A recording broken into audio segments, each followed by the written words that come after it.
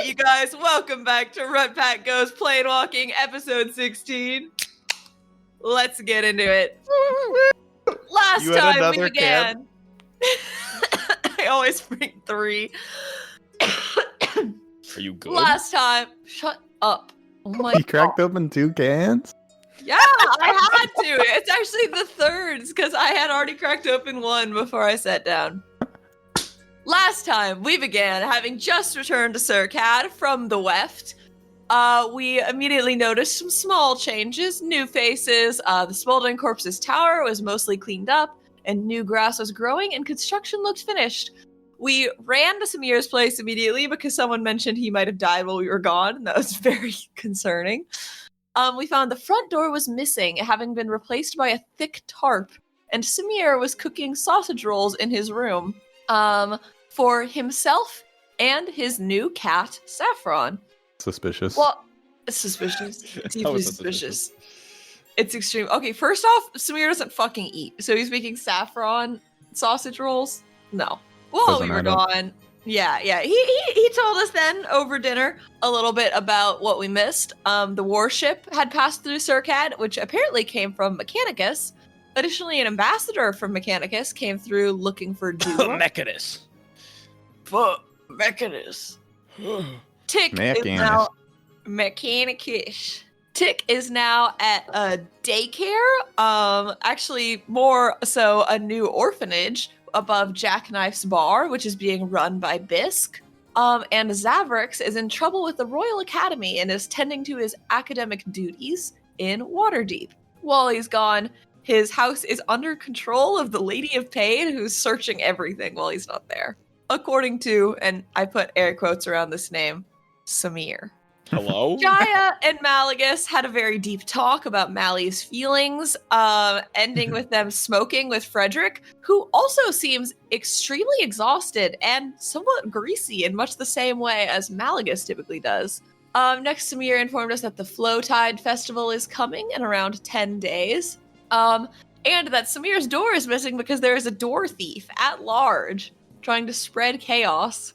What else? Hire rushed to the smoldering corpse to find Tick and found the bar is new and improved. Meanwhile, Deimos and Samir had a heart-to-heart. Deimos being very upset because Orofea said there are no gay ghosts.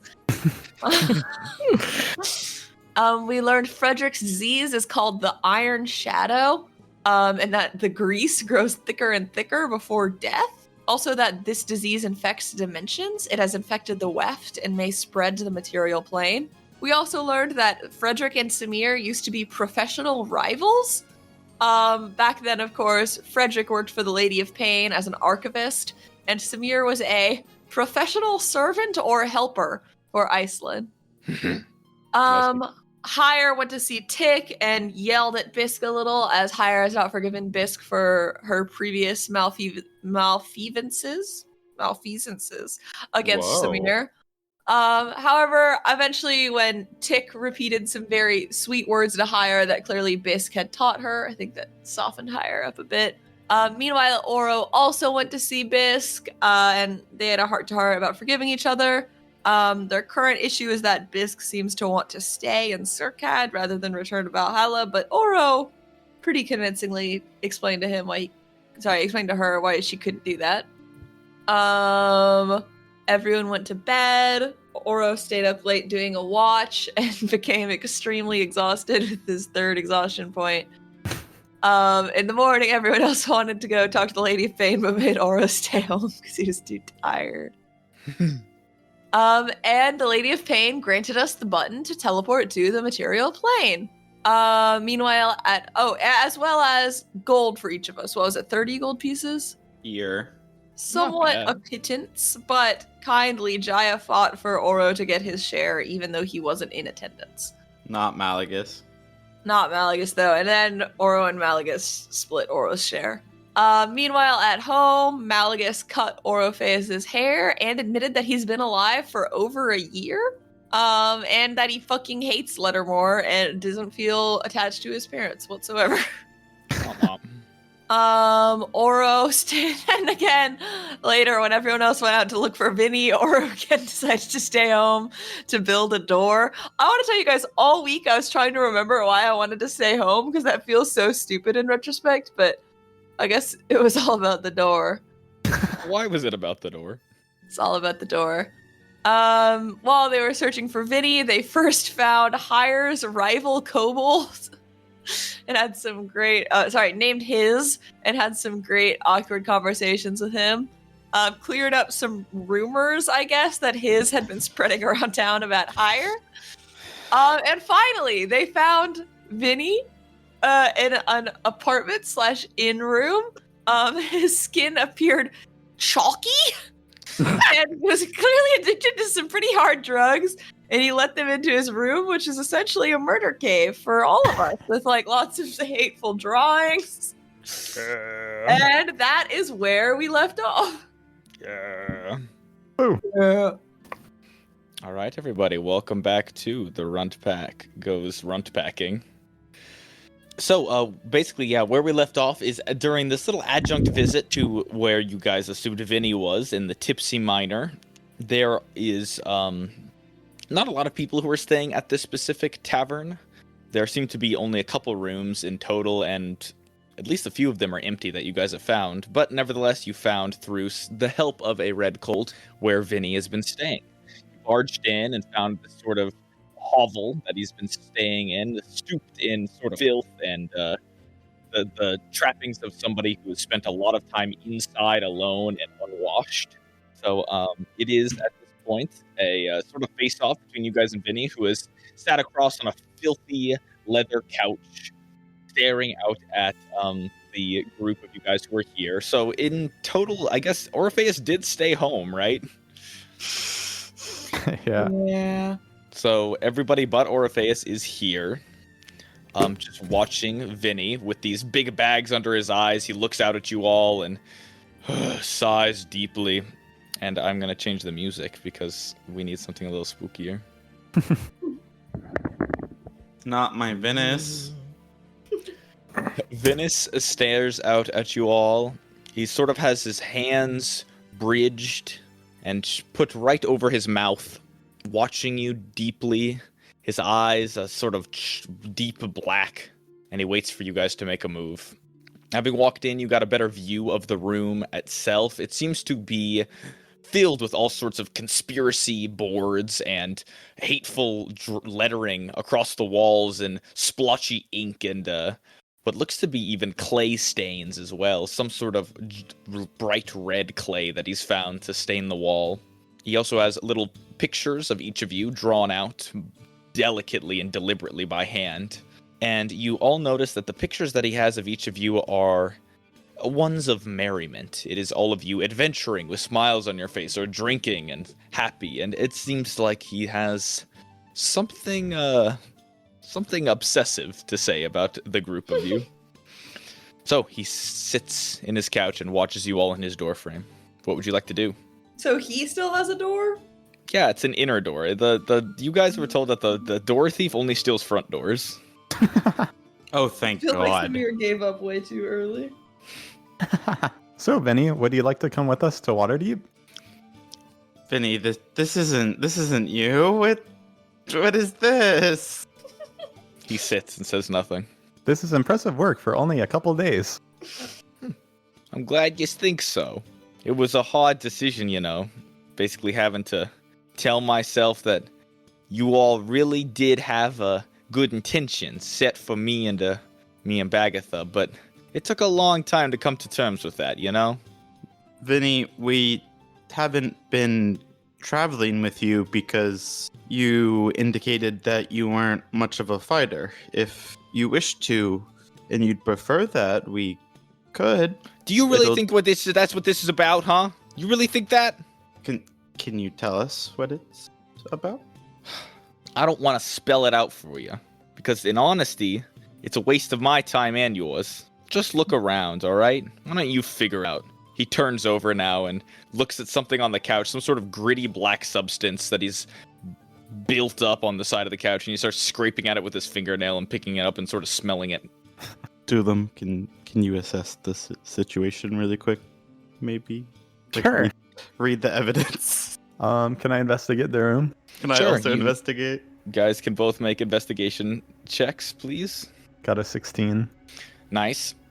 Higher. 14. Hey, that's not bad at all. If only you had Sherlock Holmes with you. Sherlock Holmes got tired. Sherlock Holmes is building a door. tired. So you guys are looking around for a bit here. I suppose Doolum got a 16. That's right. Is that right? Yeah. So, higher. You're also looking around here.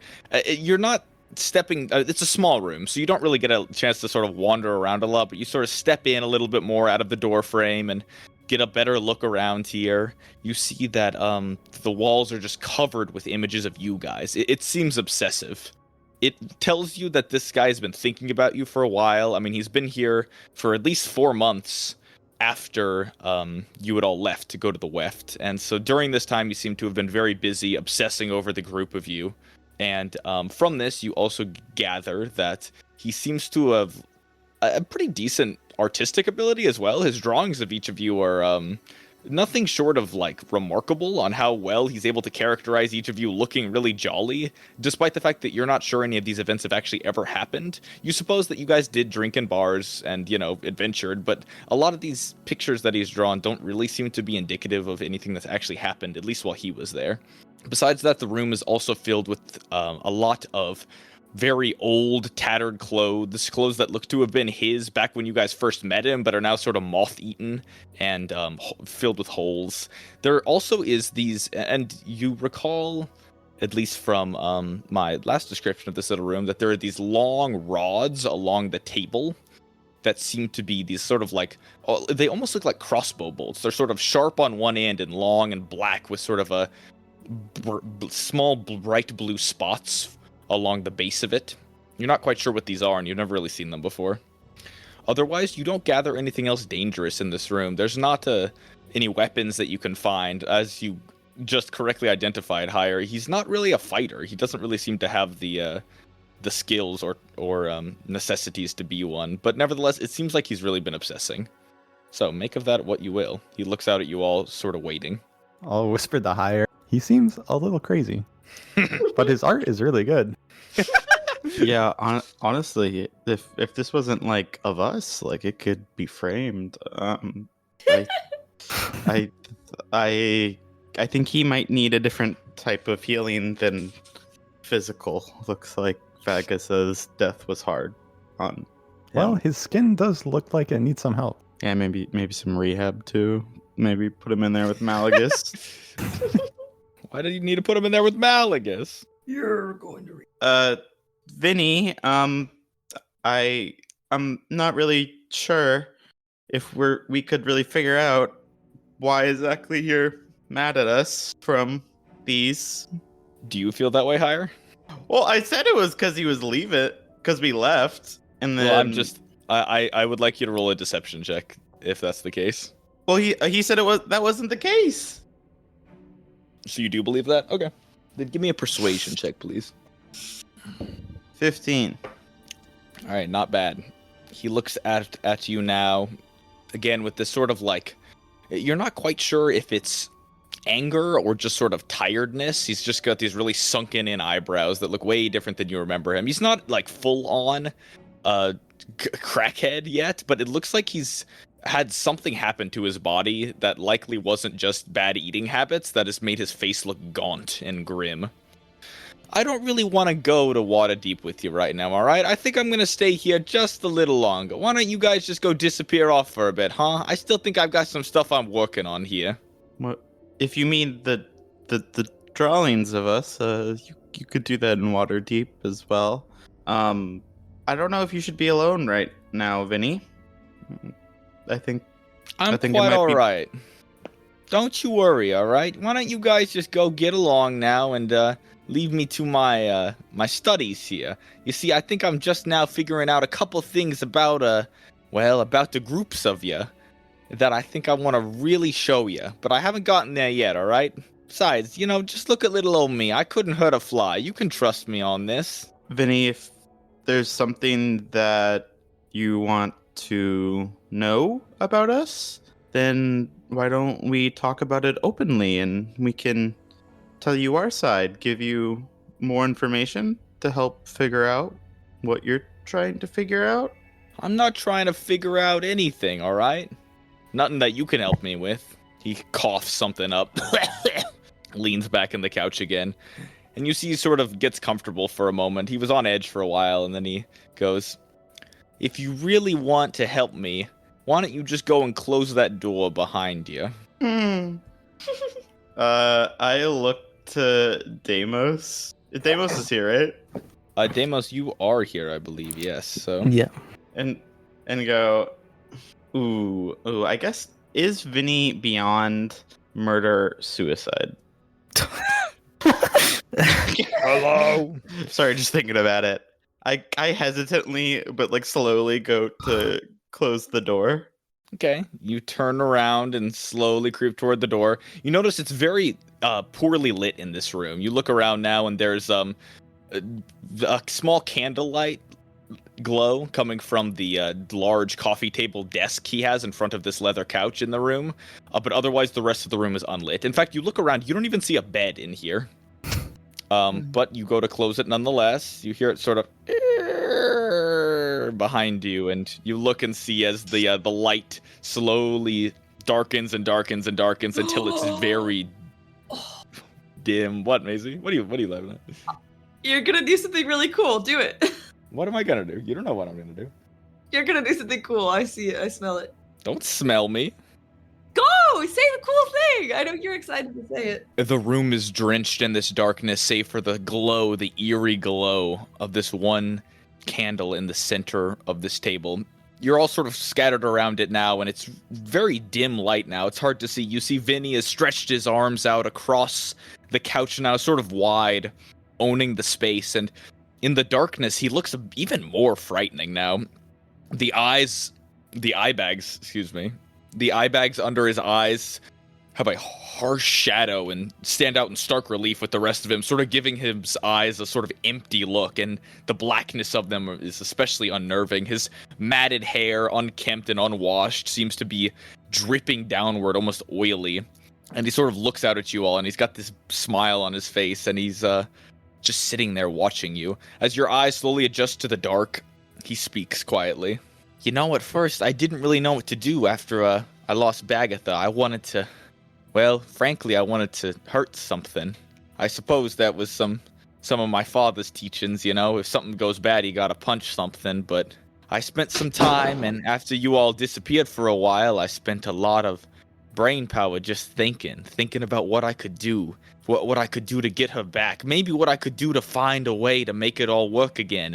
And I discovered I don't want to just hurt somebody. I want to do something. And I want to make... and what I want to do is create, not destroy, you see? And so what I did was I created a connection. I found something just wandering around town. I had to wander a long time and ask a lot of people, but I figured something out, and I think I've made some progress with it. And see, now I don't hate you all. I did once, and I still do, but I know I can use you. And with this, he leans forward, and with one breath, blows out the single candle on the coffee table, and the entire room is submerged in blackness.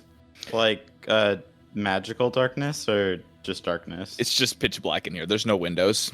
As a fellow with dark vision, I'm on him. The room goes black for just a few moments, a few seconds. You guys all look around, and you notice it's not entirely black. There's some light sort of coming out of crevices of the rooms, patchwork in and around, and you sort of blink and you see as your eyes adjust to the darkness, even those of you with dark vision, you see these threads of light shining out from the walls. You look around and you see all of the walls that were covered in these strange boards of conspiracy and writings. There's something on top of it, something you didn't see before, and now you notice it in the dark. There's this eerie red glow bursting out of different sigils and patterns and cryptic writings as you find a new layer of writing. You see glow-in-the-dark red past every wall on here. The floor even seems scribbled in this glow-in-the-dark red writing.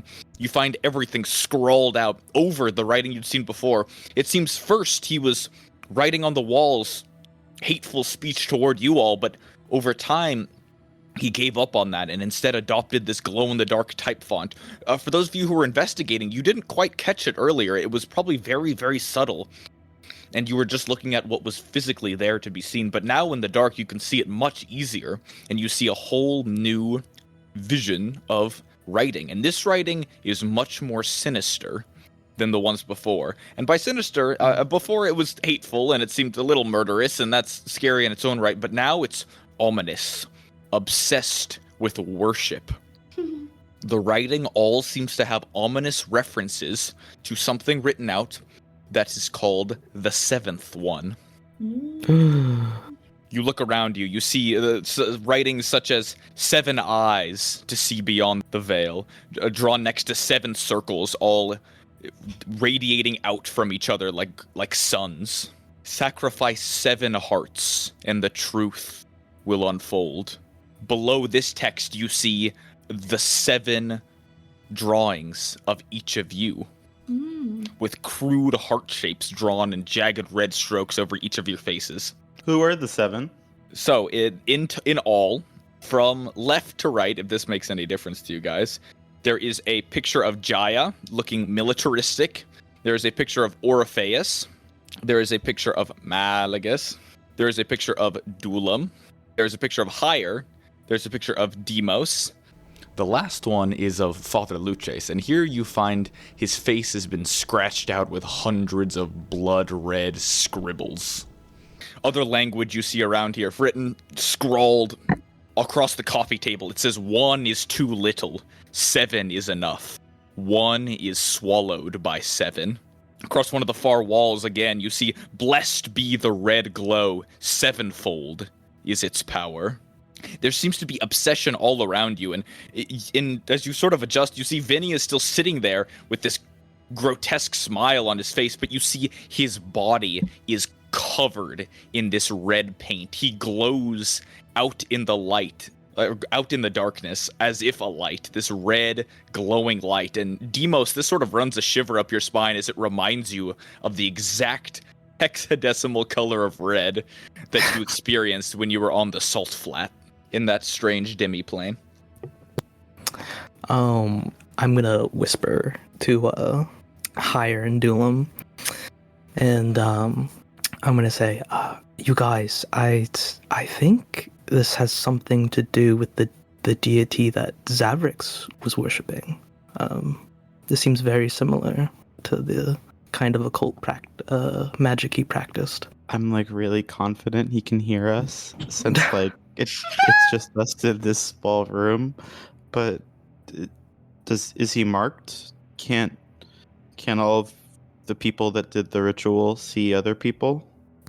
You remember this, Demos, and normally you can, and you look at Vinny and it's not clicking in your head. You don't think Vinny has performed the red ritual that you have.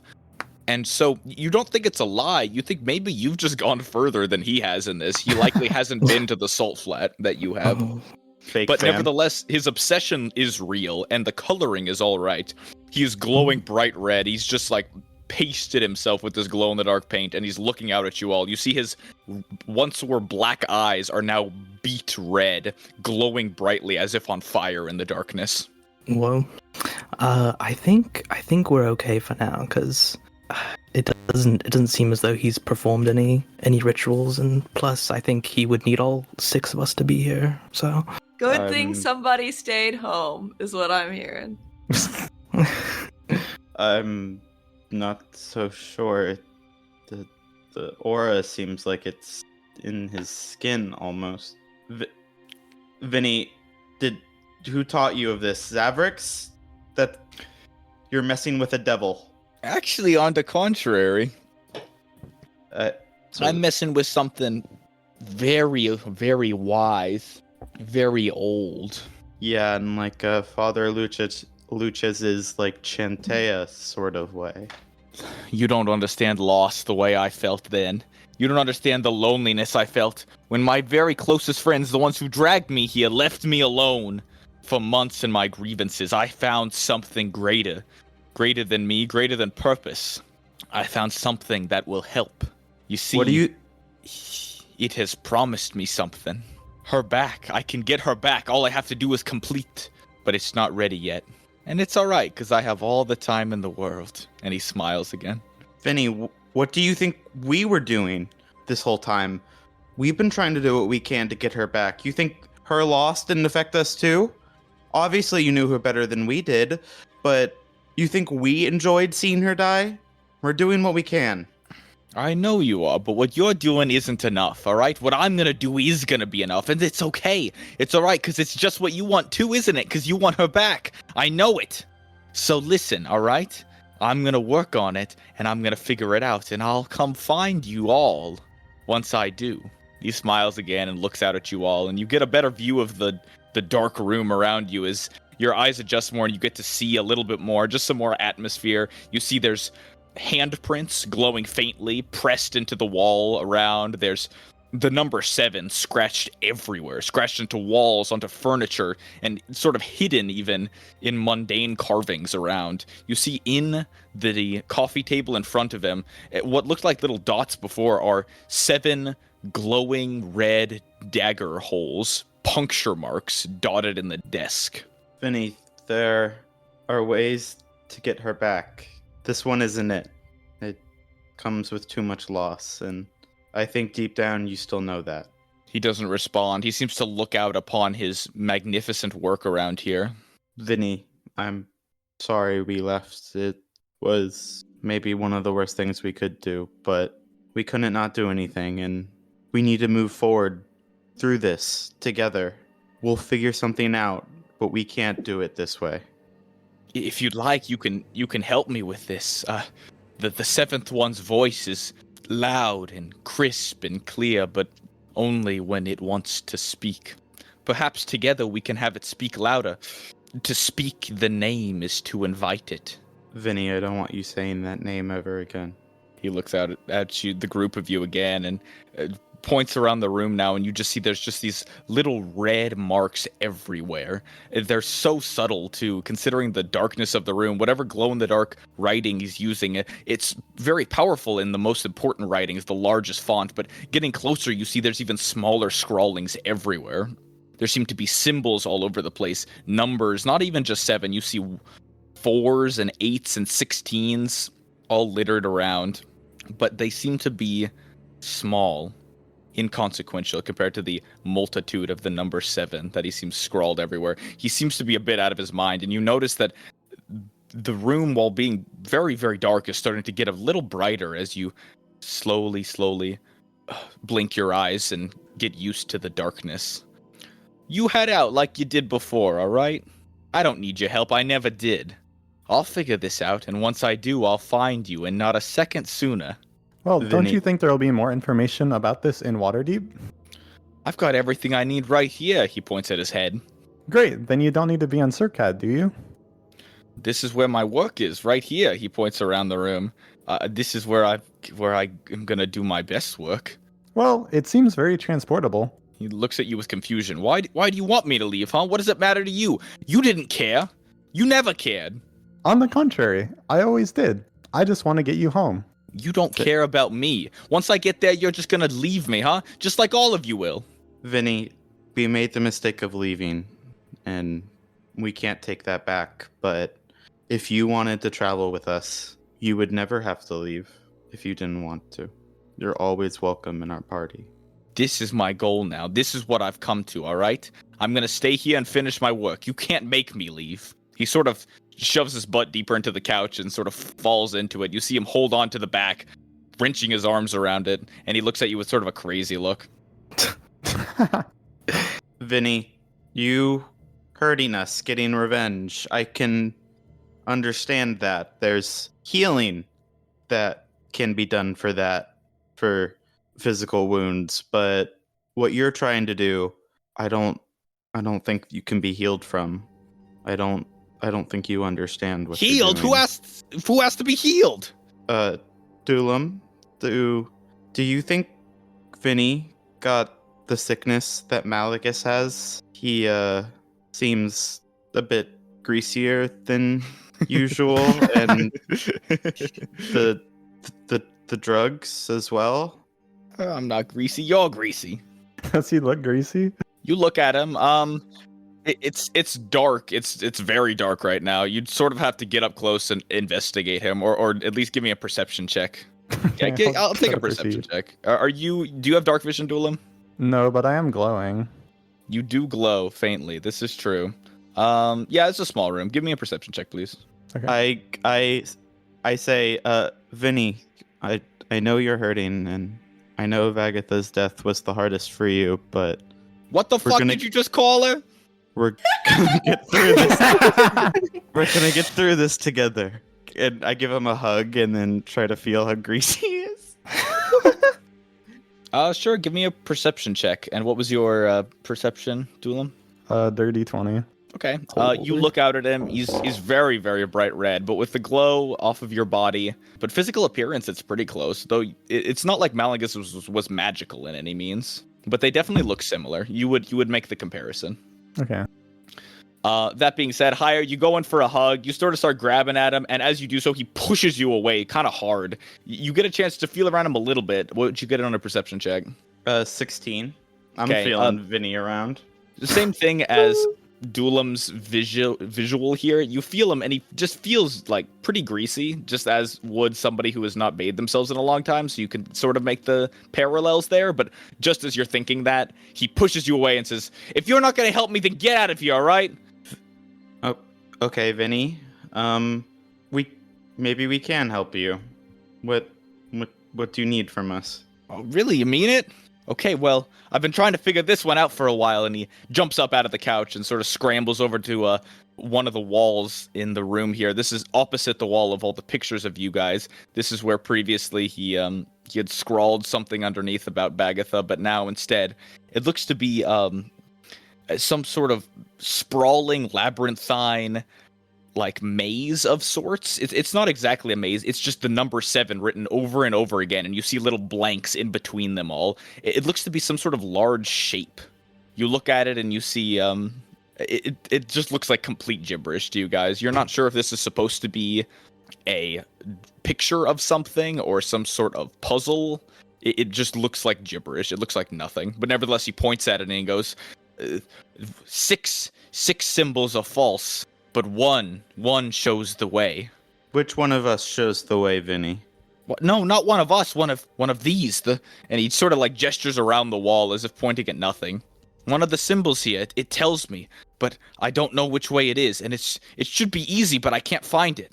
So there are 7 identifiable symbols that we can see, or we can't see them? It looks like gibberish. It was 7 symbols, but they've all been drawn on top of one another using basically the number 7 as a paintbrush over and over again, scrawled thousands of times in so many different lines and shapes. You can't see anything that was supposed to be beneath it. And what happens when we find this symbol? Then we'll be one step closer to the 7th one. Can I make an investigation check on the symbols? Nice. Please do so. Holy 12. 12. All right, you look at it. You sort of squint and you think that there likely were symbols drawn on this wall. They are literally just drawn one on top of the other. It's as if somebody basically wrote the whole alphabet in the exact same character spot, and you can't really make out what anything was beneath it. You're not exactly sure how this could have happened, especially if Vinny doesn't understand what's drawn there, because clearly he had to have done it. But here he is asking what was drawn there. Nevertheless, though, you estimate what it would take to figure this out, i.e. you'd have to like figure out what each of them are, but right now it just makes no sense to you, and you're still sort of thinking in the back of your head, these are probably just the scrawlings of a madman. He scratches the wall, pointing at one just random line, and says, I think this is the start of it, but I can't find the end. Please, are you guys gonna help? You're just standing around. Vinny, I feel like we don't know all that you know. Maybe Deimos could read your mind a little bit so we could see what you see? Not a chance. Stay out of my head. What? I just don't understand what happened for you to discover this thing. I found it in the corners and the alleys. It was just drawings down there, but I pieced it together, and I asked people, they're just the right kind of people, and once I got good enough at it, I could sort of see them, but it was hard. You guys see the face of Vinny lights up as you ask him about the sort of source of his obsession here, and as he sort of goes into it, you guys hear a shout from behind you in the room as Sergeant Jaya goes, listen, y'all, I really think this is out of my wheelhouse. I think I might step out into the light because I'm not sure what's going on here, and I feel quite uncomfortable with this. So, and you hear a click as the door opens and light floods in the room, completely obscuring all the writing on the wall as it goes back to the same ramblings before. Jaya steps out and goes, I'll see you guys back at the shop, all right? No, please. I thought you were supposed to protect us. Come with if you want. I don't know what we're doing here. No one's saying anything, so I'm just gonna leave because this is freaky. Gotta stay. I give I feel like this is the Jaya. last time I'll see you in a while, Jaya. I give Jaya pleading eyes. I'm just gonna step out, all right? Feel free to come with. I just don't really know why we're doing this. I mean, clearly this guy's sort of hopeless, and you're all wasting your time in here. So listen, let me teach you something I learned on the battlefield, all right? If you've got a soldier that's downed, and you know you can't drag him back alive, you just leave him there. And with that, she steps out. Retreating in battle. You don't even shoot him? Stress pro torture. And with that, Jaya steps out, leaving the door slightly ajar, still letting in about a column of light. I look at Dulam. If I get hurt, you're gonna just shoot me? Well, if it's hopeless, maybe. I feel like I'm the only goddamn sane one here. No. You guys are left in the room now, sans Jaya. What would you like to do? Sans is here? Vinny, we actually know a couple experts on this subject matter. So how about we go check in with them? Maybe bring them back, and we'll meet up later. How about that? Yeah, that's nice. Yeah, I'll just stay here and I'll keep working on this. But bring him back soon, all right? And tell that dwarf downstairs that I'll get his rent to him soon, all right? How are you Right. going to do that, Vinny? Don't worry about it. I'll just figure it out. Get out of here. Can we give you money? That's a really weird fucking thing to say, all right? You either give someone money or you don't. You don't ask them. So, listen, if you're gonna Okay, help, go Vinny. help. If not, don't. But I can see it right here. He goes back to the wall now. At this point, the light shining in and the glow that Dulam is also sort of shining on this, you don't see the glow in the dark anymore. But nevertheless, he's just still staring at the wall. I pull 5 gold coins out of my pocket and reach it out to Vinny. Well, then I'm giving you it. He doesn't put out his hand. He says, well, thanks. That's real sweet of you, huh? Maybe this'll make up for her, huh? Vinny, there's no replacing a life, which is why we're concerned about you. Kinda think we should take Vinny with us. I agree. I whisper. I think that might require physical force. If you're okay with that. I am more than okay with that. No. We have options first. I'm gonna try to cast Remove Curse on Vinny.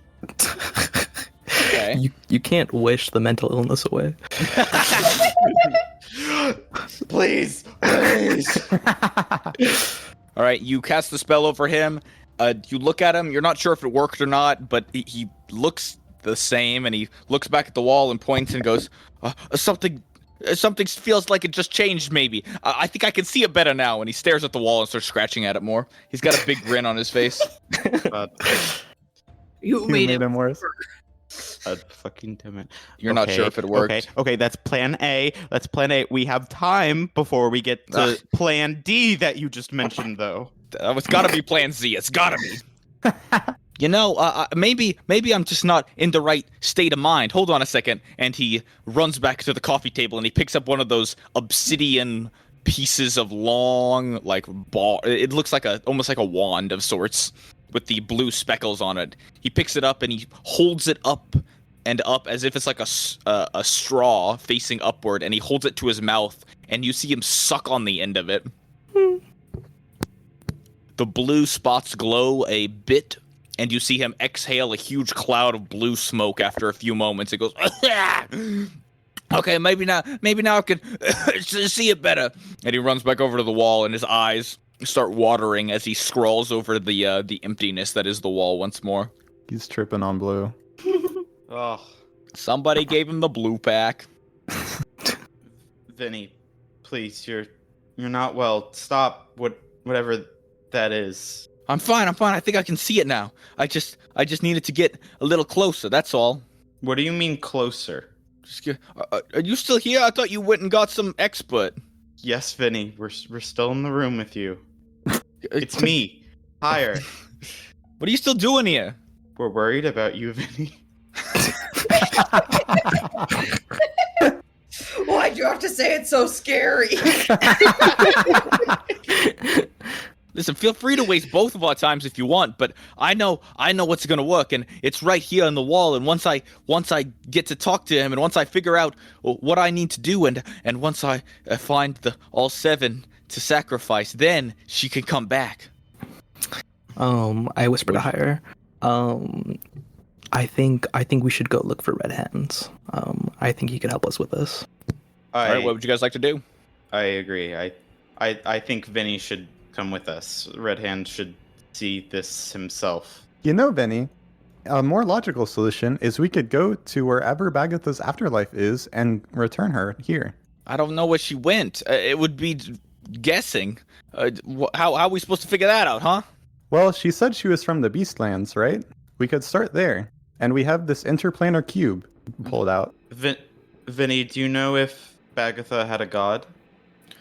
No, she wasn't spiritual, I don't think, and I don't know what that cube is. All right, I don't understand magic. You know that. I just this makes more sense to me. I know I can do it this way. All right, so you can try a fancy box if you want, but she wouldn't have gone back to the Beastlands. I know that living creatures go there, so I don't know where they go after they die. It could be anywhere. I mean, fucking Orpheus came from an afterlife, right? Maybe Bagatha went there. I don't know. Bagatha no way went to Valhalla.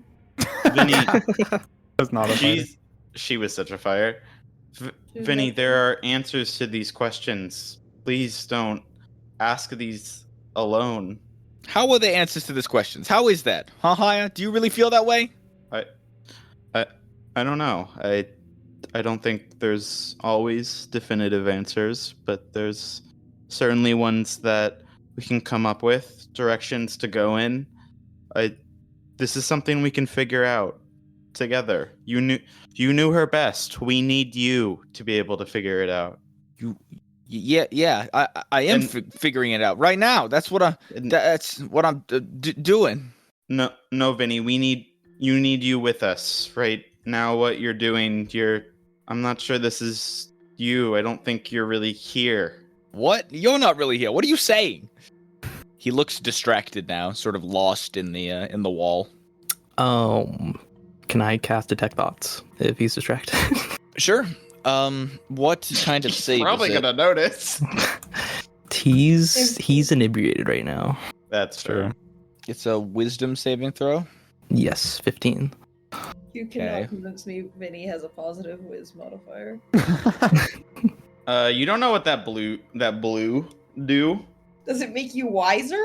The weed makes me wiser. Oh my god, it's so fucking lucky he is inebriated because he rolled a disadvantage, but one of the 2 rolls was a nat 20. He got a 12 though, so that is a failure. Nice. So you reach inside of his head, Vinny, hello. You reach inside of Vinny's head, Demos, and you find a cloudy, in just absolutely, completely inebriated mess. you haven't had much experience digging into the minds of somebody who is already sort of out of it. This is sort of like, if you've ever tried to read somebody's mind when they're asleep. It's like a dream in here. You're not really getting a lot of certainties from him. It seems very clouded. In fact, you yourself get a little nauseous getting so deep in here because the feelings of whatever chemical he's imbibed sort of sneak into your head as well, and you get the side effects of being high off of whatever this is. Oh God! But you sort of stand firm and you dig around a little bit in here, and what you find is practically identical to what you saw on the walls earlier. You see flashing images of the red number 7 all over the place. You see visions of him and Bagatha once on some sort of picnic date out in the forest, but the whole thing is bleached red, and you see he's crying in this memory. He's crying and bawling his eyes out, but then she's acting like everything's fine, and the memory disappears, and all of a sudden it's back to what he sees in front of him, and you see the image of all of those lines connecting, and you see for a moment shapes within it. You see the shape of a giant, almost photorealistic eyeball drawn out. You see it looks giant, humongous, without any sort of form. You see a mass of flesh, writhing flesh in a giant circle shape. You see all these almost images that were overlaid just a minute ago, but then they disappear back into this haze, and it's kind of hurting your head, and after a few minutes of this, you start to get a headache. Damn. Do I see it all? Like what he imagines the ritual to look like? He doesn't seem to really know what the ritual will do. He's got it in his head. You see the sort of mental image of whatever it is that he thinks is going to happen, and you see him leaning over and finding pitchers, these bronze pitchers of blood, 7 of them lined out in a row, and you can't see them, but you can tell that he's thinking of each of them as a different person. The 7th one, the last one, is empty, and you see him stand over it, and you see his hands are covered in blood, and he squishes out the blood out of his palms into the pitcher beneath him, and he smiles because he knows this is the last one, and he knows that after fulfilling this last one, he'll finally get Bagatha back. Mm. That's what you see. Okay. It's sort of a frustrating image for you. It's frightening. I will relay that quietly to Doolum and Hire. He can hear you.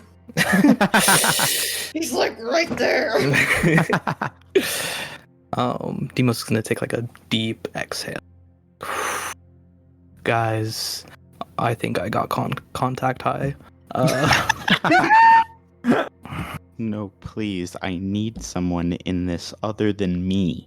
I think I'm gonna need some fresh air. I'm gonna step out. No. Oh my god. Classic. Well, was that plan C?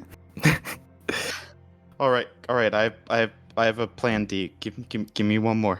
Plan D? How many plans do you guys have? I know what plan D is. No. I have a different one.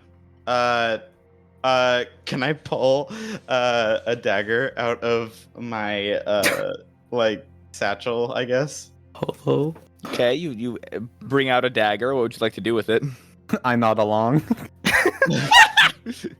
I want to press the handle of it into Vinny's hand, giving it to him, and say, you want to hurt us, Vinny? I understand. Do it. He doesn't really react. He sort of grasps the dagger, and he's looking forward now, and he sort of slowly wedges it into the wall and starts shaking it up and down as if sort of stabbing the wall. Nothing seems to happen, but he seems transfixed in it. No, I can't. Not yet. It's not ready. I can't hurt. I wouldn't hurt a fly. Not little old Vinny. Smart, making it fair. Vinny, He's got a knife. Someone get him.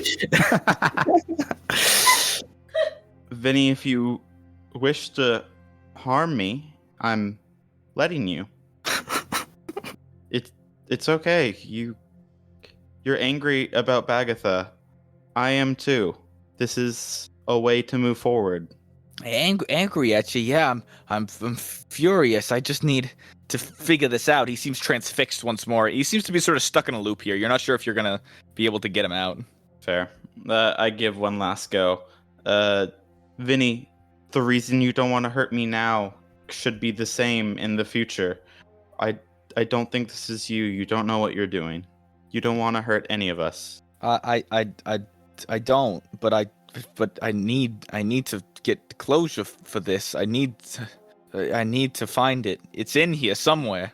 I just need to pull it out. And he stabs the dagger deep into the wall once more. I sigh and look to Dulam. All right, what would you guys like to do? Yours. You've been hanging around in here for a while now. We'll do it your way. Great. And I try casting Hold Person on him. Nice. All right, it's a wisdom save. Yeah. Highest was a 9. Okay, he fails. All right, he seems to whispering something under his breath once again, and he gets caught. It gets caught in his throat as the scratching of his dagger stops all of a sudden, and you see his wide black eyes staring at the wall, and he seems still. I give him a hug. Vinny, I'm sorry we weren't there Can't keep for doing you. that. Well, now he can't even move. So, Unconsensual. Wow. all right. Should I get his legs or? Start tying up his hands. All right, you guys pull out some hempen rope and start winding it around his hands and legs, and he looks pretty secure. Nothing seems to change, and he still seems held in place. All right, let's start dragging him out of the room. Okay, do you just drop him on his side?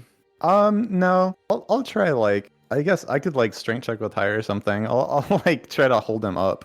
Okay. I could ritual cast Tensor's floating disc if that would be helpful.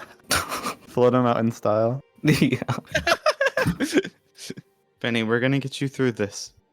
He can't say anything. There. Pet. Great. I actually want to cut now to what Orpheus is doing, because it's been a minute. Orpheus, you are building a door. Important stuff. Your door is built. It did not take that long, and you now have a little that you've installed in Samir's front room. It's a fine enough door. It looks good. It's an architectural style that you are fond of. Say, for example, what do you want it to be? French Rococo?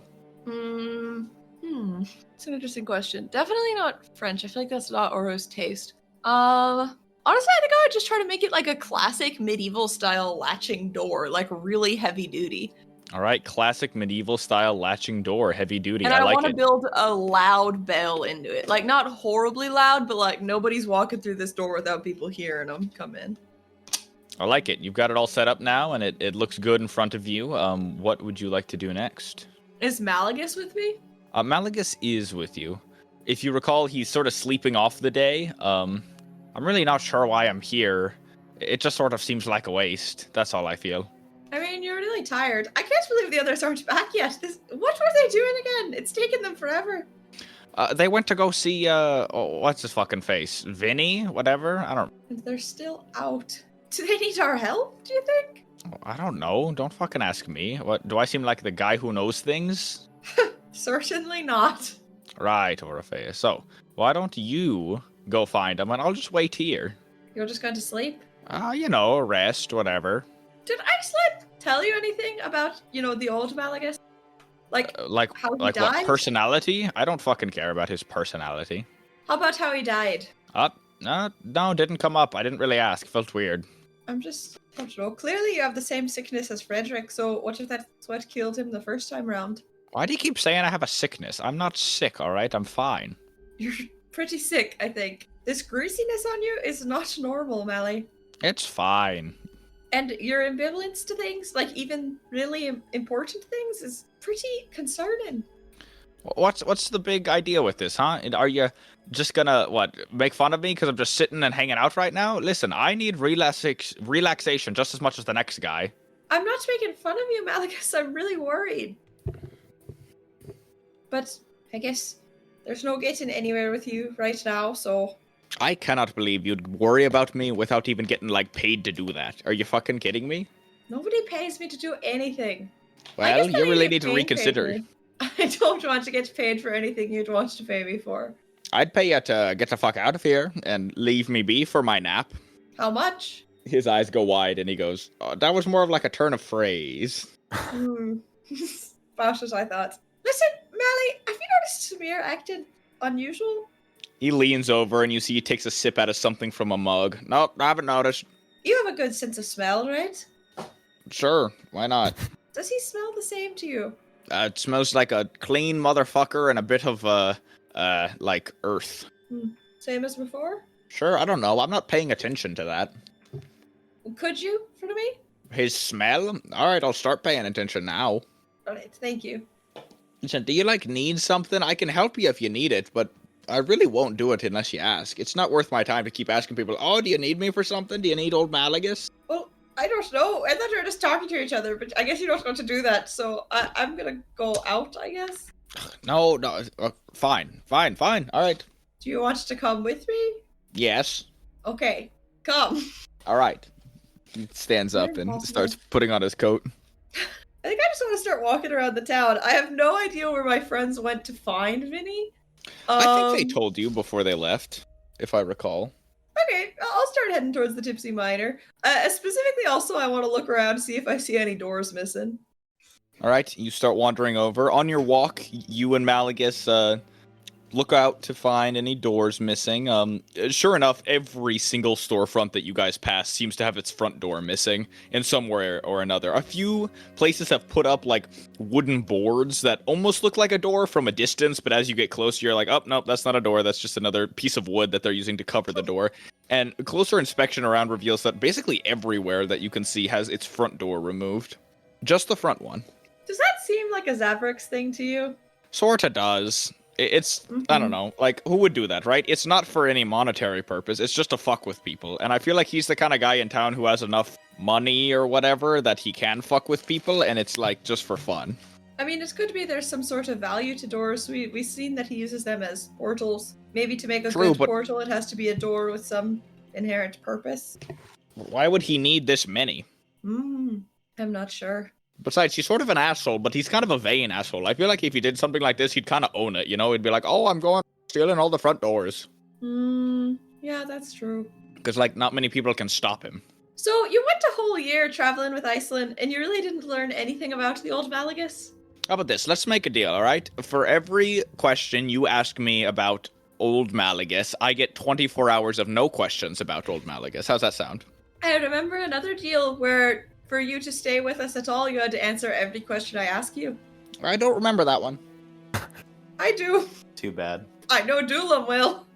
Well, how about this? No questions until Doolam. How about that? It seems like I have no reason to keep you around then. What? No, I thought I was following you. Because of the... God, Jesus, you're so... And I know you're frustrating. Like, you're not actually this dumb. You're just fucking with me. You know, it'd be nice if you asked more questions about me. Like me, Malagus. It's sort of an asshole move that now that you think I'm just some, like, old guy, that you're asking about that guy instead of me, and it hurts my feelings. Obviously, I'm asking about that guy in relation to you. Well, you're not saying that, and I'm not gonna bother reading into your subtext, because that's not worth my time. So you're upset that I have too much loyalty to the person who used to live in your body. Sounds like it, yeah. Got Do his you hear ass. yourself speaking? Got him. Wait, I don't get it. You have been serving Iceland this entire goddamn time, you treacherous worm! He looks down at you a little bit and goes, if any of us is a fucking worm, it's got to be you. Like, look at your size. You know, you were probably a very tall warrior, I bet. The tallest. It must really suck to look around everywhere. And what, when you're in a crowd, do you get lost? Look at your size, you treacherous worm. Look, Malagus, I don't know why we're talking about me. And you're not even talking about me. You're just talking about this place I inhabit. You have a personality issue that occurs on a cellular level. It's got nothing to do with where you are. It's what you are. Do you understand? Now, why are you being a fucking bitch to me now, huh? I didn't say anything rude. I was just trying to match your energy. Match your energy. That's all I've been doing. Do you really believe that's true? Listen, since we left just a few minutes No ago, straight answer. all you've been doing is asking me about old Malagus. Why would I know anything about him, huh? It frustrates me. It bothers me.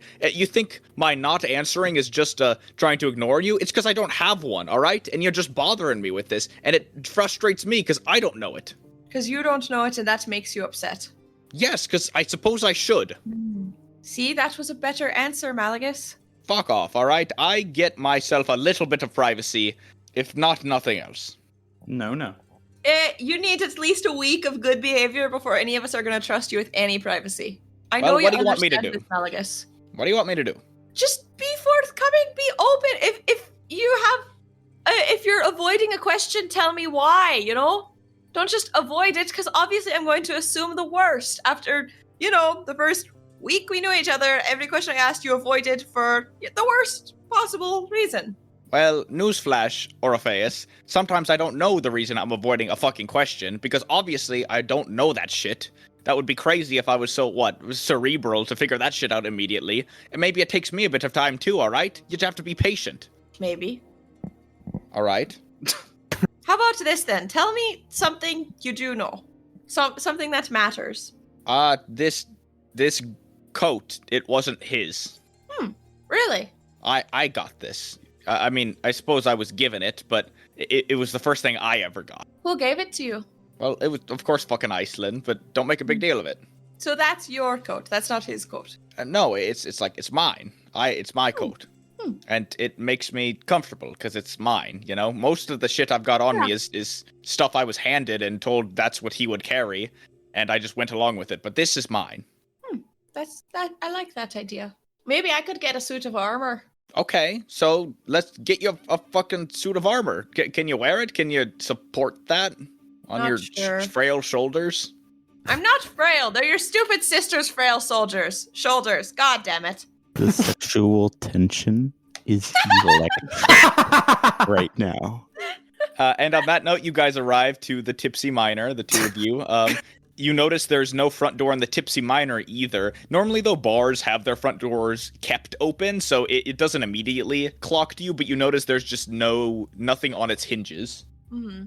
Nevertheless, though, you walk in and find Forge Toe. This is a retcon from earlier. Marble Braid is dead, but Forge Toe is now running the bar here. So Forge Toe the dwarf is standing at the ready. It's still sort of afternoon time, so not that many people are here. There sort of seem to be some locals, your regulars who have sad mornings who need to come in and drink, but otherwise it's pretty empty. He waves you in as you walk in. Well, good evening to ya. What can I do you for? You're welcome in my bar. Your friends have been here for quite a while. I think they're checking in with one of the customers just down the hall. Oh, so they are here. Yes, they've been here for a while. I believe they're doing some sort of meeting or something. Yeah, I think we're just picking up a friend of ours. I don't know why it's taken so long. I guess they're helping him move out. Please, feel free to check it out. It's just back there, down the hallway down there, and you'll see there's a little niche, and I don't quite remember what door number he is. I don't think I can share that information just quite, but I'm sure you can find him. Perhaps they're loud or something. Maybe it's a party. I'm willing to bet it's a 7. Yeah, probably a party. Alright, see you, Forge Show. Hey, Forge Show, actually, before I go, does Samir ever come around here? Oh, old Samir Arvelas? No, he's not really a drinking man. Besides, he sort of keeps to himself, just an inside man. I just thought maybe, because, this is like the dwarf bar, he might come by. No, he doesn't. Why would that matter? He gives you a look. I don't. I just thought, never mind. I won't for it. Well, let them know back there if they're having a party. They better do it out here. You're not allowed to have liquor from off the premises here. They better be buying it for me. Understood. I severely doubt they're having a party, but I'll keep that in mind. Thank you so much, friend. And please, feel free to use the Tipsy Miner as your regular bar anytime you... Thank you. And you head to the back now. You walk down a hallway, down this... Again, this entire architecture is very rustic. A lot of woods and stones that seem to be the dominant features here. You walk down a long, windowless hallway that leads to sort of a little cul-de-sac of rooms that seem to be where all of the inn rooms are at this bar and inn. And as you get back there, you see one of the doors is open, and you watch as Dulam steps out carrying what looks to be half of Vinny's tied-up body, with Hire carrying the other half. I see it went well. Yes. No, you need to look in there. I'll go poke my head in. He's got a door. That's good news. Malaga sort of stretches out and sort of walks over and he goes, "You knocked him out, didn't you? Meow. He looks like he's still awake. Look, his eyes are open. Is he dead? No. Did you fucking kill him? Oh my god. No, he's quite alive and awake. But he's sick. I'm gonna give him another wisdom save here. He got a 8. That's a fail. Still. Yeah. Well, I don't know. I feel like you should knock him out. You want me to bat him? And Malagus reaches sort of inside of his coat and pulls out the butt end of this, like, heavy mallet. That seems unnecessary. You got a hammer there, Duelam. Just smack him. What do you That have a seems mallet unnecessary. for? Oh, well, it was for defense. Oh, I meant Malagus's mallet. I care more about Duelam, so what do you have a mallet for, Duelam? All autonomes have one. Huh. We were not built for magic. I don't know. It kind of seems like a gross originalization. Not gross, just true. But you use magic there, Duelam. Yes. So, what were you built for? Sex? No. Communicating. I like Well- to think that sex is like its own form of communication. It definitely looks like you communicated here with old Vinny.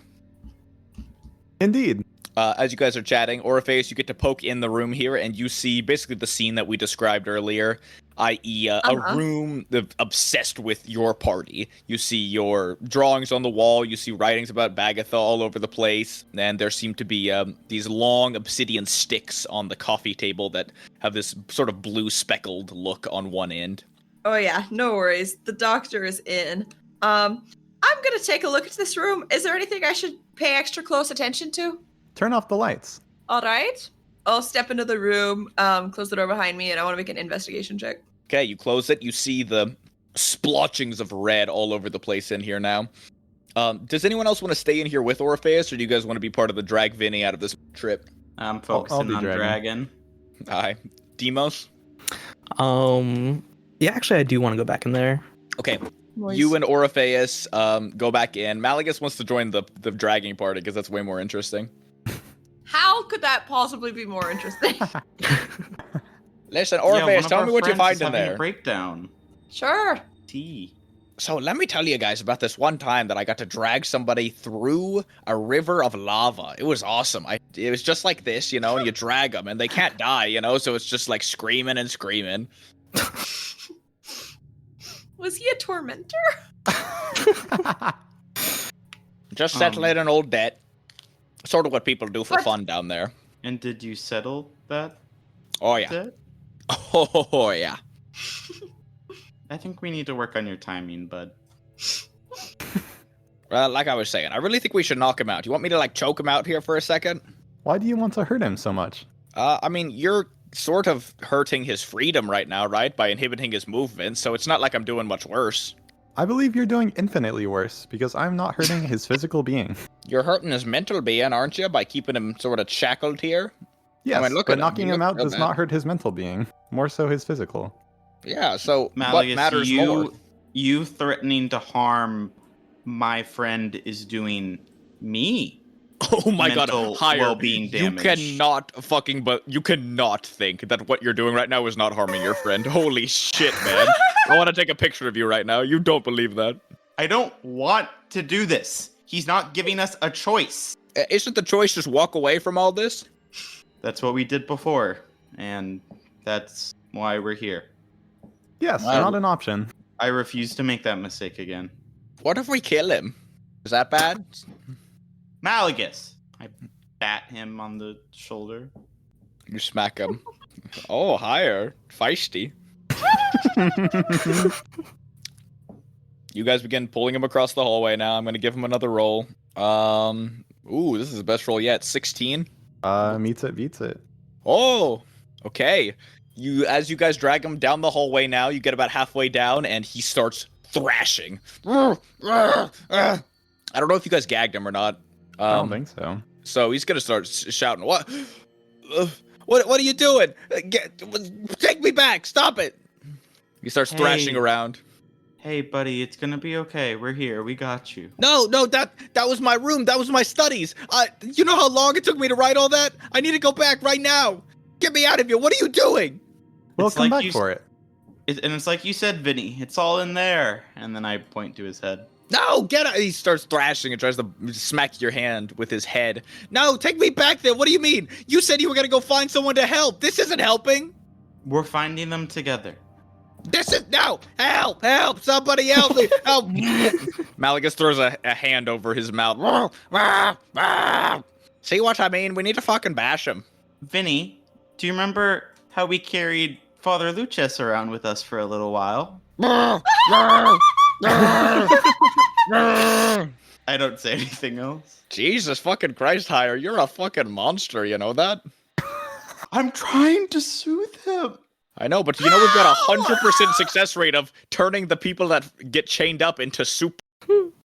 I think Kyre gives Malagus a very serious look.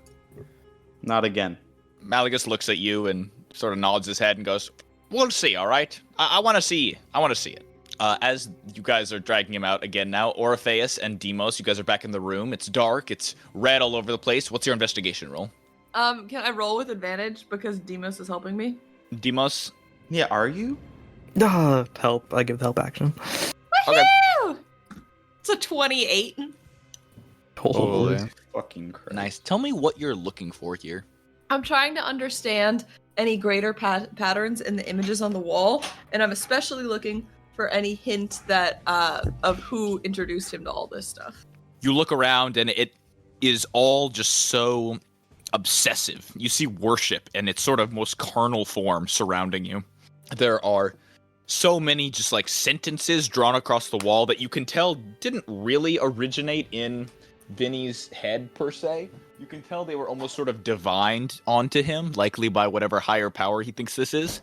You see these symbols all up in the walls, a few that stand out to you that have not been mentioned before that you sort of find buried within other symbols. You find the word witness spelled out. And you see that each letter is underlined once. You find... letters. Witness me. Nothing. I was just saying 7 letters. You see the term, it always ends at 7.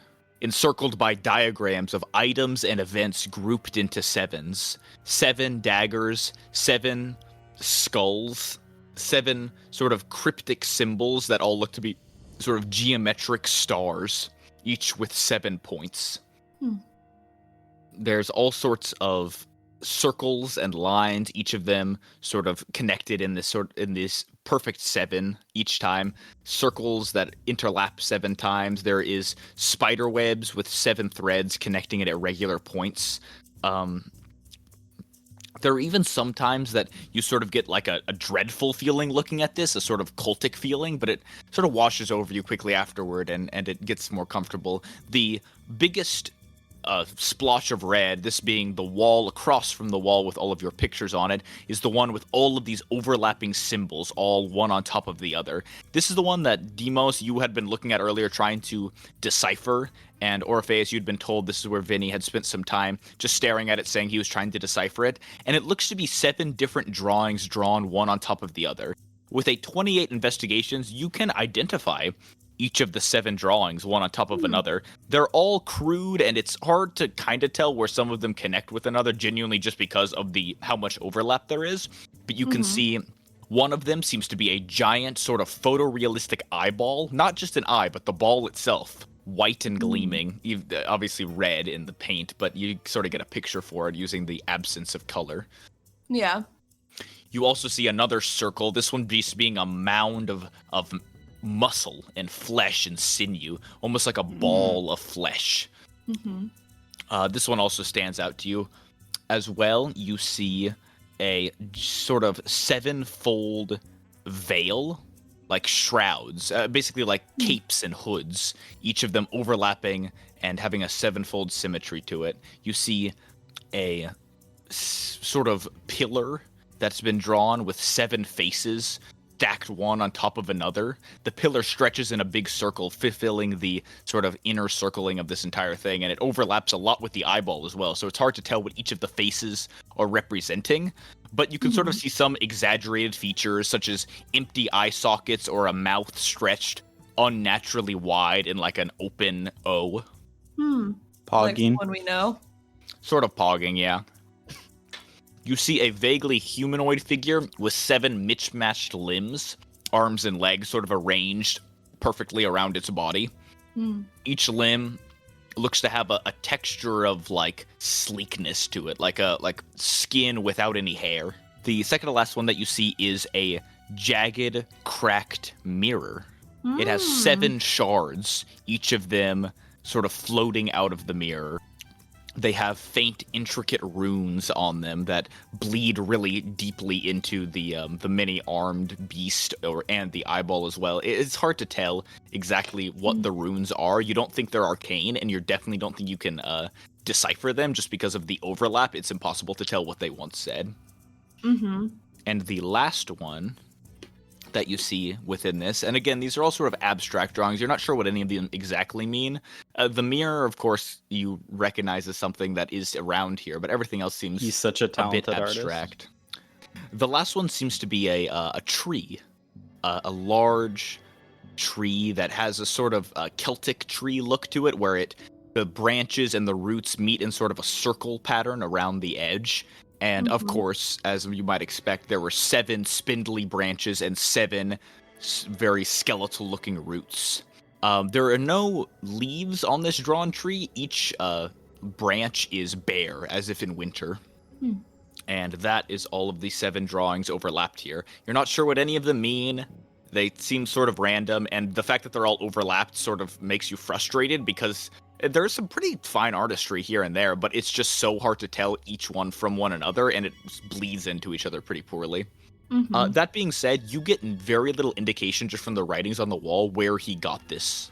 You can tell the 7th sun seems to be the name of the creature that he's worshipping, but you don't get any indication like, I learned this from so-and-so, or so-and-so knows the way. There's no other written here except for the 7th one. Okay. So no indication of where it came from. But that being said, you and Demos sort of decipher this together. You guys are, with the help action Demos, you guys are like talking about it, sleuthing it together. Very Sherlock. Hey, so Demos, how is everyone? Dulam seemed pretty unbothered, but Hire seemed on edge. Yeah. Hire, he's not taking this very well right now, I think. I think Hire wants a cure, where I'm not sure if there's any way to take Vinny off this path. So why did they tie Vinny up and take him away from here? It seems as though they want him away, and I think they're gonna probably put him in a safer place. Alright, but Vinny didn't want to come. Oh, not at all. Not at all. It seems an awful lot like kidnapping. Yes. Oh, where? It's really a crime I don't look too fondly on lately. Yeah, I think sometimes people need help, and sometimes they don't know they need help. Like Malagus. Exactly. I'd if there weren't some people higher with so many morals, one might forcibly dunk Malagus in a bathtub, but that's not the way. Holy Deimos quote of all time. What is wrong with you? I mean, if it's for his betterment, I don't see anything wrong with that. Morally, I myself am a very moral man, Deimos, but I don't see anything particularly wrong with that. Exactly. I think when we get back, some things are gonna happen. Well, I don't think, here's the problem, I don't think there's anything morally wrong with that, but I think it might make Malagus less cooperative. But you know who I really think we should tie to a chair and potentially kill? Oh, who? Me. Sir Orpheus, I didn't realize you were struggling with these thoughts. No, because then you'd have Iceland tied to a chair, and she couldn't kill herself. You'd have to keep an eye on her tongue, I think. But besides that, maybe get some answers from her. Oh, I Very- can keep an eye on her tongue. Okay. That was harder. Yes, that's quite devious. I like that plan. I wouldn't Yes. call it devious. It's, within the standards of warfare. If you say so. If you say Maybe so. Sir Orpheus. practical. Practical? Yeah, it's practical. You know, I don't think I've ever heard someone saying killing themselves is practical, but You've but never yeah. met someone in my situation. Very true, Orpheus, very true. While we're in here, can I pick up some of the drugs? Yeah, you can grab a handful of these black rods. You're not exactly sure what it even is that you're looking at, but yeah, you pick it up. You got it. Nice. Blue. While this is happening, outside again, Malagus has just finished tying off a sort of makeshift gag in Vinny's mouth as he goes. See, look, isn't he much prettier this way? Now then, where are we kidnapping him to? Back home, and then to Waterdeep. All right. He continues thrashing in your arms. He doesn't seem like a very strong person, and he is still a little high on something, so he's not exactly able to completely thrash his way out, especially being tied up, but he continues to be sort of a nuisance. Don't listen to Malagus. Just listen to me. All right, I know. I'm not gonna let the scary bald man hurt you. He's not bald, he's just balding. Not bald, just balding. There's a We can difference. fix it. There's time. I look solemnly at my now bald head. No, Dulam. Wait, how are you looking at your head? It's like on top of you. Look up. I look up. All right, so do you guys want to just keep dragging him out? Yeah. Yeah.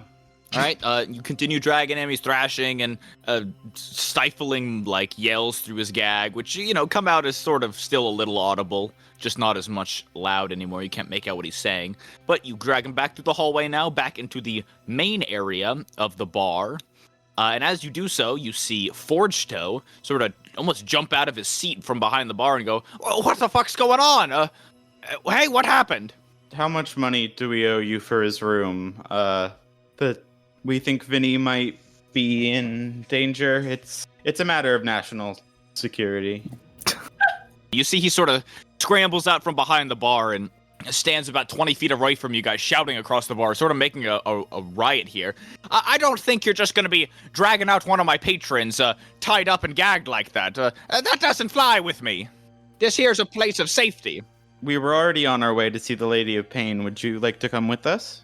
I think you're gonna have to, I'm gonna need to see a warrant or some sort of legal document from her saying you could do this sort of shit, which I doubt you have, because this seems quite unethical. This can't be right. Untie him right now. Let him out. Did you hear me? Let him out. Yeah, Hire stares at him blankly. He really can't be alone right now. I don't care about him being alone or not. You're imprisoning one of my guests.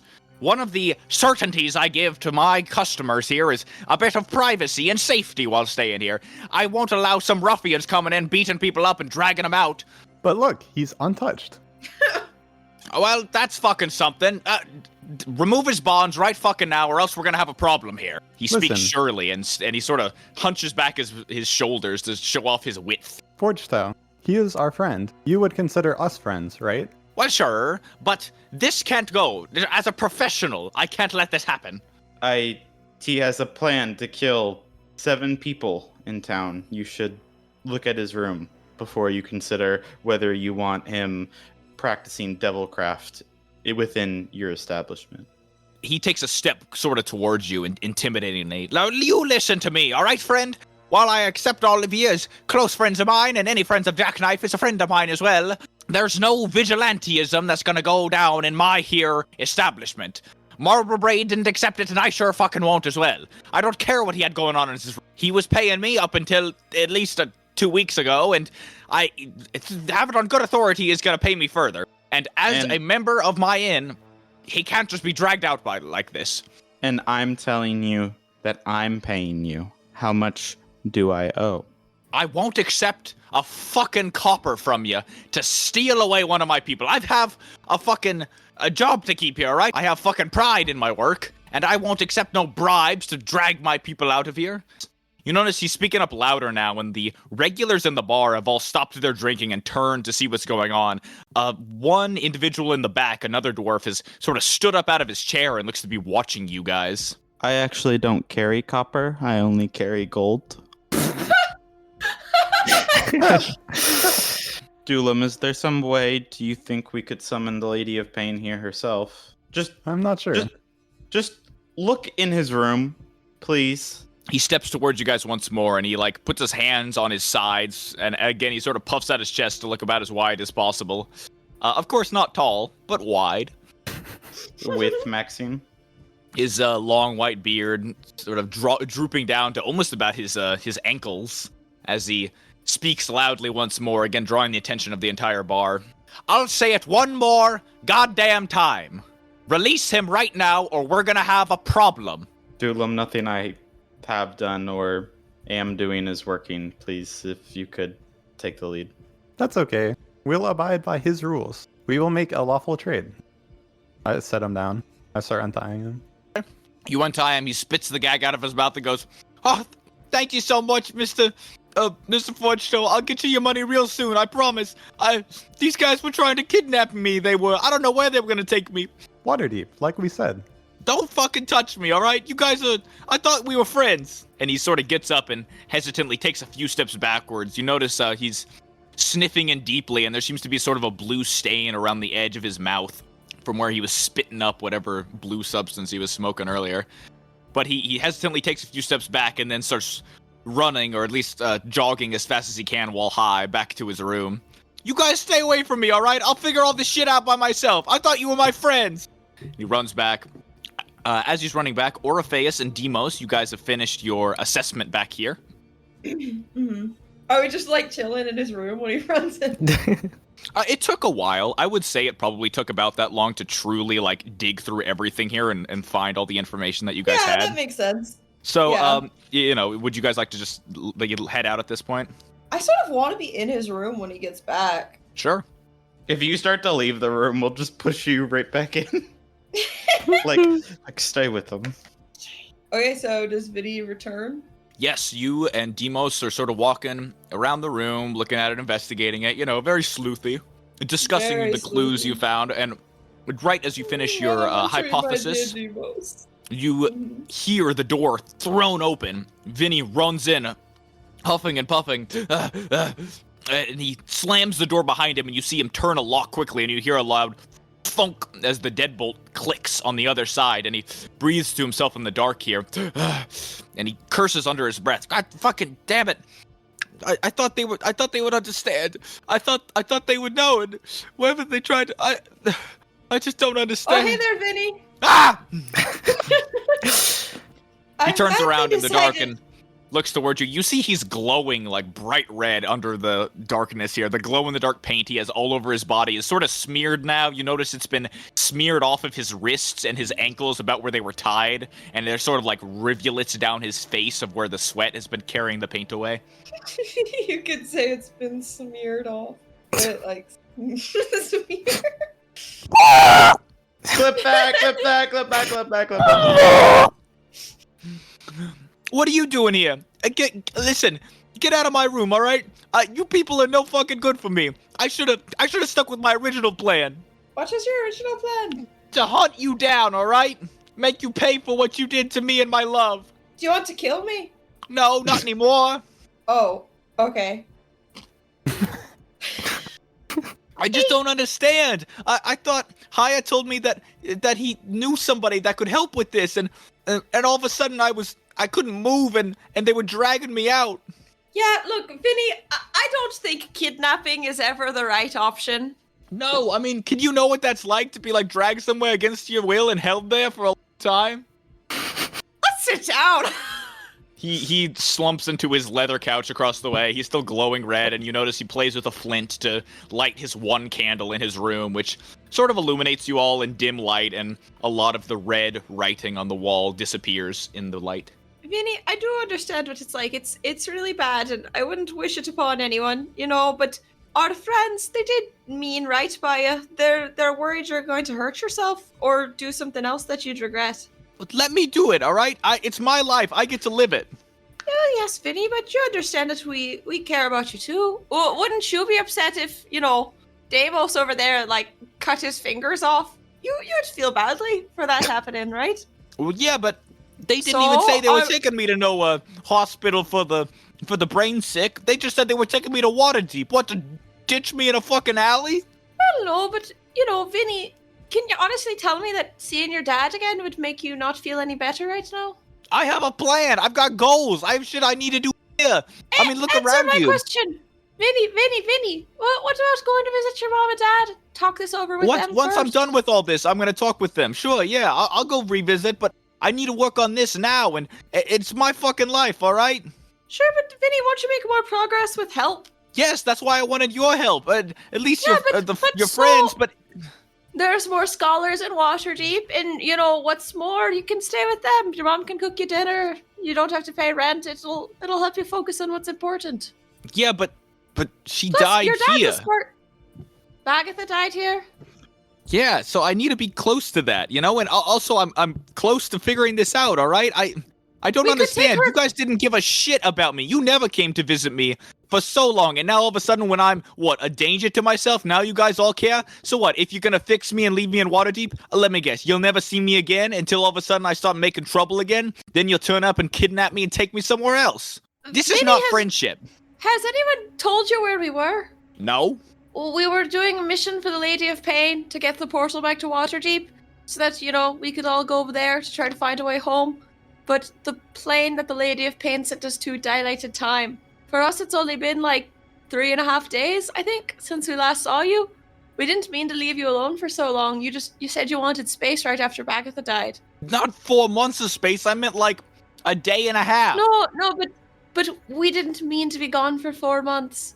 And at the end there, we were really rushing. Damn, we went to I think 48 hours without sleeping at all to try to get back here sooner. We didn't abandon you, Vinny, at least not on purpose.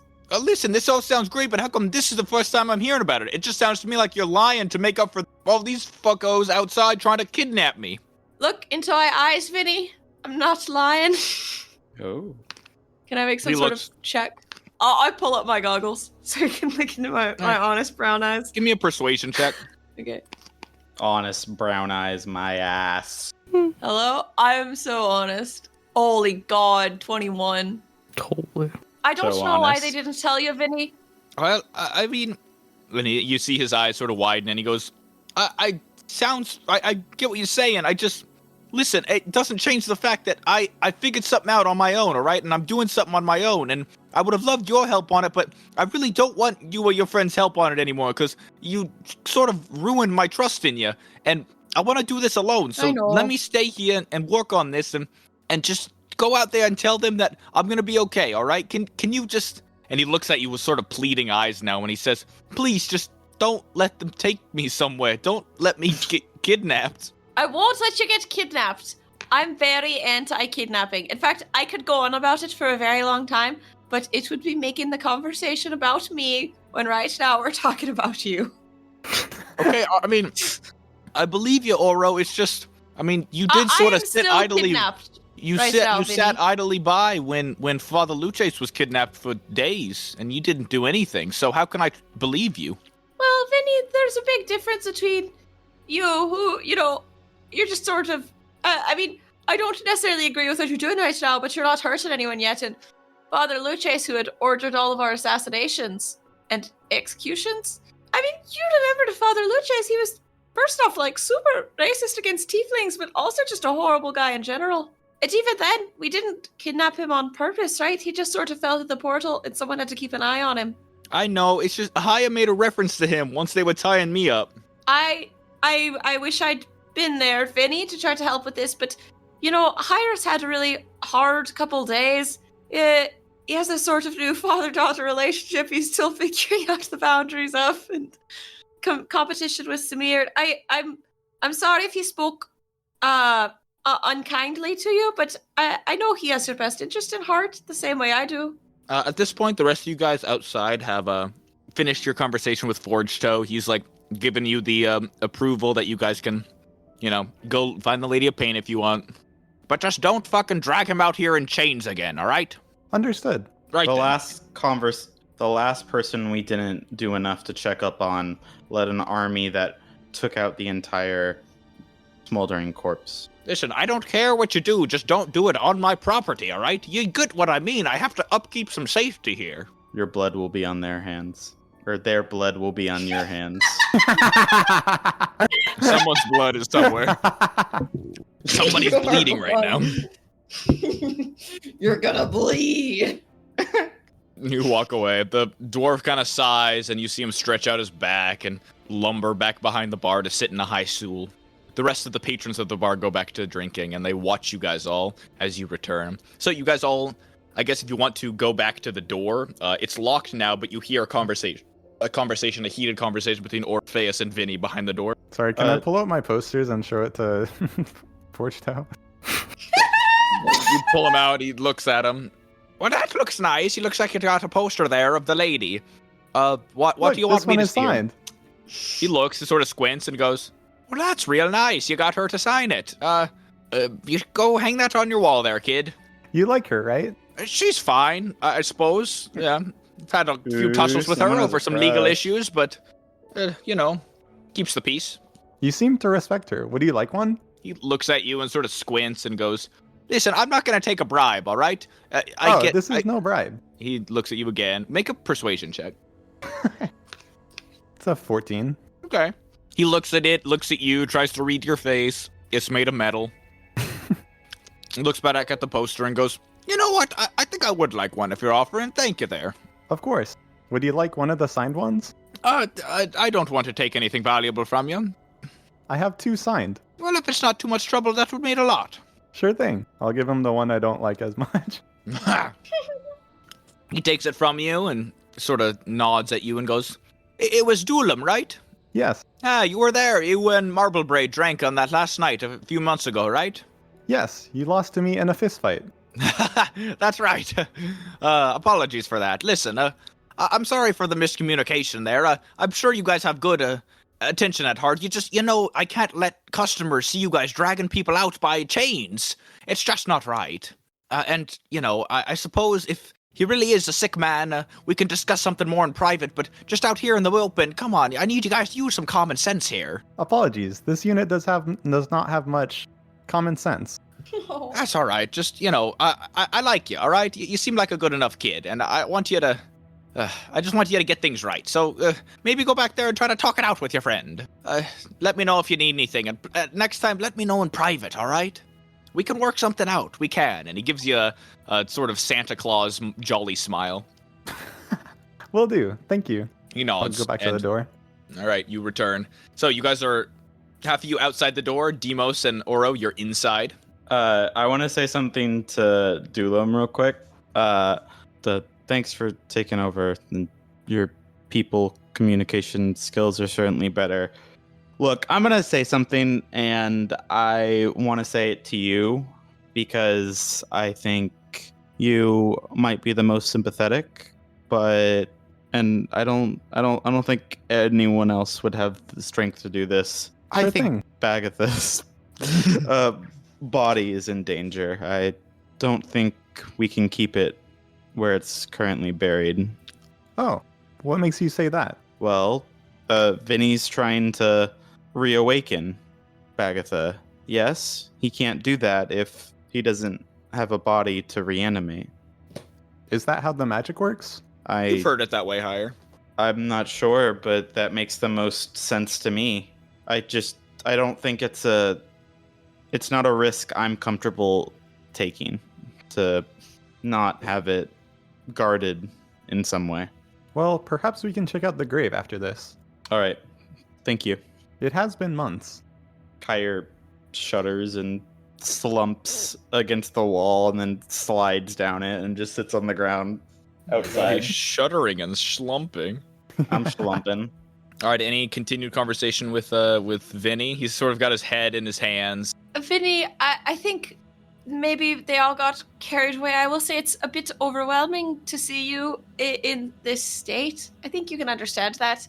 If nothing else, it's quite the change from how we last saw you. Well, yeah, of course, but it doesn't give you guys the right to treat me like this. No, and I'm not saying it does, but I think that's why they neglected to tell you why we'd been away so long. I'm not trying to excuse it. Again, very against kidnapping on a personal level. I'm just trying to help you understand that how this sequence of events went down, I suppose. Have you ever met Samir? Yeah, you introduced me to him. Did you ever seek him out while we were away? I mean, maybe once, but I don't know. It's sort of awkward talking to somebody I don't really know, and it's not like he could offer much. You know, we didn't know each other. He mostly was just asking how you guys were, and of course I didn't know that, so it was just I had nothing to say. I'm sorry it went that way, but I'm glad you were still seeking out a friend. Yeah, but that was months ago. Months. I know, and I'm sorry. I'm sorry it didn't go well enough, and I'm sorry that was the only time.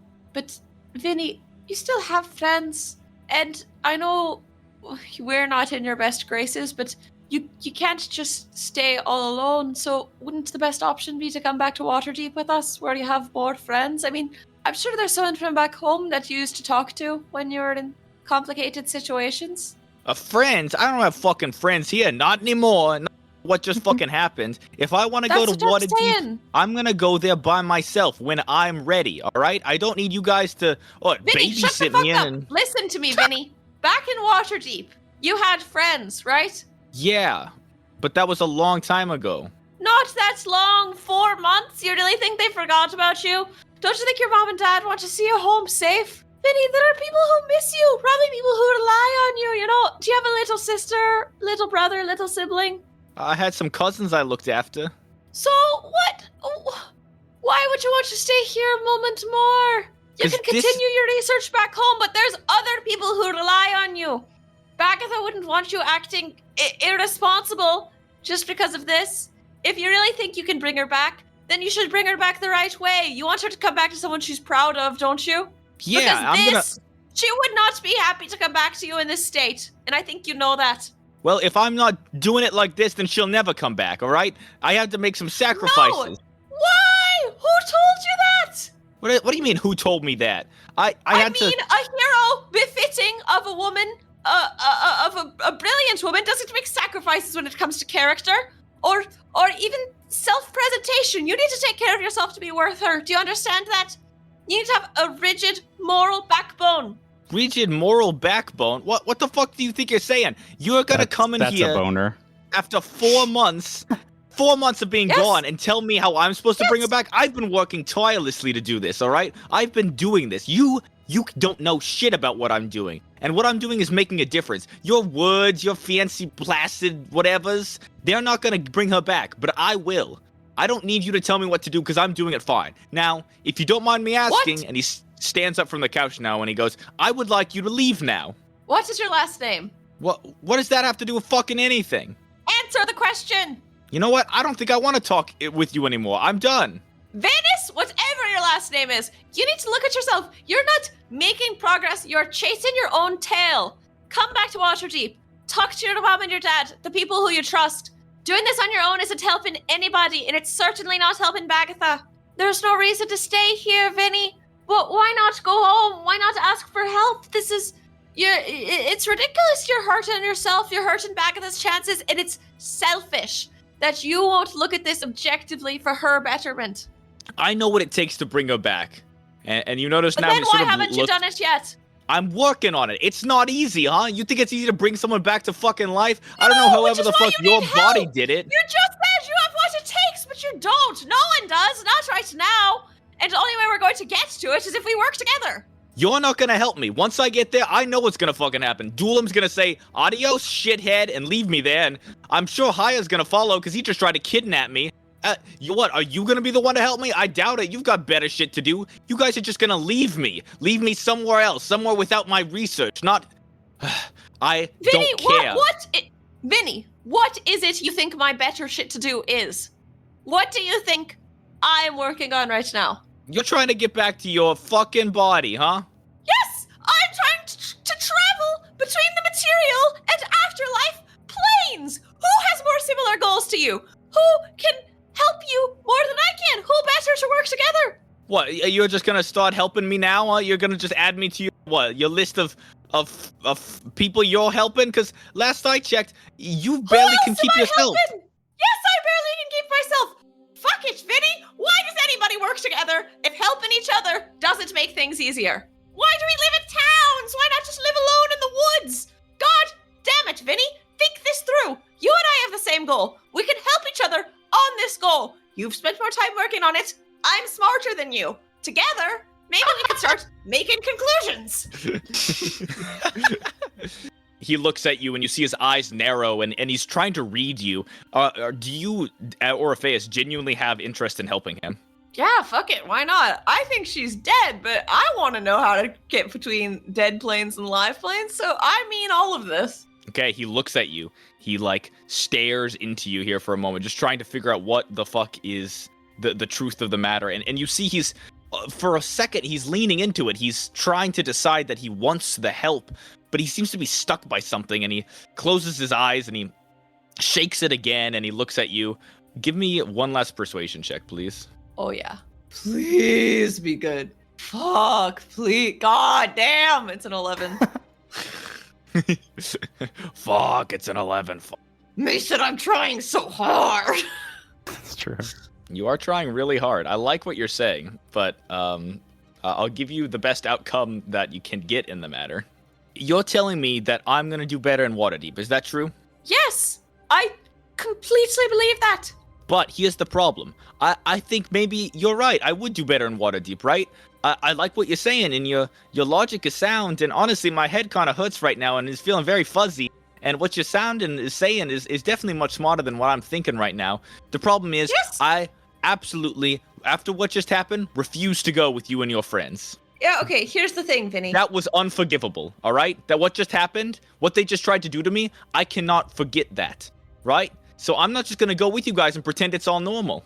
I understand that, but can I explain something to you? Tell me. It's not easy to get out of Surcad. Thousands of people are trying all the time and they can't, but we had the unique opportunity to do a quest for the Lady of Pain to get an item that would teleport us to the material plane. It's not like you have to go on some adventure with us. It would be 1 minute of time. You have to touch it for 1 minute, 60 seconds to 0. That's all. Then you could fucking run off in another direction and kick dirt on us on the way. It's just 60 seconds of your time is all I'm asking. 60 seconds, that's all it takes. 60 seconds. I mean, plus whatever time to walk to where we are, or for us to walk to you. We can come here. I don't mind it. We can come to you. Never mind. 60 seconds. He looks at you, he sort of tries to read you here, and you notice he's definitely, staring into you, and he shakes his head up and down and goes, all right, 60 seconds, not a moment longer, and then I get to go do my own thing, right? You're not going to kidnap me? No, we're not going to kidnap you, but as your friend, I ask you have dinner with your parents first thing. Yeah, all right, fine, but whatever, right? I get to do me. Does that sound fair? Yeah, you do you, Vinny. All right, give me an hour to collect my things, and then I'm ready to go. Well, no, why don't you sleep on it? We don't have to go right now. I'm sure you have things to pack. We're probably going to pack our bags too. This doesn't have to happen overnight. Well, I don't know. The whole kidnapping thing felt pretty fucking urgent. I'm sorry I wasn't there for that, but honestly, from the bottom of my heart, I can't explain what they were thinking. I'm sorry that happened. All right, I'm gonna sleep on it, like you said. Okay, and promise when you're going to sleep tonight? Yeah. And- I'll sleep tonight. Could you eat a full meal too? Sure, whatever. Okay, thank you, Vinny. All right, that's what I'm gonna do. And you guys are gonna leave now, and it won't be a big thing. No, I mean, no, it won't be. Deimos, right? We're good. Yeah, we'll be out of your hair. All right, that sounds good. Okay. He stands up slowly, and you see him scratching at his arm really fast, and then he scratches at his throat too, and he coughs up a very small cloud of blue smoke, and he walks you guys over to the front door. I'll be walked. All right, I'm gonna open the door now, and you guys are gonna head out, and I'll see you tomorrow. Deal? Deal? All right. And he opens the door, and outside of the door, the entire rest of you guys just chilling there listening in. Sorry, the walls are real thin here, so we heard a lot of that. Good, then let's go. Yeah. Hire and Dulam, you all two also out here, just sort of hanging out. You see Vinny poke his head out of the door and look at you guys, and he's got this scared look on his face, and he looks at Malagus, and he's got this scared fucking look. Deimos and Orpheus step out, and he slams the door behind them as fast as possible. Ka-chunk! I do not look in that direction. I'll wave. Classic, Dulam, classic. And now you guys are outside of the door. What would you like to do? Let's walk out of the building and then discuss further. Sure thing. On the way out, I do want to stop at Forge Toe's table and just drop off, like, I don't think I have a very good sense for money yet, so just like 1 gold coin and say, hey, would you mind bringing my friend up some dinner later tonight? Oh, well, sure. I do every night. And did the conversation go well? Well's a stretch, but I think we see eye to eye. He and I have maybe a bit in common, so common ground. Good enough, good enough. And he sort of looks at you guys and goes, you're not, and he steps up from behind the bar and sort of walks over. You see him sort of wave his hands around you guys. You're not, like, dragging him invisible or anything, right? Drags his hands around you a little more. No, we're honest folk. He concludes his investigation, doesn't feel anything, and nods his head and goes, right, well, please go ahead and be on your way, and if you bring back the Lady of Pain, I'll listen to her, respectfully. No, that won't be necessary. He nods and goes, listen, if you ever need a drink, like a normal drink and with no strings attached, please feel free to come back to the Tipsy Mine. Thank you, that's very nice offer. All right, off you go, then. Okay, goodbye. And you guys exit the bar now, walking back into Surcat. It's been the better part of an afternoon now. You guys have spent in here, and as you walk out, the galaxies above shine down bright to show about midday. What would you guys like to do? All right. I know that wasn't our ideal solution, but I think we've got it figured out okay. Very impressive convincing, Orpheus. Thanks. I don't... it's not usually my forte, but I think I understand him a bit. I went through so many plans. That was like your first plan. Well, it helped that I'd also been kidnapped recently, so that sort of got me in the door. I didn't know kidnapping was such a bad thing. It is, because you feel torn away from your life, It's worse than someone killing you, because everything you want is still there, and someone else has it now. I guess I can understand that. I don't, honestly, I never would have thought of it this way myself until somewhat recently. Yeah, it's a lot for you to go through, Orpheus. It's just, with Vinny, you didn't hear the way he talked about wanting to hurt us. It was so unlike him that it's not Vinny. I know, and I understand where you're coming from. Believe me, I do. And if I was with you there the first time, I might have done the same. But I think this is the better solution for now. I agree. Yeah. If it makes any All right. difference, I really liked Hire's plans. I feel like we should go back and revisit them. Oh no. Oh god. Deimos and Jaya left the room. Yeah, where did Jaya go? I wish he was here. I think the drama kind of freaked him out. He probably kidnaps a lot of people in his line of work, right? Sort of doubt it, but maybe.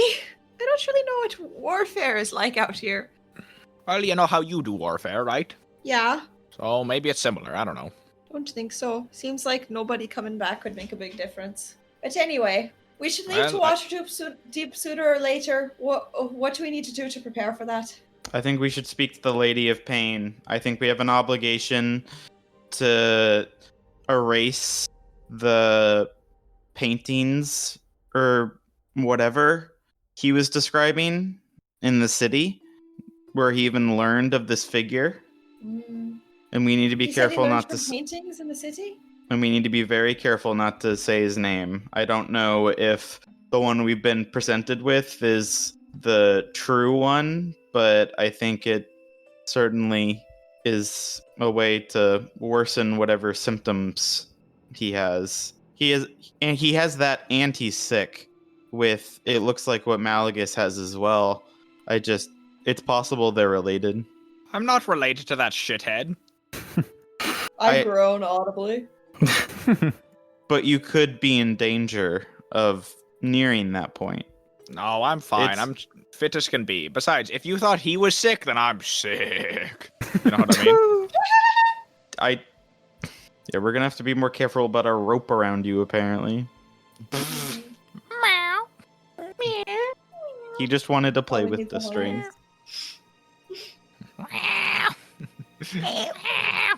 Well, what now? I guess go see the Lady of Pain, but what? I feel like this might be beneath her. And I think we are more interested, honestly, in finding red hands. And what are we looking for red hands for?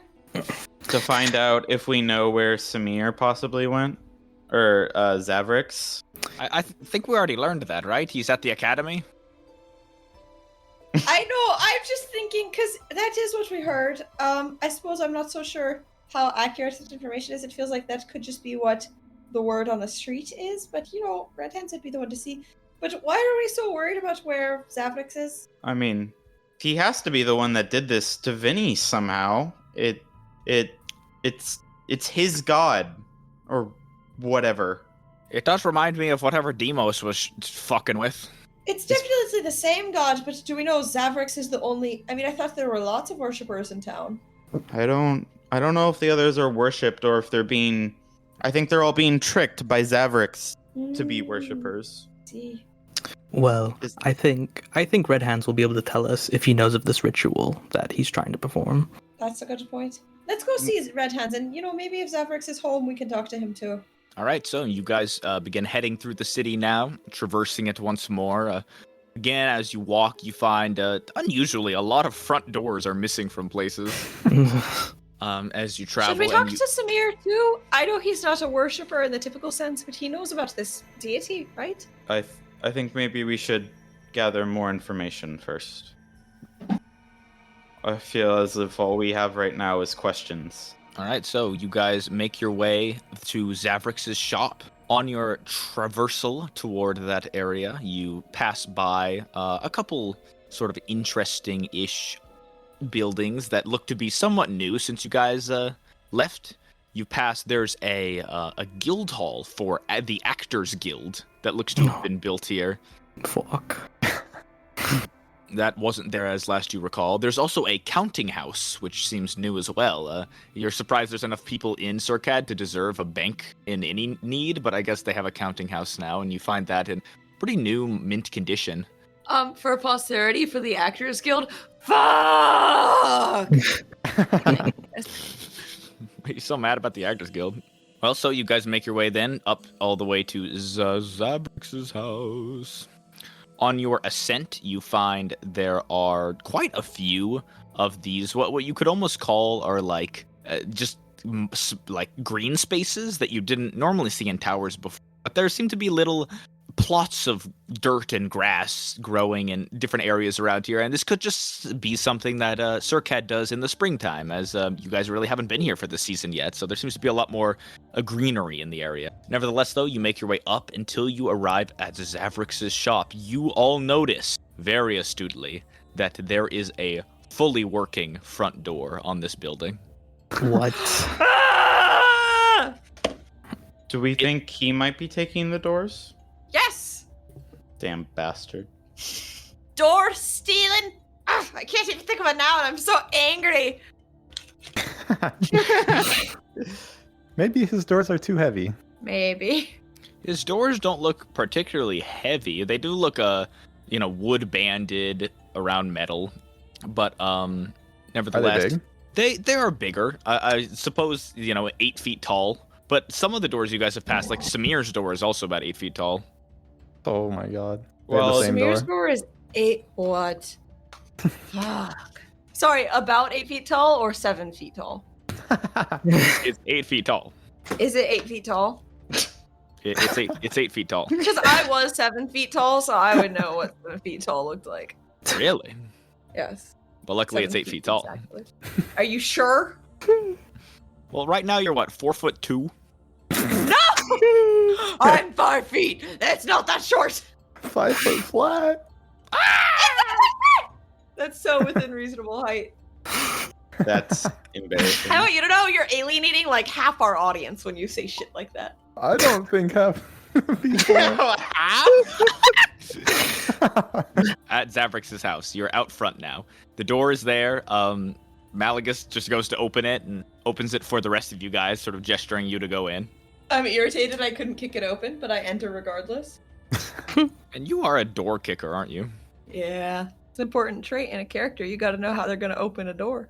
Well, without kicking the door down, Orpheus, you walk in and you find it's just as chaotic as you guys left it the last time you've been here. Though it looks like the stock has changed a decent amount. What before there were all sorts of like seashells around and black balls of metal and iron. You found ingots in some areas, like dwarven like metalwork as well. There were also sort of like elemental furniture, i.e. they had some chairs that look to have been made from strong, sturdy wood. There's chairs made of glass. All sorts of odd knickknacks and baubles from across the multiverse. But without Zavrix being here, instead you find the large ogre, Red Hands, who sits sort of tenderly on a small stool that looks to barely be supporting his weight on the far end of the shop. He sort of looks up from a book that he looks to have been reading. He pulls some spectacles off of his eyes and waves his hand over his head widely towards you all as you walk in, spectacles in hand. Hey, Red Hands! Hello out there. It's been Hello? a while since you've all have come here. We were in the Weft. We've been That's traveling. Yeah, Plain I think early. I know that dimension. I read about that one. Not worth stopping to. Well, good Yeah. to know. Welcome in. Sorry that I couldn't have cleaned up the place a bit for you. I've been trying to make it look a little nicer with Zavrix being gone and all. Yeah, he's gonna be gone for the next couple of weeks at least, so feel free to have a look at the place. I can't let you use any of the doors in the back. Unfortunately, he had them all locked down. You can't open them anymore. But you feel free to look around. I'd be happy to sell you anything if you'd like. It's nothing really that valuable in terms of magic, but some of these things have some cool sentimental value or history. How can he get back from his plane if he locked all the doors? Yeah, what? To be honest, it doesn't quite make sense to me either, but something about how certain spellcasters can do something to unlock magically locked doors from any side. I'm not sure how it works. I don't either. I think the spell rhymes with cock. I afraid we come mostly on business today. Can you tell us more about the god Zavrix worships? I'd prefer not to speak of that in a mixed company here, but are you all trustworthy folk? Oh, yeah. I look at Malagus. Are we? He shrugs. Good enough. Do we have worries of the Lady of Pain listening? Coming after you guys? I don't think so. She's not really hanging out in this room right now, but she sometimes has ears all over the place. The guys with the big stone masks. I'm sure you've seen them. Can I look around the room?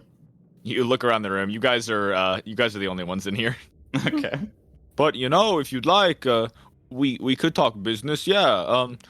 So what you're talking about is his religion. I don't exactly know how to describe it, but And he sort of gestures. You guys get a little closer to him now as he waves his hand in. You notice he's got a small pile of books out in front of him that he looks to be going through right now.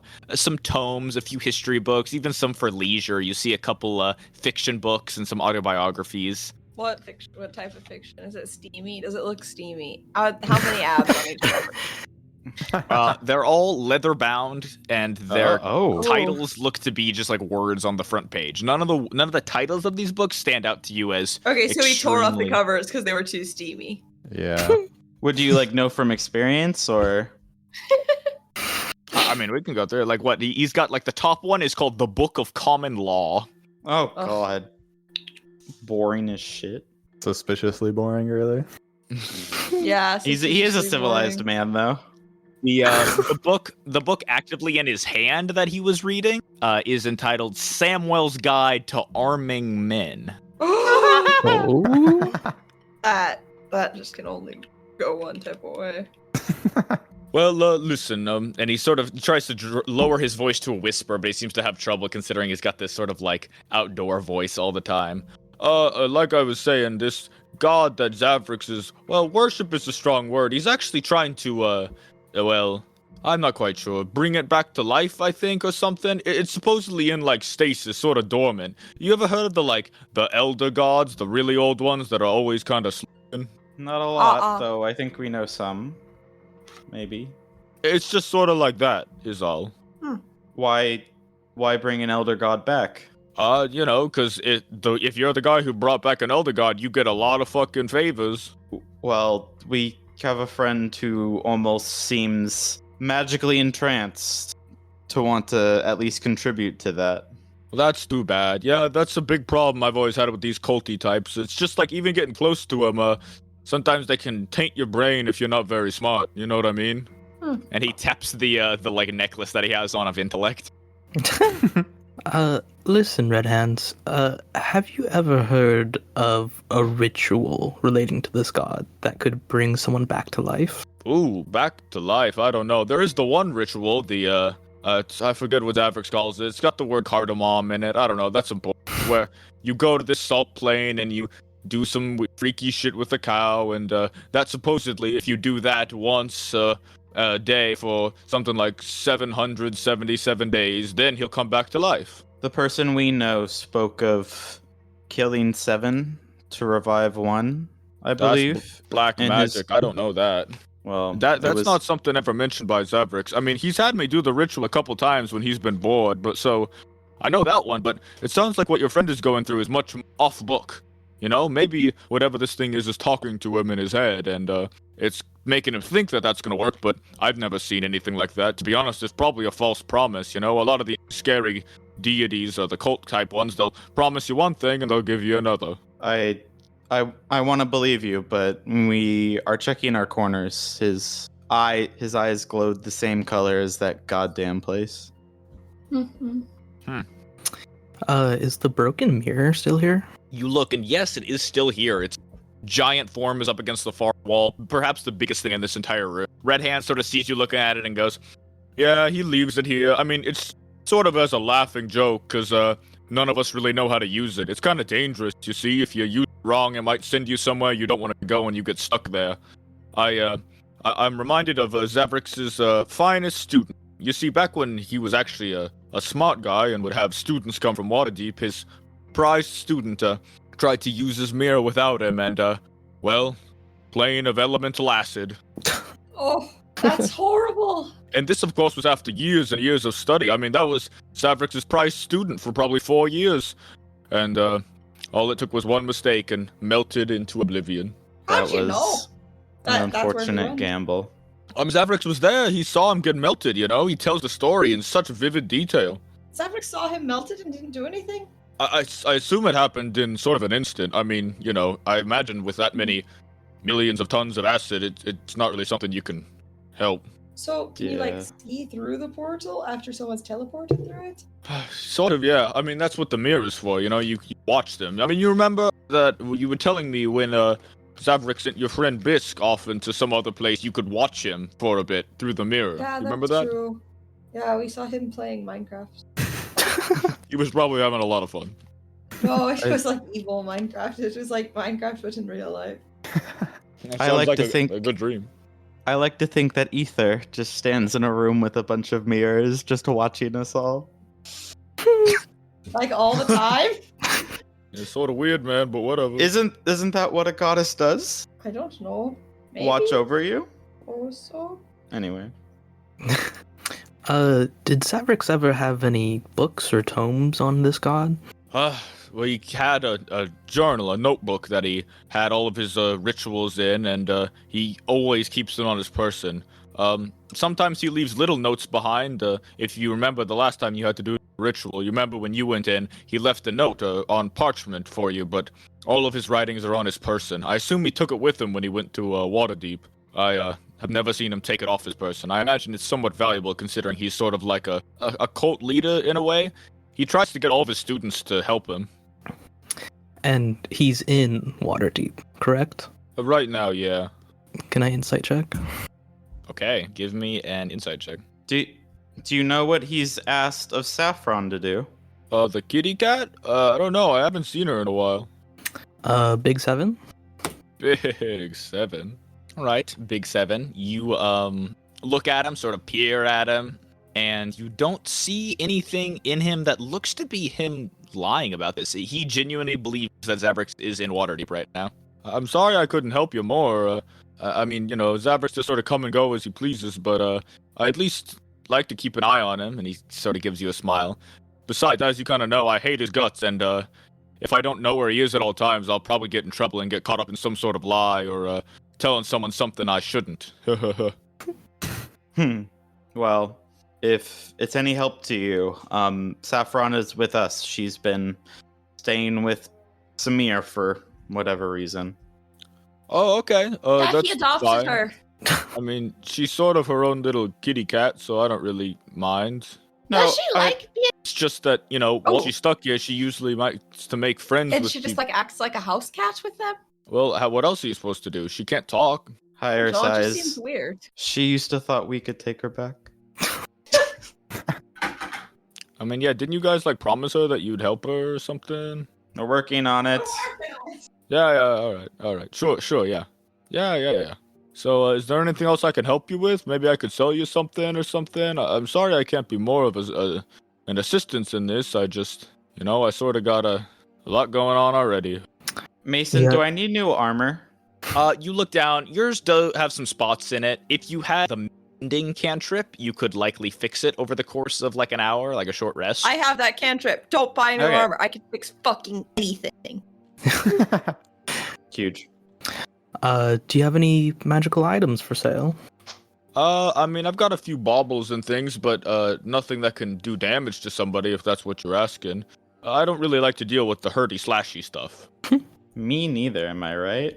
I guess, do you know what the Lady of Pain is doing here? In this city, I mean, she runs the place. I mean, if we want to talk about rumors, there was a rumor that she arrived here many years ago as a duke from hell, and that she sort of took over the last ruler and now rules by herself. No, I mean, why is she, auditing you guys right now? Auditing?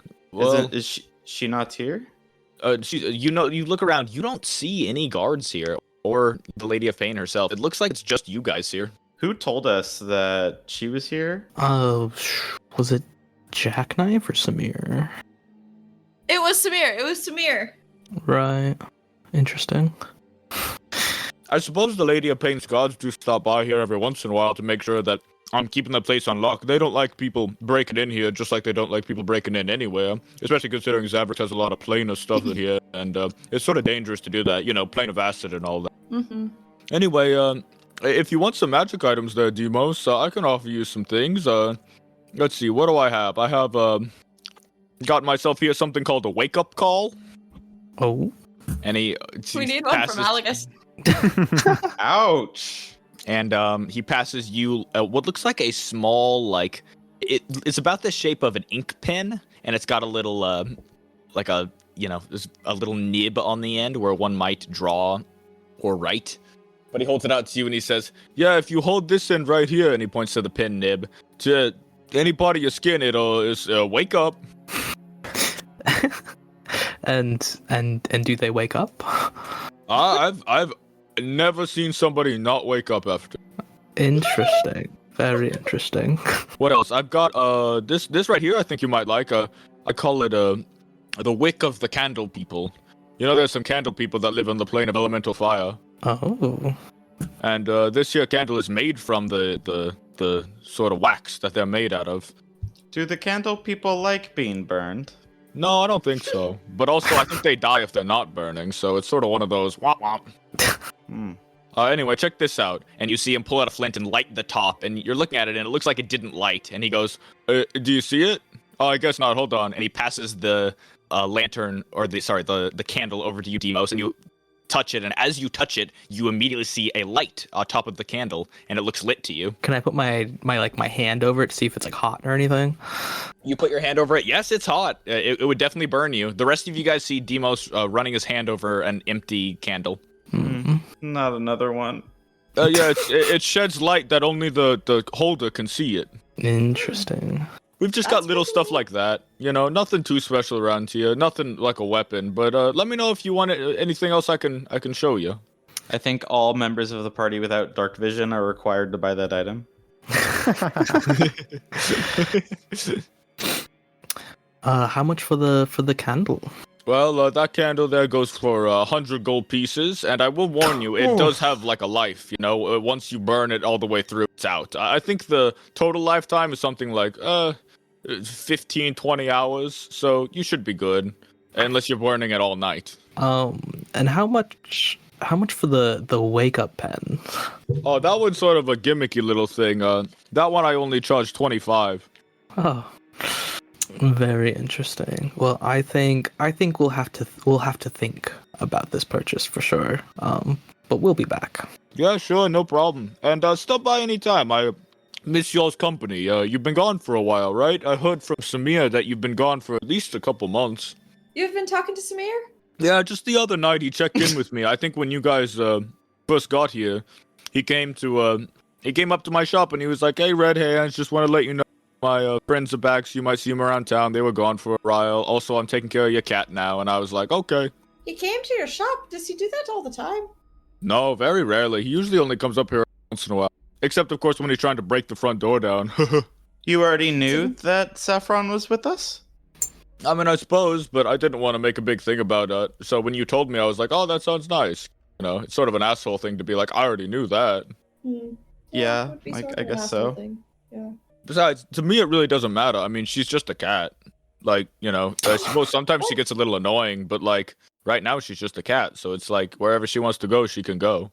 I thought you guys were friends. Right now, she's a fucking cat, so I can't be her friend. I want her to come back to me to that fucking sick, awesome spa in the Feywild.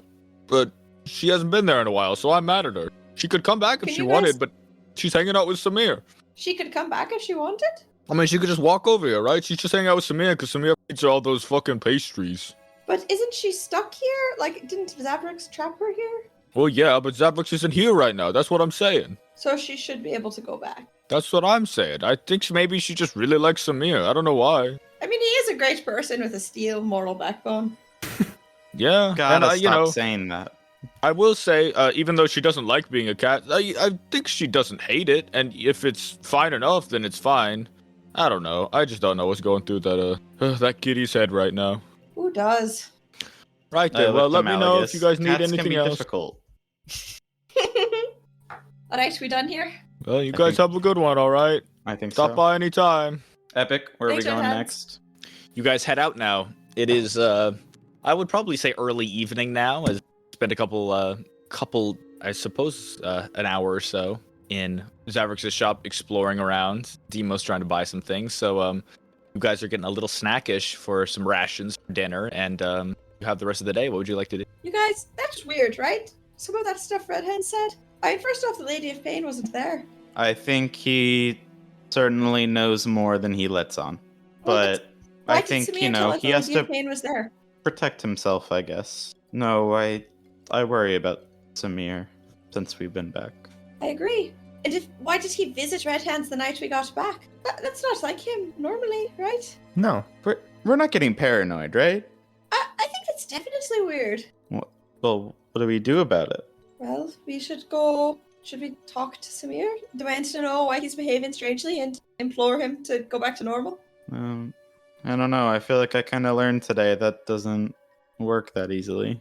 Which are our other options? We can cast Dispel Magic upon him. We can have Deimos I like that. read his thoughts. I like both I mean, of those. there certainly is one to be said about one's autonomy and right to think privately, but I don't. I feel as if something's happened to him. He's just weird.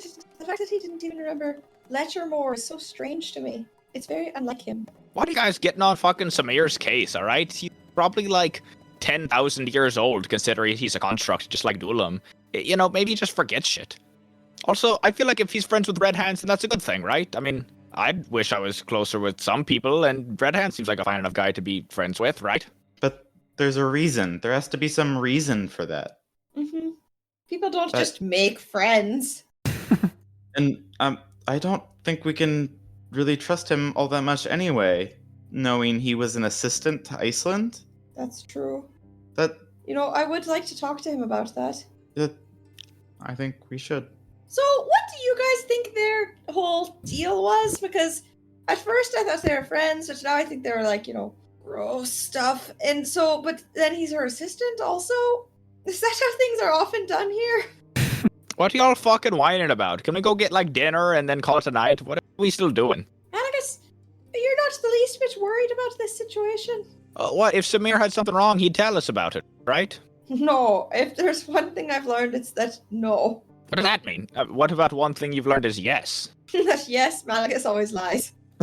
Malagus, I want to say with as much respect as possible, did you know that Samir was the assistant to Iceland?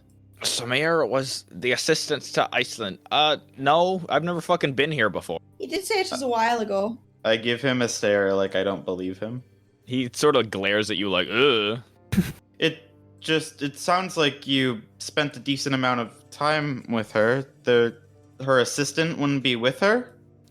Listen, if assistant is the word you guys keep getting stuck up on, then I never fucking saw her assistant, alright? Who even told you guys that? Maybe that's just like a turn of phrase or some shit here. Now that you mention it, he asked me what my favorite pastry was, when he should have already known what my favorite pastry was. I don't... You're so right! Why wouldn't he know that? It seems like a very Samir thing to know. That's not like Samir to forget. It's not. Alright, so what's the plan then? Are we considering going in, asking about asking Samir what he knows, and then afterwards just detecting thoughts? Well, I'd be careful with the detect thoughts thing is dangerous, right? All you need is one guy who catches you doing it, and then you've lost a friend forever.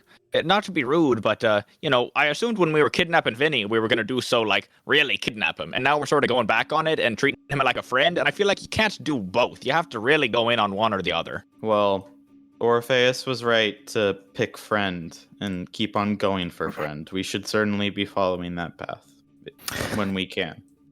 Maybe we just need to test his memory, ask him about things that only Samir would know. That's a great idea. What would only Samir know? But it would also... Did Samir not keep journals of sorts? I didn't see them the other day. He does keep journals about his anatomy, but it's all very jumbled, and it's in his type of shorthand, I think, that only he can read. Sort of coded, huh? Yeah. Well, that implies that no one else can read it. Well, also, what about things he wouldn't have written down? I don't imagine Samir would keep a journal to, sensitive information. Well, what are we waiting for? Let's go ask him, right?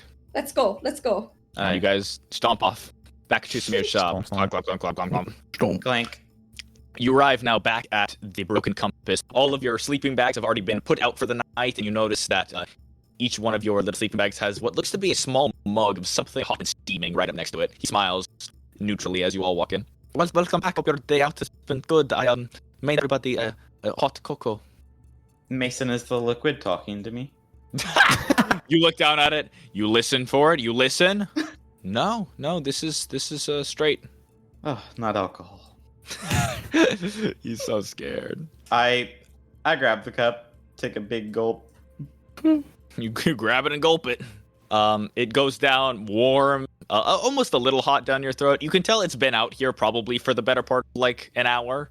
So it's not scalding hot, but it's still nice and warm. It's made likely from what you'd imagine is water and crushed up cocoa powder and perhaps a little bit of like cane sugar.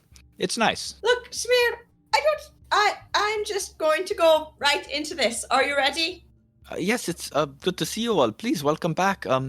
If you have any questions about the cocoa, please let me know. And I want to hear how your day out went. Last night, Yeah. Frederick told me you were Iceland's personal assistant. Is that true? He sort of turns his head a little bit, almost like a confused dog, and responds, Personal assistant? No, she came to me for favors, yes, and I did those favors sometimes, but assistant In exchange is for the much money? too strong. Yes, often. I mean, there were a couple I did out of goodwill, but those were, of course, only the easiest and most obviously good-natured. All right, someone back me up. I'm losing steam. Yeah, and how did you make this hot cocoa? Oh, well, I'm glad you asked. Well,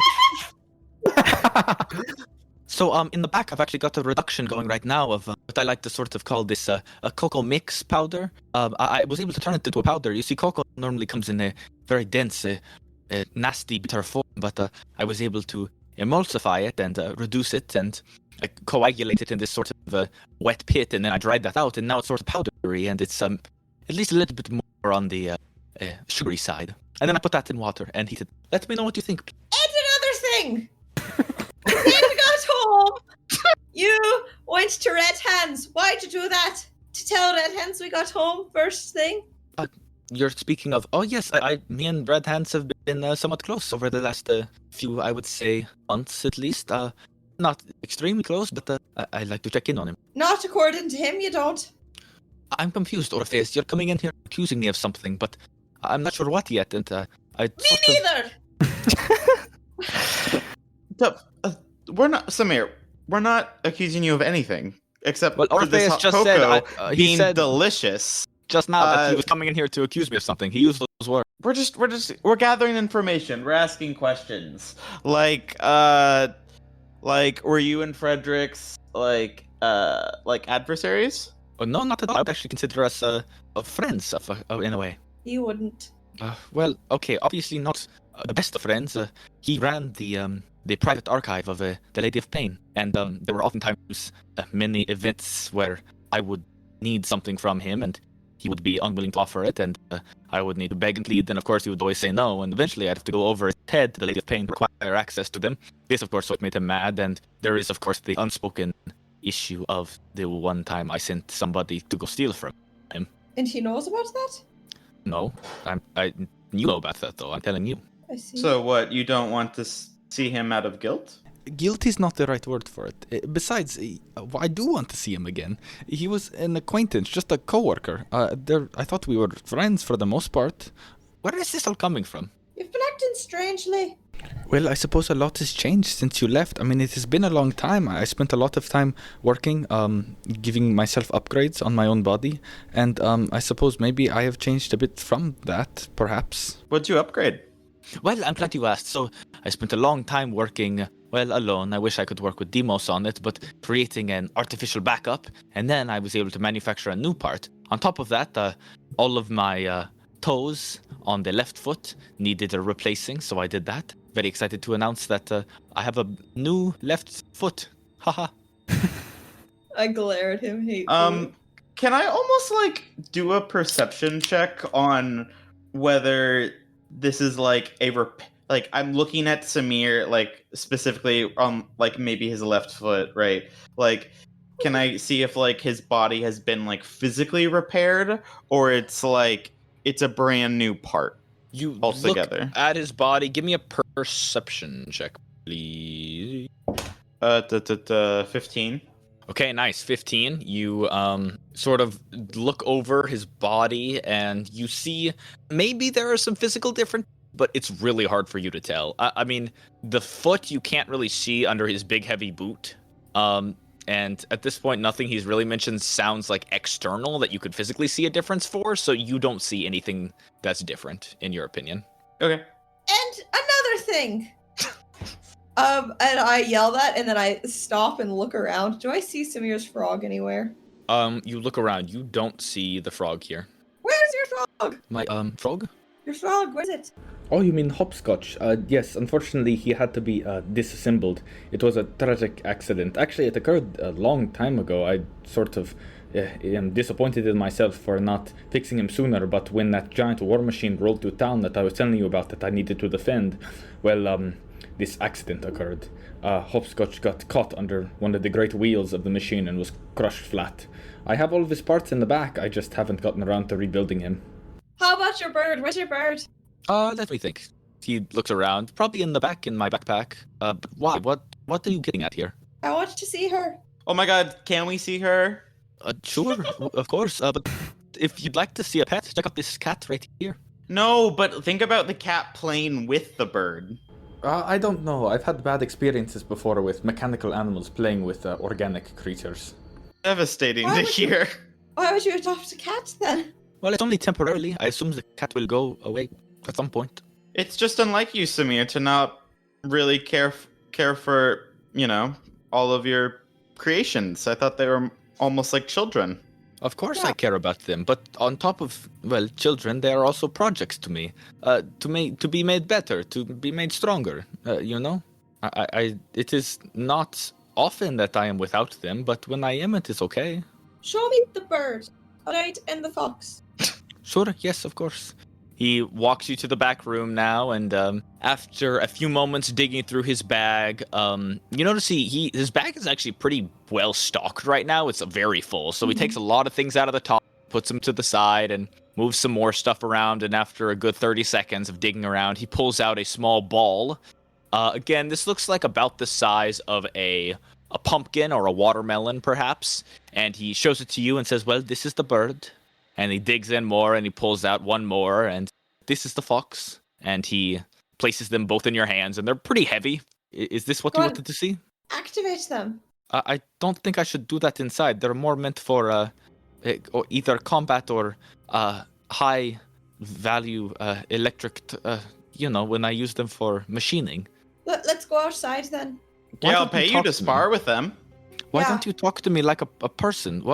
What is happening? You're beating around some bush and it's making me uncomfortable, and that's not how I do things. So speak plainly to me. You're acting strangely, Samir, and I want some sort of proof that you're still the guy I know. Okay, well, fine, let's go outside. But it is unfortunate that simply my communicating with you and remembering our conversations and showing kindness to you is not enough to prove that. I'm sorry, Just but worried about you, buddy. it's just all weird. I can't imagine you would let Hopsicle. Was that his name? No, Hopscotch. Hopscotch. Hopscotch. Oh. Hopsicle. I can't imagine you would let Hopscotch go 3 months broken without fixing him. And there's other things too, like letting Dick go to the orphanage. That doesn't seem like you. You keep your friends close usually. Besides, we just need to check all of our corners, if you're losing your memory somehow as a result of, getting murdered recently, we need to know that too, so we can try to repair your memory. Yes, okay, but I was murdered many, many months ago. I've had a lot of time to repair since then. Just checking our bases. Okay. Just ask Dula. It is quite known that when a construct loses their memories, they are aware of themselves. Correct. So why have you lost certain memories? Yeah. These are all coming at me so quickly. What memories do you think I've lost? Do you want to see the bird or not? What is happening? I want to see the bird. You forgot my baby's name. Okay, let's go see the bird. You've been gone for a long time. Sure, but you know Iceland for years and years. Samir, you don't seem like the type to forget things important to you. Yeah. Not fully autonomous, so it's not fair to hold that against me. I'm very frazzled. You've been gone for so long, I didn't know how long you'd be gone, and so what if I perhaps made one small error? I'm sorry. It's so I thought we were strange. friends. Friends like friends. Friends don't. This is reminding me, Orpheus, of when you told me that you stunned Malagus in the street and robbed him just to see what was in his pockets. Do you remember this? Yes, I do. That was frightening for me to hear. It made me scared because I didn't know that person who would do something like that, and it made No. me fear you. Well, I was right, wasn't I? Malagus was lying to me and siding with Iceland. So Samir, to be honest, I don't know the you that would just let Tick go away. exactly. I'm sorry that I sent your bird friend away. Honestly, it should have been a more difficult decision for me, and for that I apologize. Let's see the bird. All right. He leans over now and begins fidgeting with the ball on the ground. It takes him a couple minutes to set up, but after a few minutes, you see the ball sort of click and open and whir to life, and all of a sudden, it folds out into two long wings beside a thin body that curls out. You see a head stick out, and all of a sudden, there is a mechanical hawk on the ground. It sort of twitches its head as a bird might, but also very mechanically toward each of you guys, and sort of caws loudly, but the caw doesn't come out like a bird caw, but more like a mechanical grinding sound, like a grrrr. And it begins slowly flapping up. Does anyone And it know looks if all there's right? a way we can check its memory logs? If it has such things? Samir's place is almost full of cameras. Samir shakes his head and shrugs. Samir, who were you looking for last night when we got back? He looks at you now with a look of not confusion, but what he's looking at you, his eyes sort of well to the sides, and you see his mouth sort of purse up a little bit, as if he's trying to express an emotion to you, but you're not really getting much out of it besides maybe like the feeling or the face somebody has when they bite something really bitter. The expression disappears though, and he looks back at you and, Orpheus, listen, it's not exactly the truth that I was just cooking for me and the cat, as you might have guessed. I planned on having a guest over. What guest? Who? Well, it is, in my opinion, a privacy what a man does in his own time when he's been lonely for a... What? Samir, we like you, and, you are our closest ally. But Thank you, Hire. I want you to understand that the last time we allowed privacy, people got hurt from Father Lucius. People got hurt from Malagus. Help us out here. Hire, my friend, you can't see what Father Lucius did and then say that all privacy is now forbidden. You know that is not an accurate solution. That is going to an extreme that does not make any sense. But why Please. would you keep it so private? What would be the downside of telling us you had a date? Well, I was embarrassed, and that embarrassment flew into a lot of my personality. Perhaps I was frazzled when you asked me about Lettermore, and I lost the name for a moment. I was sort of on edge the whole night because so I it's felt just like... because you're going on a date you forget Lettermore? You forget was the name frazzled. of the whole town Iceland is trying to revive that you helped her work on for years? Because of one date? I've never been there. No, but all she thought about was bringing it back and you helped her. You could really forget that over like one night? No, I forgot. I just forgot the name of the damn bee. That's all. The damn bee! Sorry, that is inappropriate language. Please forgive me. I was worried that you all would react somewhat this way if I told you what I was doing that night, specifically going out on a date, or rather in, and I wanted to keep it a secret because that is my privacy and I owed that, and I was planning on doing it anyway, and I was more excited for you all to be there, so I was very firm in turning down the date that night, and I felt a little bad about that as well, but these are my How did you thoughts. turn her down? She never showed up. I sent her a message. Oh. He points at the bird. We don't have to assume gender here, There are now a lot of eligible bachelors in this town, Hire. I'm sorry. So it was a woman? It was not a date. I was just inviting over the baker for an evening. I'm flabbergasted. My parents don't love each other. He doesn't love Jackknife. What the fuck? Actually, Samir, I think you were totally right not to tell us. Thank that you, was Hire. my bad for I pushing. thought you guys That would was make a my big bad deal for of it. pushing. I thought you guys would make a big Feel thing of worse it. And, knowing. well, but you see now what I mean? You can trust me because I will. The only things that I want to keep secret are just the ones that will embarrass all of us.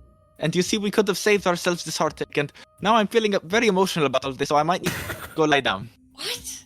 None of this is like you. This is all very strange, Samir.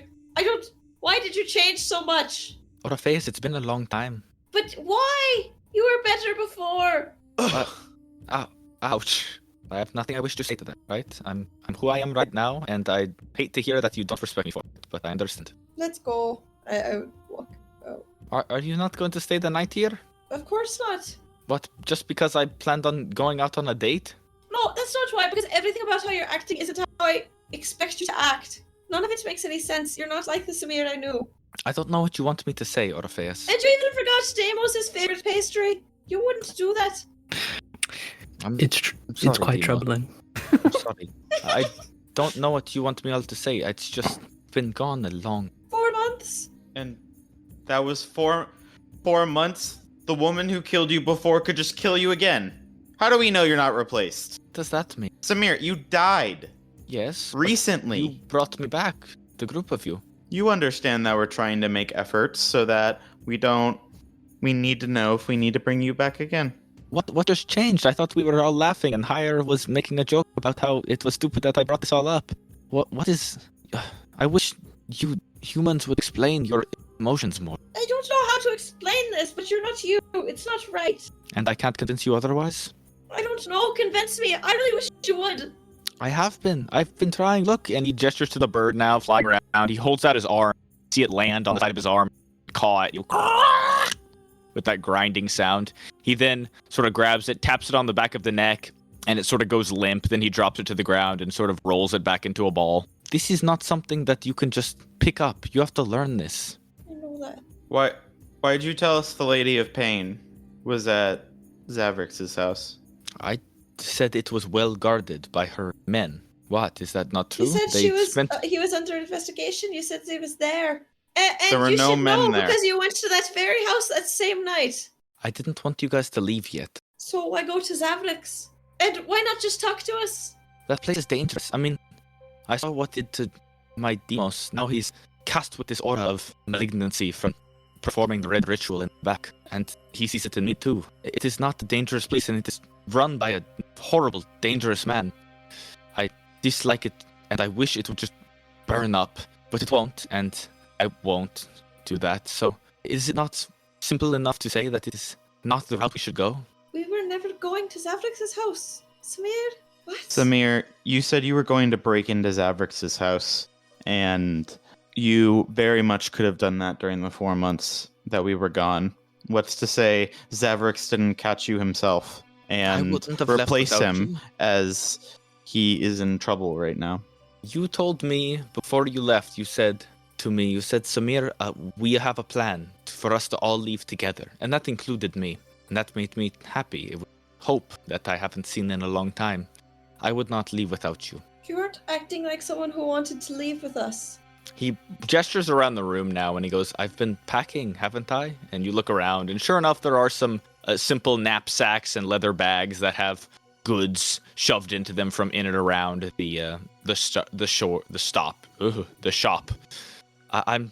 It is slow going, of course. I'm sorry that I am such a slowpoke when it comes to these things, but I'm doing my best to fix it. Between, what, dates with Grimwalk? That's not like you. None of this is like you. And it still doesn't make sense why you told us the Zavrix's house was under guard. Because you didn't want us to leave, but you know that's not how we were going to leave.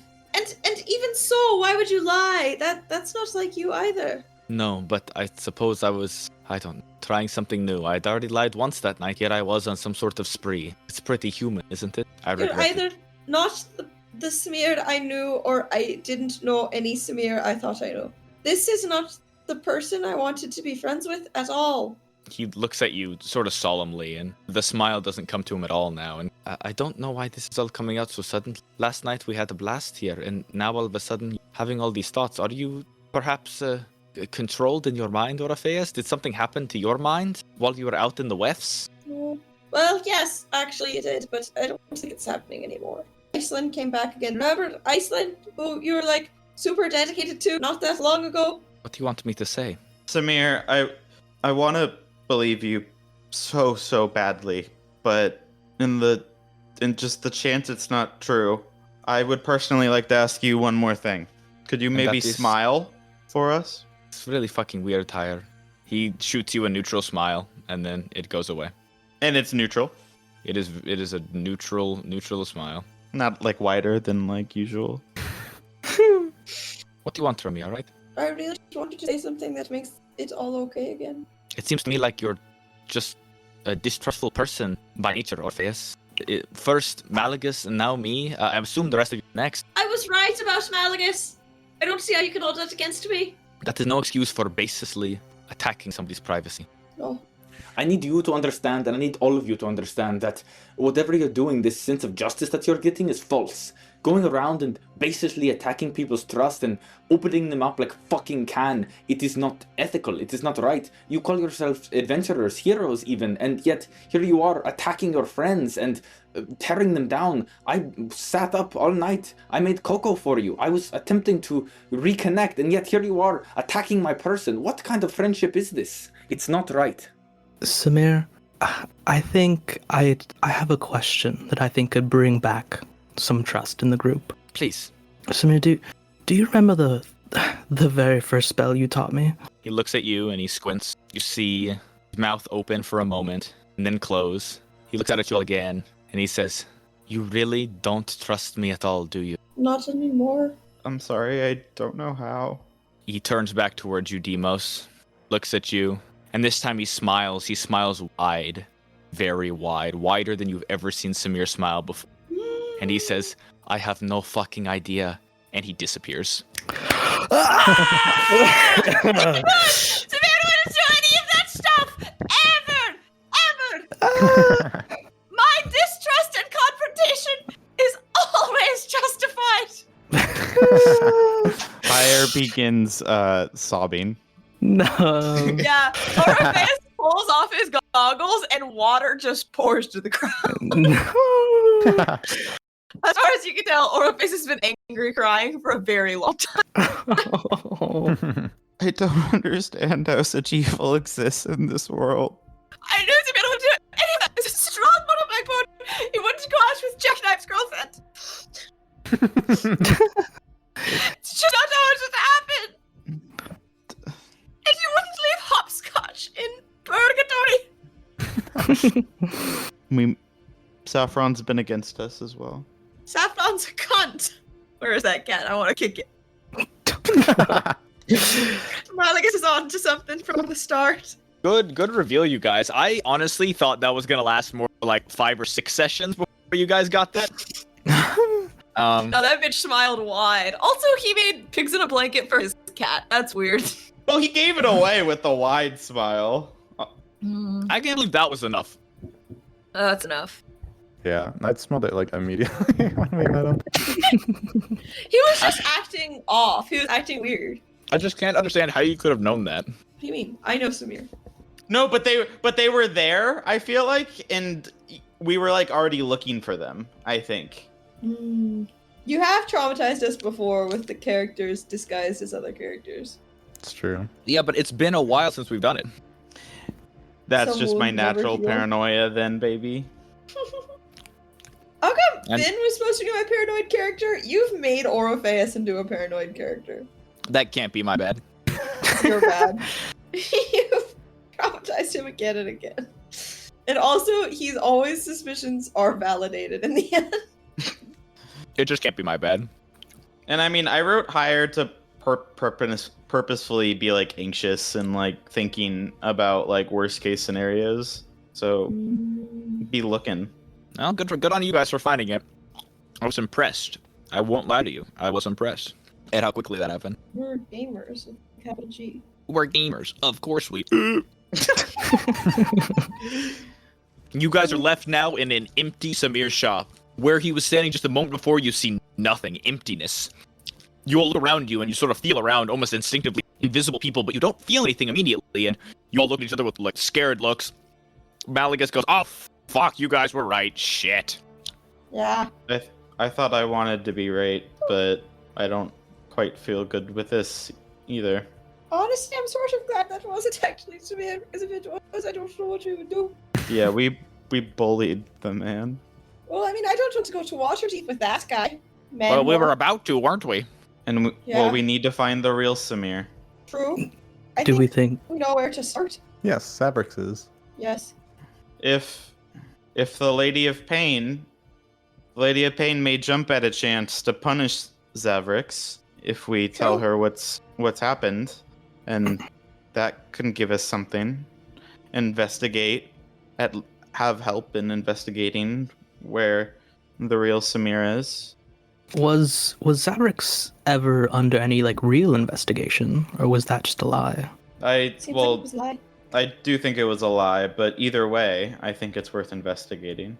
But didn't we ask Red Hands just a minute ago, and it sounded like he thought that Zavrix was gone? Is he lying to everyone just to fuck us over? Wouldn't be surprised, to be honest.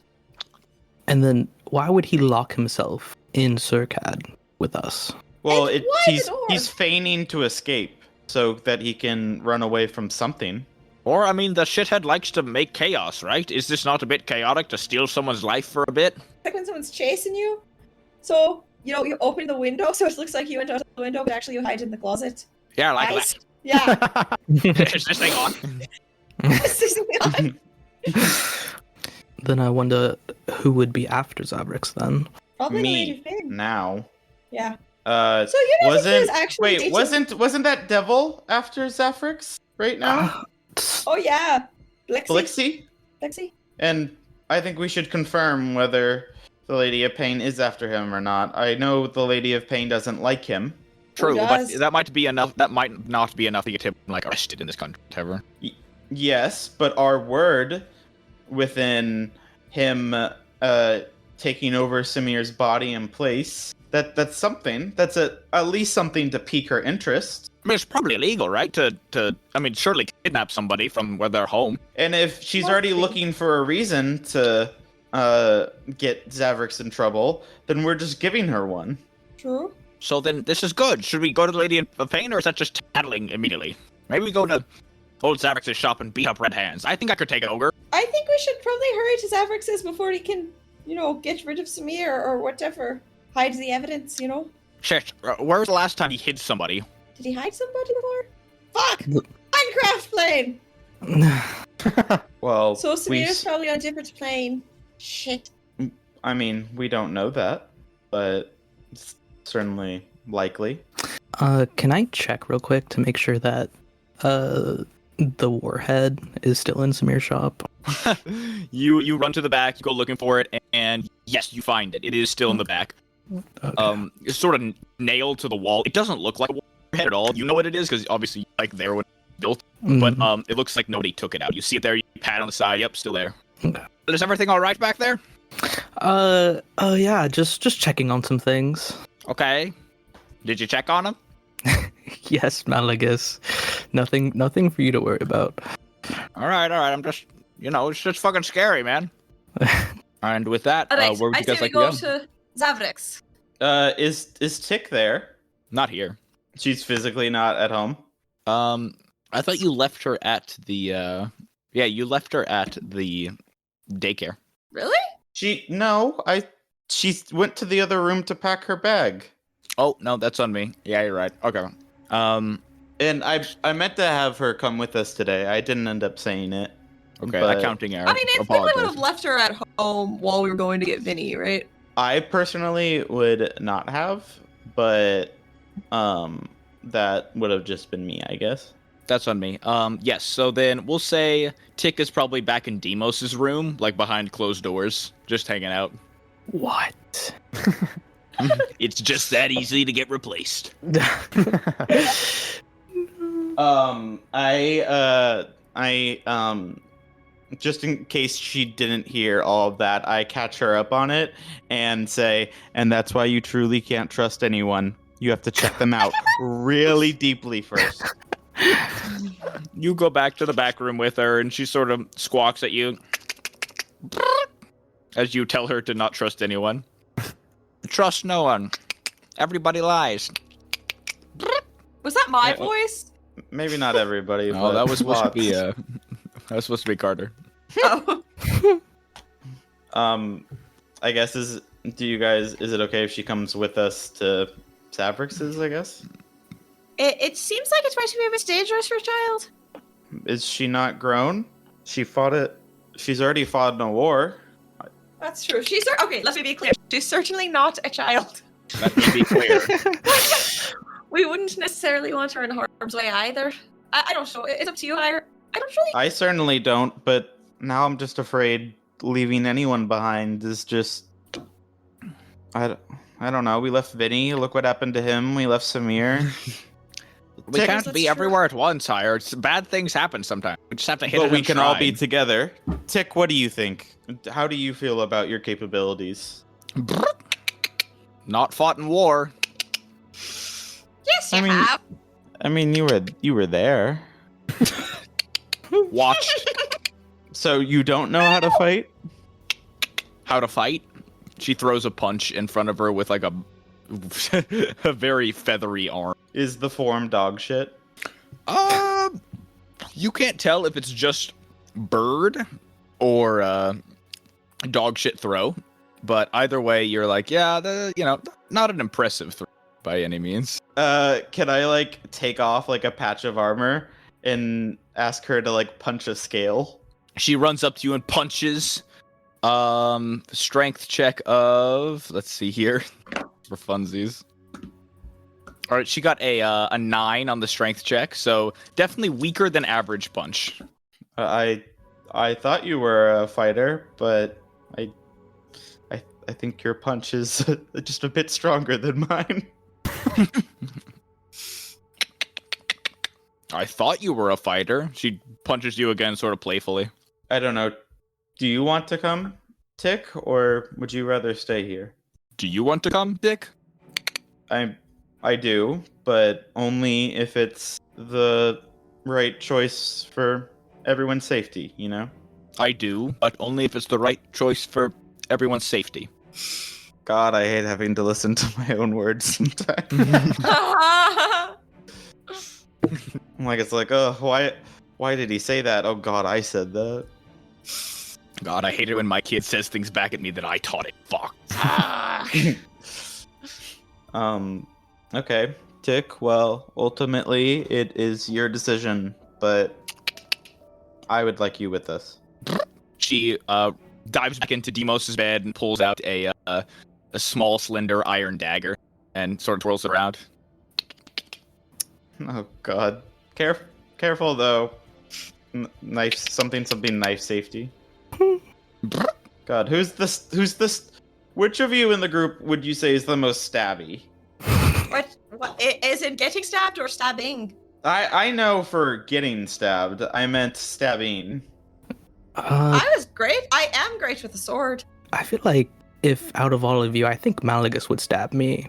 So, Yeah, but would he The do fuck? it well? I'm not gonna stab you. well, Keep it in your just pants. hypothetically. If I think, if there is stuff you could teach Orpheus, that might be helpful. Oh yeah, I've taught quite a few soldiers the art of the sword. I don't know how to use that little dinner knife she has, but Dinner knife she has, and you see that Tick sort of runs at you with it for a moment and then jumps back. I jump forward like I'm gonna tackle her, but I don't. Yeah, that's what I thought. Hire looks up at you as you like kind of spar with Tisk and says, "You were always a good teacher." Thank you. Dad! Dad! With Oro and Bisk. What? Dad!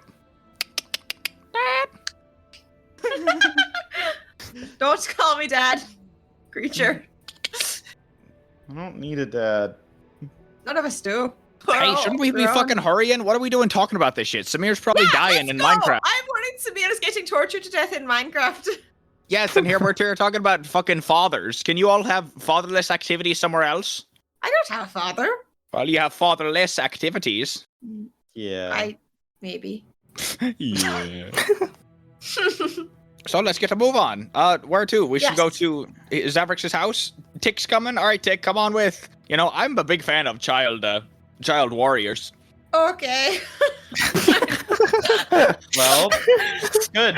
Be a fan of them and don't injure them, so we don't have to cut off your hand or My whatever. what? I wouldn't fucking injure her. Look at her. She's so nice. I didn't even mean Tick. I just meant any child. Squawk, squawk, squawk. Oh, you don't have to worry about me for that. Listen here, Who do I have to Sire. worry about? I'm keeping my eye out for whoever first lays a fucking finger on the kid. Maybe I don't want to train her. Fuck, shit, fuck. Well, it's like you said, she's not a kid. She's an adult, and that's why she's coming with us. Yeah, right, yeah. I put a hand on the scruff of Malagus's neck, like his collar, not his actual skin, and just push him forward out the door. Oh, Let's Alright, go. I have faith in her. There we go. Samir. You picking up by his.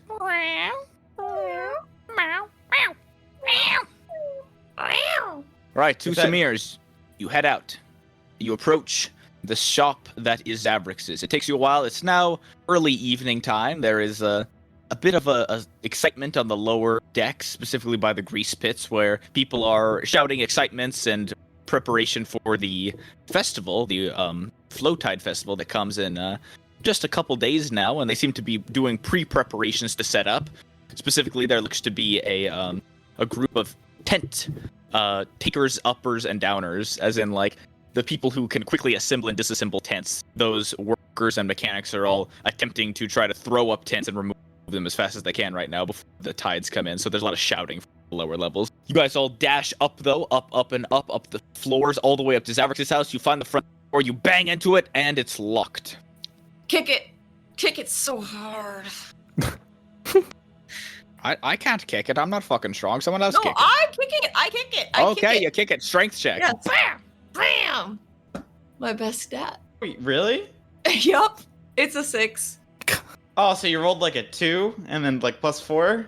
Probably. Probably something like that. Something on those lines. Yeah. Or a face. That's a what really I- bad roll. Yeah, you know, it's just bad luck mostly. Like, probably could have gone really good in another life.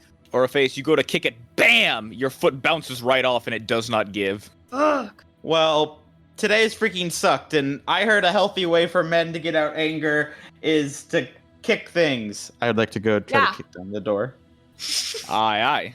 You run over to the door and plant your foot into it. Give me a strength check, please.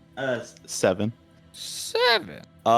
Bam! Your foot lands solidly. You hear a slight crunch of wood, but then you feel the reverb back up through your foot, and oh fuck, that hurt. It does not budge. Maybe not for me. He's probably Okay. dying in there right now. I swing by. What is this door made of? It looks like steel banded wood, like heavy wood with steel banding. Okay. How much space is in between each steel band? You look at it. It's about 6 inches or so. That's a lot. Not a lot. I can't fit through that. Deimos, firebolt, fireball. What is it? You do? Hi, you want me to use fireball on this door? this lowly door? Blast it to smithereens! I don't know. Here, Gang, let me try do something. I? Everyone stand back. Okay. Everyone stands I want back. to put my hands on the door and cast Shatter. Ooh, nice. Okay, Shatter.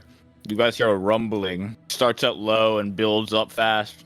Should I roll damage? I assume Yes. if the door isn't going to make a Constitution saving throw. Yep, just roll damage. And for the You record, don't know if the metal door is things conscious. take double damage. Got it. Okay, 15 times 2, 30. 30. Okay. You put your hands against it. You all hear silence for a moment, and then a loud kapang as Orpheus pushes the door in. You see both of the doors are blown off their hinges, punched in by this force, and they go skidding and thudding inside. Samir! I'll walk in. You barge in, Yelling. yelling. Oh, yeah. There's no door that can keep me out. You go stomping around inside.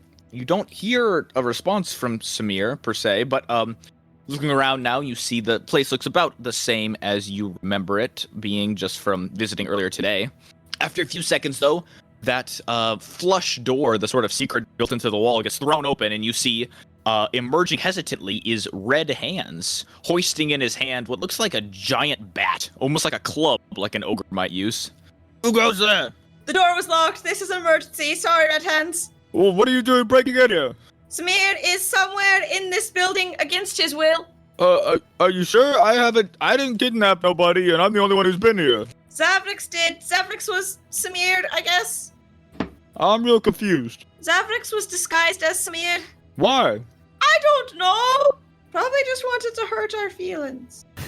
But it doesn't matter. We're here to get Samir back. Well, listen, I fucking hate that guy, right? Zavrix, we've confirmed that already, and I would tell you if he was in here, and I haven't seen him. I think it's possible you aren't aware that he's in here. Besides, isn't he in Waterdeep? No! Listen to what I'm telling you! He's here! And All right, yeah. And look, we have something else important to discuss. We Okay. were talking about Samir. Yeah, you said something about Samir to us just now, and we couldn't really remember everything. Could you repeat what you said earlier? What? What are you saying? He's saying, tell us what we talked about earlier today. I mean, what? You came in here looking to buy some things, and I showed some stuff off. What Yeah, was and what'd you say about Samir? Yeah. That's what we need to remember. I mean, I don't know. I don't remember what I said. Don't hurt me, How though. about this? What were we doing what were you doing the first time we met you, Red Hands? I was in a hot tub. Who was there? It was me and my buddy Saffron Uh-huh. and that weird elf guy who comes by sometimes. Okay, I think this is Red Hands. I thought you wouldn't remember the weird elf guy. If it was Avrix, you know. How could I forget that guy? He was a fucking weirdo. He was kind of an ass. So you can't tell us about Samir? I mean, I genuinely, I'm not sure what we were talking about. I was sort of in the middle of reading, and I prefer shopping. I told you a little bit about the red rooms in the back. Me and Demos talked about that for a bit. You said you had a friend who was troubled. I guess Samir visited here. Is that what you wanted me to say? It's enough for me. Higher calculates. I'm not sure what you want. I'm sorry. Don't get mad. Red Hands, do you remember how long ago it was when Zavrix left, like officially? A while ago, I guess. I mean, it's probably been like three months, maybe more. 3 months. Yeah, he's been gone for a while. I've been running the shop since. And do you remember if anything particularly interesting happened on that day? Oh, that he left? He came to me one morning and he was like, "Hey, Red Hands, you're probably gonna need to run the shop for a while because they're calling me back to Waterdeep," which it does happen every once in a while when it does really bad at his work as a professor. You know, doesn't show up to class or hurts one of the students. They call him in and reprimand him, and you know, Zavrix isn't scared of a lot, but he is scared of the people in charge at the academy in That's Waterdeep. good. And so he told me this time that we came early in the morning and he said, "Listen, I'm probably going to go later today, so please look after the shop for me. I'm probably going to be back who knows when." And he laughed and he ran off and I cursed his name. And that's how those talks usually go for you too. Well, after, you know, I cursed his name afterward. I wouldn't do it in front of him. Oh, okay, yeah. But yeah, that's how it went. Why do you ask? Well, we're just trying to put together a timeline, you see. Do you remember if there was, let's say, like an armed like troop of beings from Mechanus that passed through in Sokad? Maybe. You know, I think I heard about that. Samir was telling me about that when he visited me a couple days later. Okay. So, it happened either before or during that event. Was that the first time Samir visited you? I mean, he does visit from time to time. I don't know what to tell you guys. I suppose when he visited me that time, it was more like informative, like he was telling me, "Hey, this is how this went." But, yeah. And real quick, what mutations do I have? Oh, well, when I gave you your mutations, first you could talk to alcohol, and that was real stinky for you. And your second one, I think it was something about being drunk all the time. Does that sound right? Pretty close. Thanks. I pride myself on pretty close. Don't go getting a sense of humor on us now. Listen, I don't know what this is all about, alright? Can you tell me why you're here? I told you why! Zavrix was impersonating Samir and is somewhere in this building, and so Samir probably is too. Or Samir has been sent to another plane, in which case we need to get to the mirror and look at what plane. Okay, well, I was asleep in the back room there, so I don't know if anyone used the mirror, but I don't think so. Even if they did, though, I don't know how to use it. Is there any way to, like, see the recent history, or will it still be showing the last plane it opened to? It doesn't really have a recent history, I'm sorry. But you said Zavrix saw the guy burning an acid, because that was where the portal showed. Yes, but Zavrix knows how to use it. I don't, I'm sorry. Maybe I can figure it out. Would you like to? I'm okay, you know, waiting it out if you'd like. I can help, maybe. We just... know. That means the fact that he's here means the real Samir is missing, and we need to find him. I agree. Yeah. Okay. So I suppose this is a bit of a conflict of interest because you see, Zavrik sort of owns my intelligence, and so if I go against him, he might, take that from me. So I don't want that really at all. So, if I help you, do you think you could, keep that on the DL, not tell anyone? Keep me safe. Of course, that's our agreement. Okay. Let me put on my clothes in the back real fast. Hold on. And he sort of darts back to the back room and returns Was about a he moment not later. wearing clothes? He was wearing like a. Whoa. He was wearing like a nightgown, basically. What? We didn't see any. No, we couldn't even do a perception check. Yeah. Rob. How thin was the fabric? What the fuck are you asking, Oriface? How cold was it? You can't say that to him. You just can't. You didn't talk about if his skin glistened in the moonlight. Yeah. You're vile. You people are vile. No, it did not glisten. No. And no, you didn't see any ogre cock, okay? So how's that? What? Boo. How? How? It was like a 90. It went down to his legs. Hello, Yeah, he was dude. napping. Yeah. What do you mean?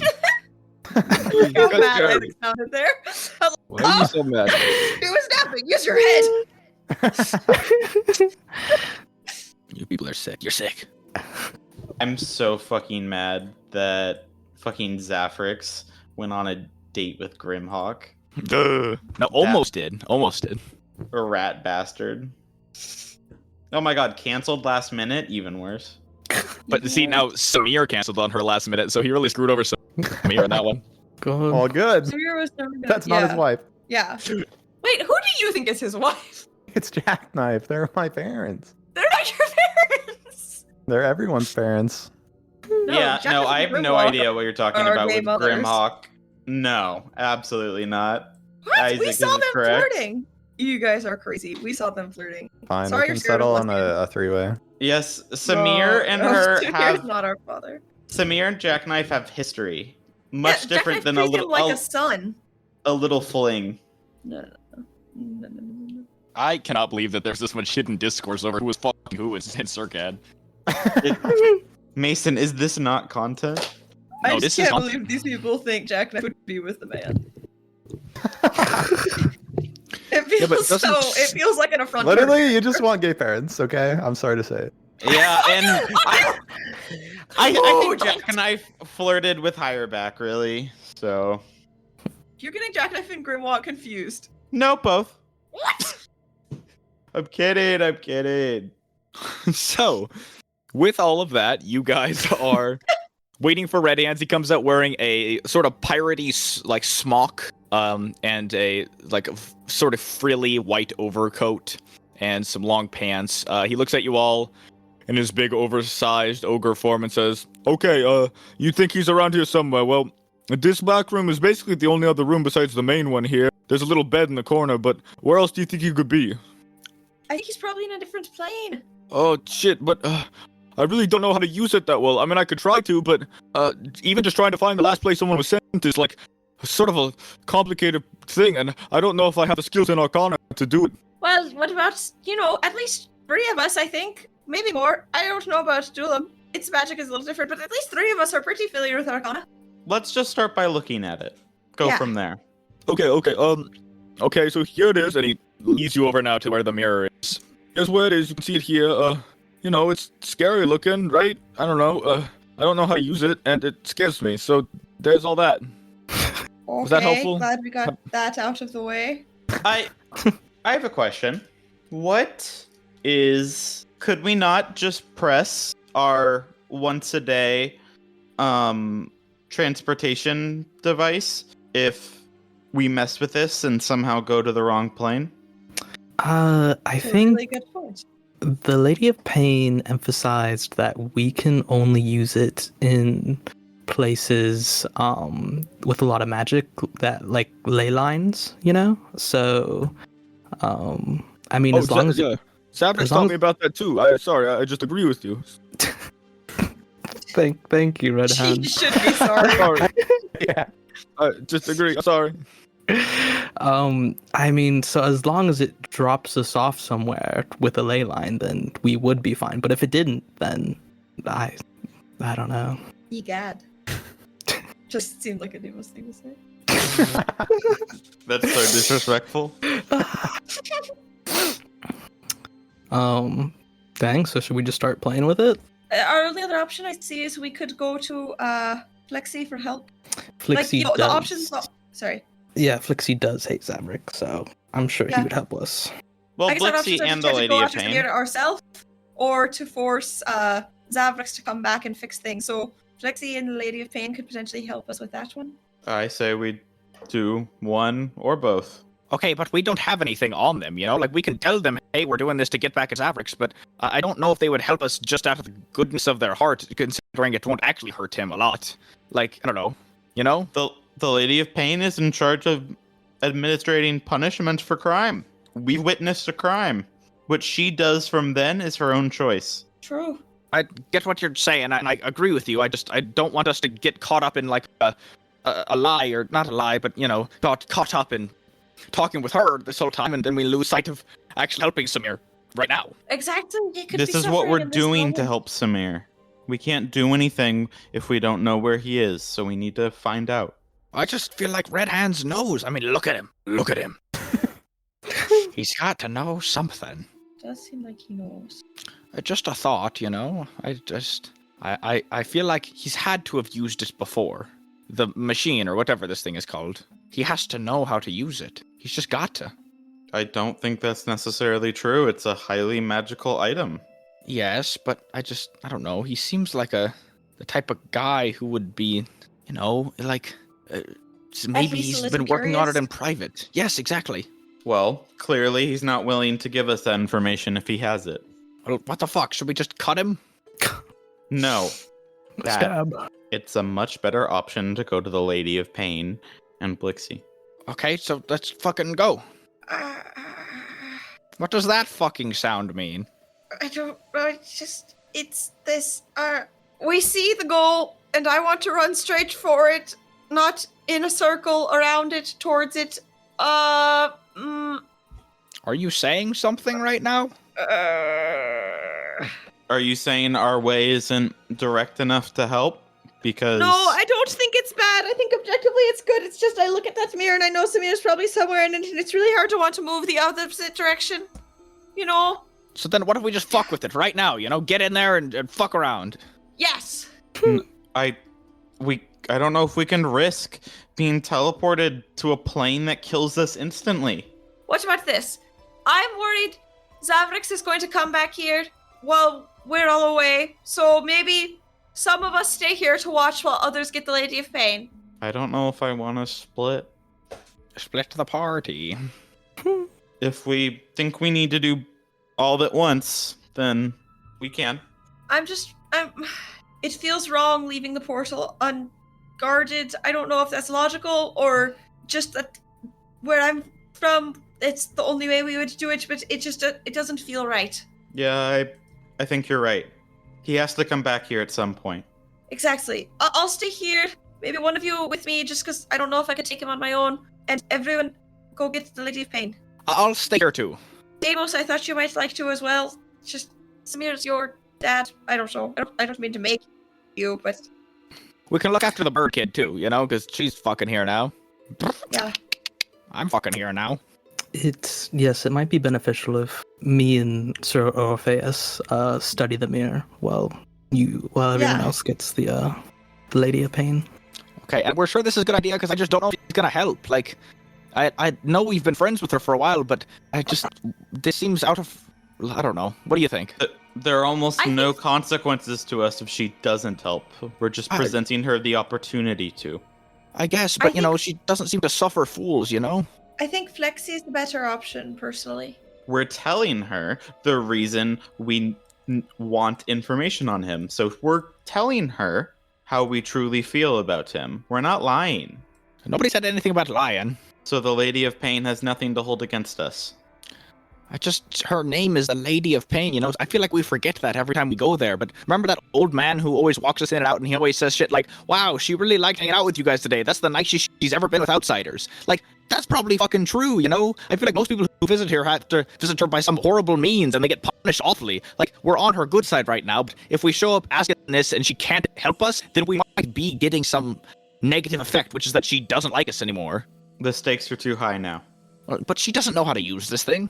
No, but she has other power. Ah, if I'll you're just certain, phrase again that Flexi might also be a good option. I actually think we should do both. What about the cat? 3. What a I mean, Hold she it had to get to the captive? Feywild somehow, right?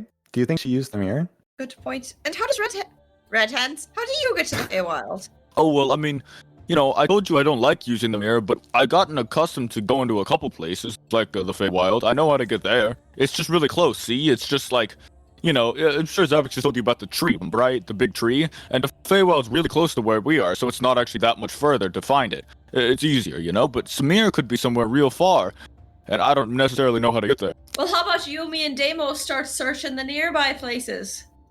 Alright, I think we should get the Lady of Pain or Flexi. All in favor of Lady of Pain, say aye.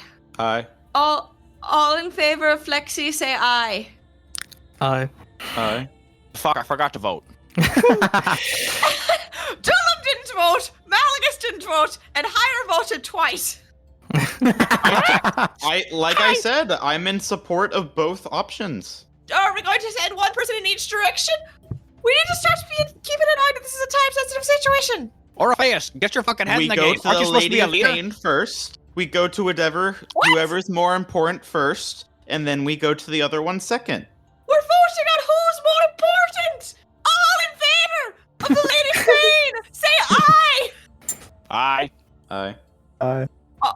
All in favor of Flexi, say aye. Aye. Aye. God damn it, Malagus!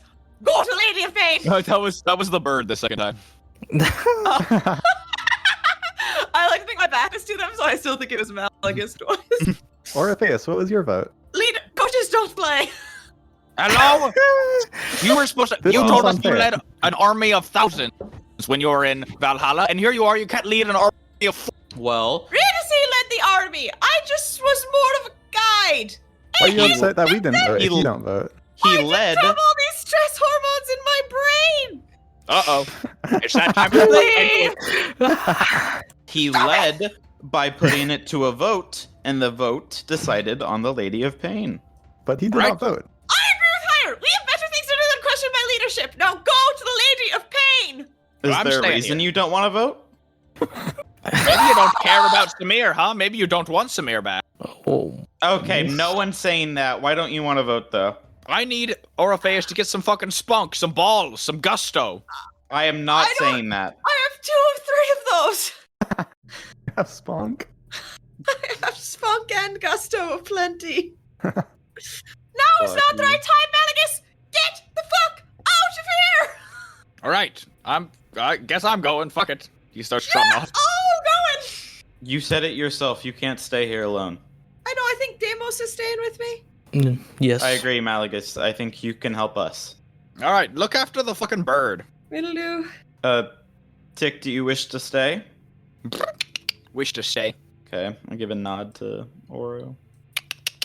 I salute. And then I look a little pissed off because I'm like, shit, does he think he's in charge now? Because I just saluted him.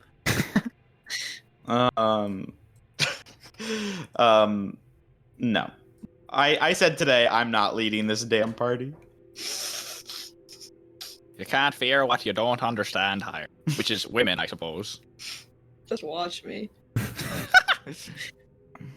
Right then, so half the group goes off one way and half the group stays. The group going to the Lady of Pain, what's your heading? You head outside, you look down now, you see the grease pits are being cleared off as the tides are going to start rolling in pretty soon here. We must hurry.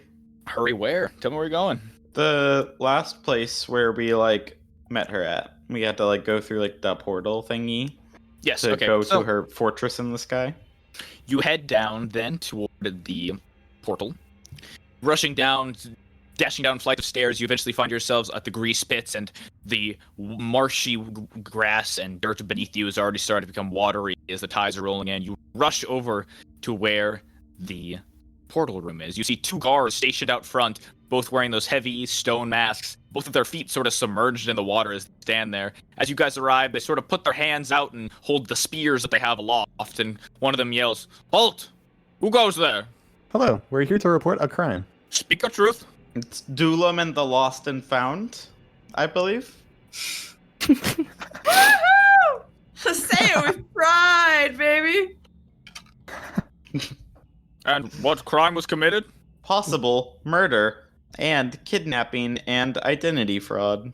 Confirmed Why are you a impersonation. robot? Sorry, it's so tempting. You see the hand goes back into the sort of ready position by the guard, and the guard goes, All right, please do give me the notation of what happened. Is this the same guard that was here last time? "You're not sure. They all wear iron masks, but it could be." Have we seen you before? I believe so, yes. So you were here last time when we requested we see the Lady of Pain immediately, claiming it was an emergency, and it was in fact an emergency? No, but I heard that when we were at barracks later the evening. Edward told me that you all berated him with questions, and turns out you were right. Are you the same group of people, Dulam and his lost boys? Yes, so it's urgent we speak with her, right? Are you asking me? The group. I'm more telling you. We believe it could be urgent, but we are not positive. Okay, well, please just give me the description of the crime committed, and I'll write it down here, and I'm saying to... Well, Sure, we and- believe that Zabrix has impersonated Samir. Okay, Zavrix the planar wizard, right? Yes. Impersonated Samir, I see. And Samir's at the shopkeep? Yes. Right, I'll get that to the lady first thing tomorrow morning.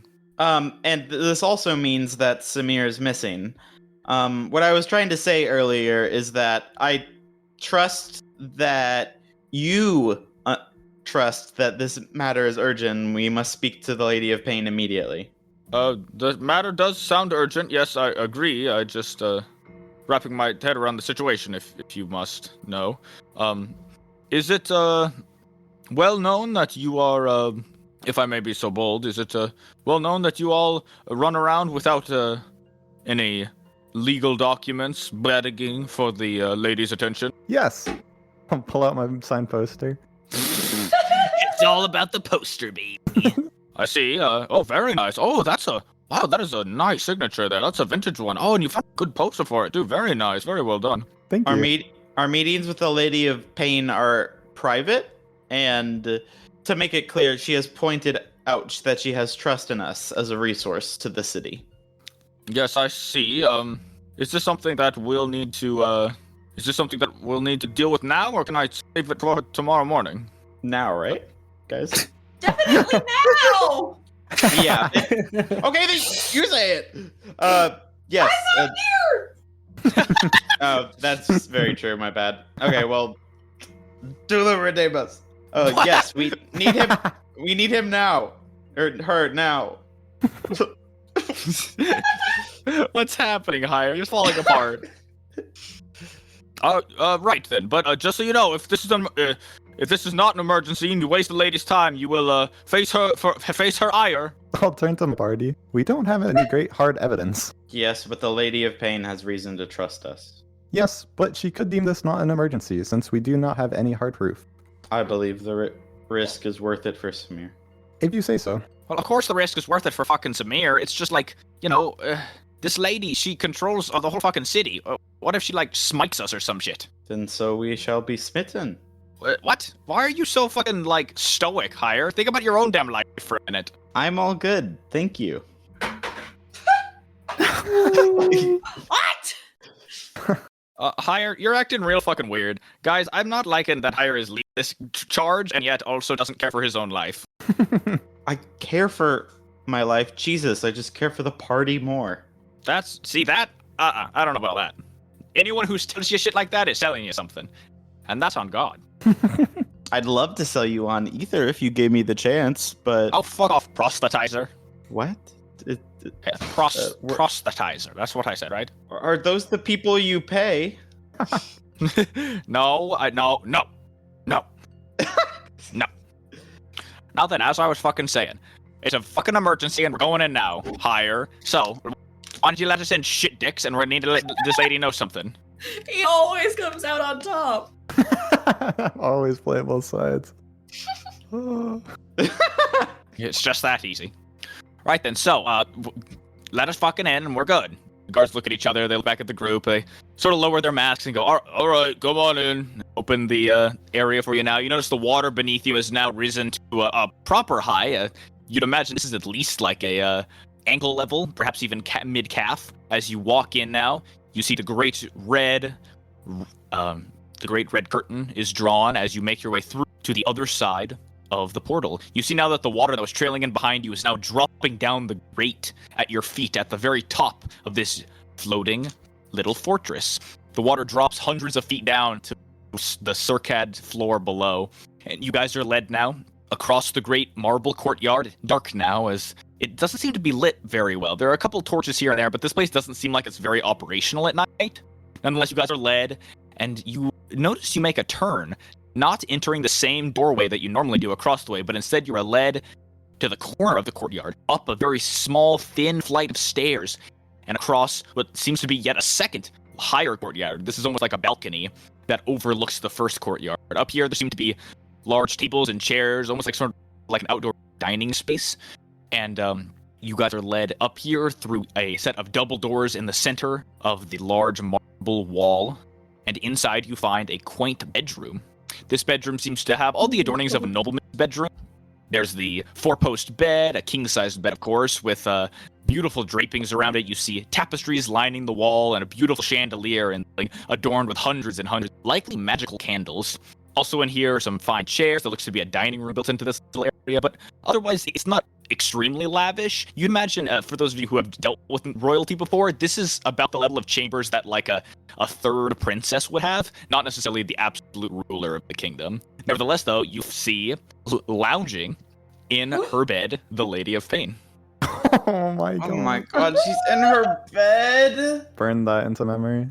You can't quite get a good look at her, or at least Number all one of her. fan experience.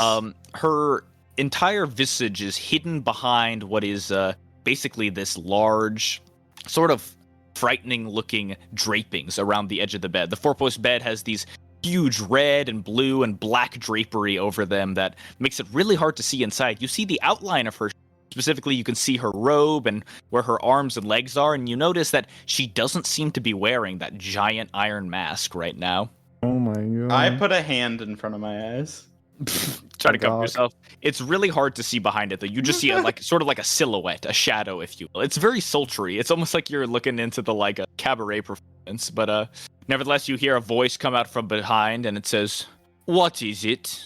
I do hope you know you're catching me at an inconvenient time." Sorry for the intrusion. We could not apologize more. We would not inconvenience you if it was not of the highest importance. Speak then. What is your purpose? We have reason to believe that Samir the shopkeep is missing, and that Samir was being impersonated by Zavrix. Implying that Zavrix had something to do with the crime leading to his disappearance. As an advocate that you know we are of the city for justice and delivering proper punishment, we thought that you know immediately of Zavrix's crimes, and we have a special interest in finding out what happened to Samir, and so that we can save our friend for whatever Zavrix has done for him.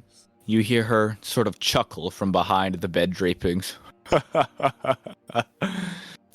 My denizens, do you know what it is to rule? Not it exactly. requires... Well, let me tell you, it requires faith in your people, but you cannot trust them. It requires love in your citizens, but you cannot admire them.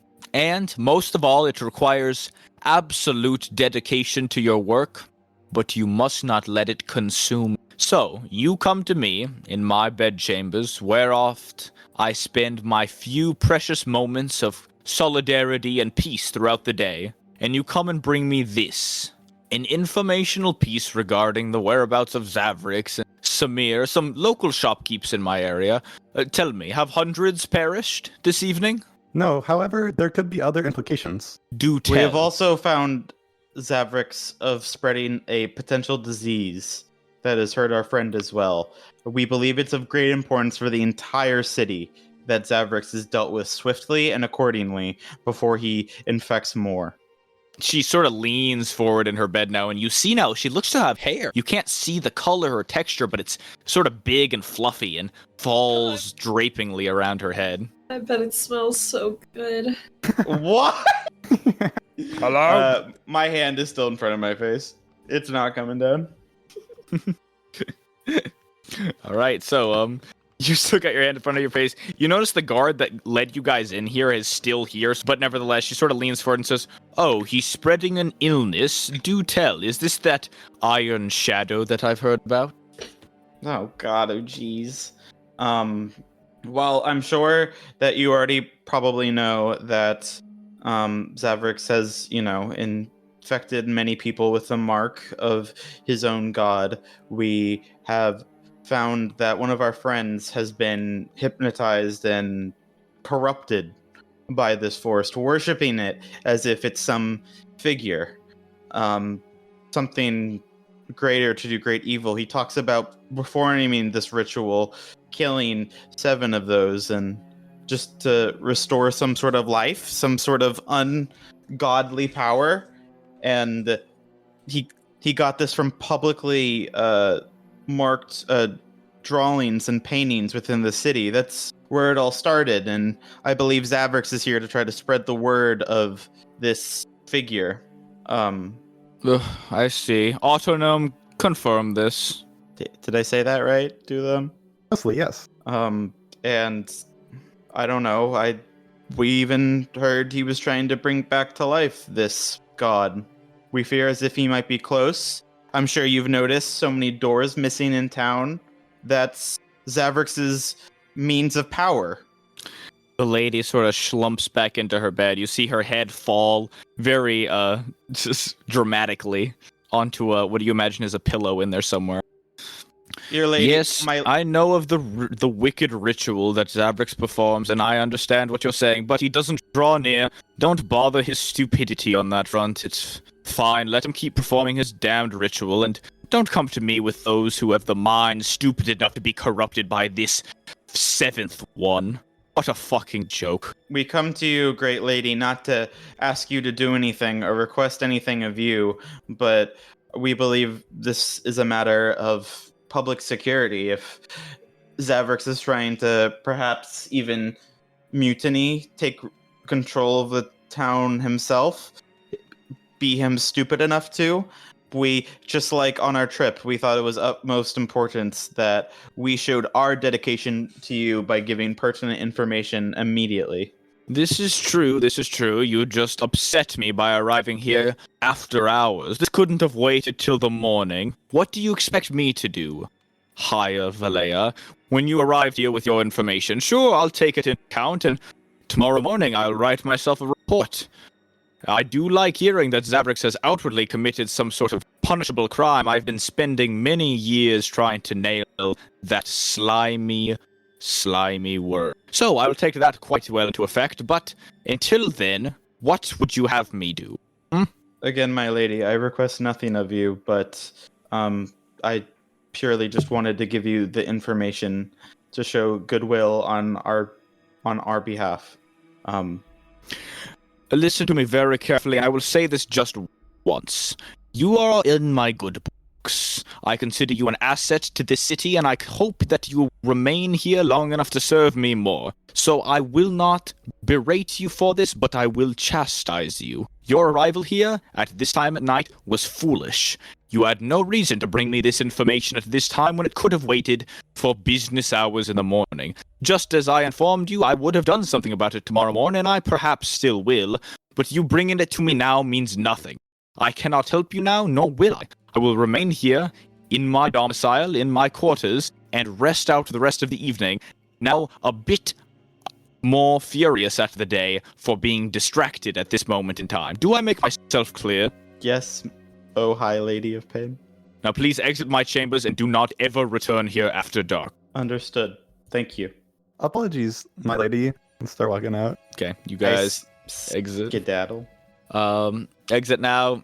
You see Malaga sort of take a deep holy shit, I wanted to say so much fucked up shit to her, but I felt like it was really gonna go back. Malagus, I'm proud of you. Thank you. It took a lot not to say anything. I had so many moments that I ripped in there. I just wanted to tell her how good her hair smelled. Also, was she like Or kind of looks like hot? I you feel like I would. saw some real angles. Like she sort of had some like body yaddy, you know? I'd rather not discuss it. You know, what is that term the kids use these days? BBL. No. This is just No, no, that's I'm fine. sure You guys Mason can. knows what that means. You misunderstand me. I'll go somewhere else so you can have this conversation then. Oh, I get it, Hired. You don't get any bitches.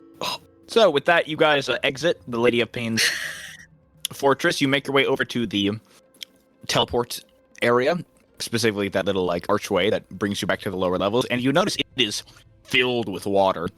In fact, if you had spent much more time in there, the entire area might have been filled. That first floor covered in water. You see now in front of you the grate right beneath the archway that is the portal is covered in water. It's flowing down quickly, almost like a water down the side. You guys have to kind of fight your way into the water, past this waterfall, back out into the grease pits. It takes a bit of strength, and all of you are sort of breathy and exhausted by the time you're actually able to fight through, and it makes you think that if you ever wanted to come here after dark, like properly, it would be a real fight to get in and out of here. But you notice that it is completely unguarded on your way out. Nobody else seems to be here, and you are able to sort of swim your way out. For some of you, sort of doggy paddle out of the grease pits and quickly get to one of the higher floors, but the entire Circad area is flooded by the waves. So you guys are able to get up. You return back to Zavrix's place after some time. Back at Zavrix's place, Orpheus, what did you want to have been doing?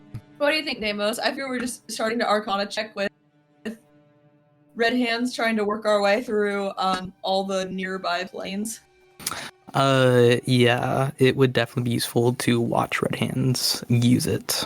Mm-hmm. All right, Demos, you want to give me a perception check, or maybe with advantage or something, for you guys watching Red Hands do? Sure. Let's see. Holy perception. Perception or Arcana? Well, are you trying to learn more about the mirror, or are you trying to just, like, basically recreate what Red Hands is doing? I would say more so learning about the mirror. Yeah. Got it. Okay, so from that, then you guys get an Arcana roll for me. Okay. Oh, yeah, baby. Do I get the help action? Help me, please. Do we want to both roll, or do you want... What's your modifier? For Arcana, it's +10. Okay, yeah, I will help you. Nice. Oh, nat 20. Holy! So 30. Jesus. Demos, you look at this thing, and it comes to you as almost sort of like this moment of clarity, where you see it, and it's very confusing and very chaotic the way all the mirror pieces are cracked and sort of pull themselves out sort of magically, and then float around aimlessly, and then glue themselves somewhere else in the mirror, and fusing, and it happens on 100-fold scale over and over again on the mirror, and yet you're looking at it, and you see the little control pad that Red Pants is approaching. It sort of looks like almost like a keyboard, where there's all sorts of different levers and knobs. There's like organ pedals beneath, and in fact, it sort of hits you that this might have even been an organ that was outfitted to operate this thing. But you look at it, and you look at the mirror, and you look back, and you see just for a moment, after a couple presses, what Red Hands does and how it connects to the mirror, and it all of a sudden comes to you, Demos, and this is just for a split second, that you think you can have it go somewhere you want to go, but only once, and it has to be right now. This is like a stroke of genius. What? Oh! Holy. It comes to you. It's already fleeting. You have to pick. Probably Cube World. Want to go to Cube World? There is also, you can see in here, there is also an option of just the last place this portal went to. You can just pick it out too. I'll pick that one then. Okay, it's just fleeting your mind already. It's like you stumbled upon some hidden logic. You shove Red Hands aside, and you dig into the machine, pulling knobs. As you see it move, your head is behind you, looking at the mirror, seeing the way all the different shards move about as you press the little buttons. It's almost like you're playing music in front of you, though no sound comes out as you bang on this keyboard and pull things and push your feet down onto these levers beneath. A minute goes by of all of this, and your brain feels fried. Can I grab onto, like, the back of Demos? Demos, someone is grabbing onto the back of you. You can't feel it. You are hyper-focused in this. I'm not trying to pull him away. I just don't want him You're locked somewhere in. on his own. It keeps going. You see this swirling magic in front of you. Confusing. It's confounding. And for a moment, you're not even sure if it's actually working or not. You're just pressing buttons. Like, this is like the first time you feel like you've ever done this. And yet, at the moment, at the apex of all of your button pushing, you finally slam your hands down on the keyboard, look behind you, and turn, and you see all of the mirror shards coalesce, coagulate, and freeze in place. They seem to slowly then start drifting to one another, combining, connecting, and it looks like almost seamlessly connecting, forming a full mirror once again. And you see, as a few seconds go by, the entire mirror reforms a crystal clear image of somewhere else. And just as it does so, that knowledge of how to use this machine sort of fleets from you. But it is done. It is now connected to the last place it's ever since. Holy. All right, Samir. I think this is the last place that was opened. Let's go. Are you sure you want to leave? Your friends are still back there. I don't know if they can follow you. Oh, will it stay open in time for them to come? I don't know. I usually people don't pre-open it. I don't know how long it stays open. I think we need to. I have the cube, so I can get us back here, right? True. So, I say we do it. Damn. How about you and me jump in, and then we let Red Hands just catch everyone up. Are you sure? I don't know if I can do it. Right? I don't know how to do it. Can I squint into the portal? What plane would I guess this is? You squint in. Let me sort of describe it to you. And again, this is like looking through a spyglass. You don't really get a lot of it. Uh-huh. It's not exactly like a, most planes, for example, like Circad, you just saw sort of the forest on the outskirts of town and some rippling waves to symbolize the sky. Symbolize the sky. Here, what you see is like. Oh, is it all on fire? Yes. No. It is. It looks like a jungle. You see tall trees that seem to blot out the sky and deep bushes all over the place that crawl beneath you. And you look around, and it seems like you're definitely just looking at some sort of jungle. It's dense, and it looks like it's teeming with life, and you can almost feel the heat radiating off of it. That tropical. We can handle a jungle, you and I, right? Doesn't seem too dangerous yet. Oh. Okay. All right. Well, I don't know if you can, Red Hands, but I guess try to keep it open, and if not, just let everyone know.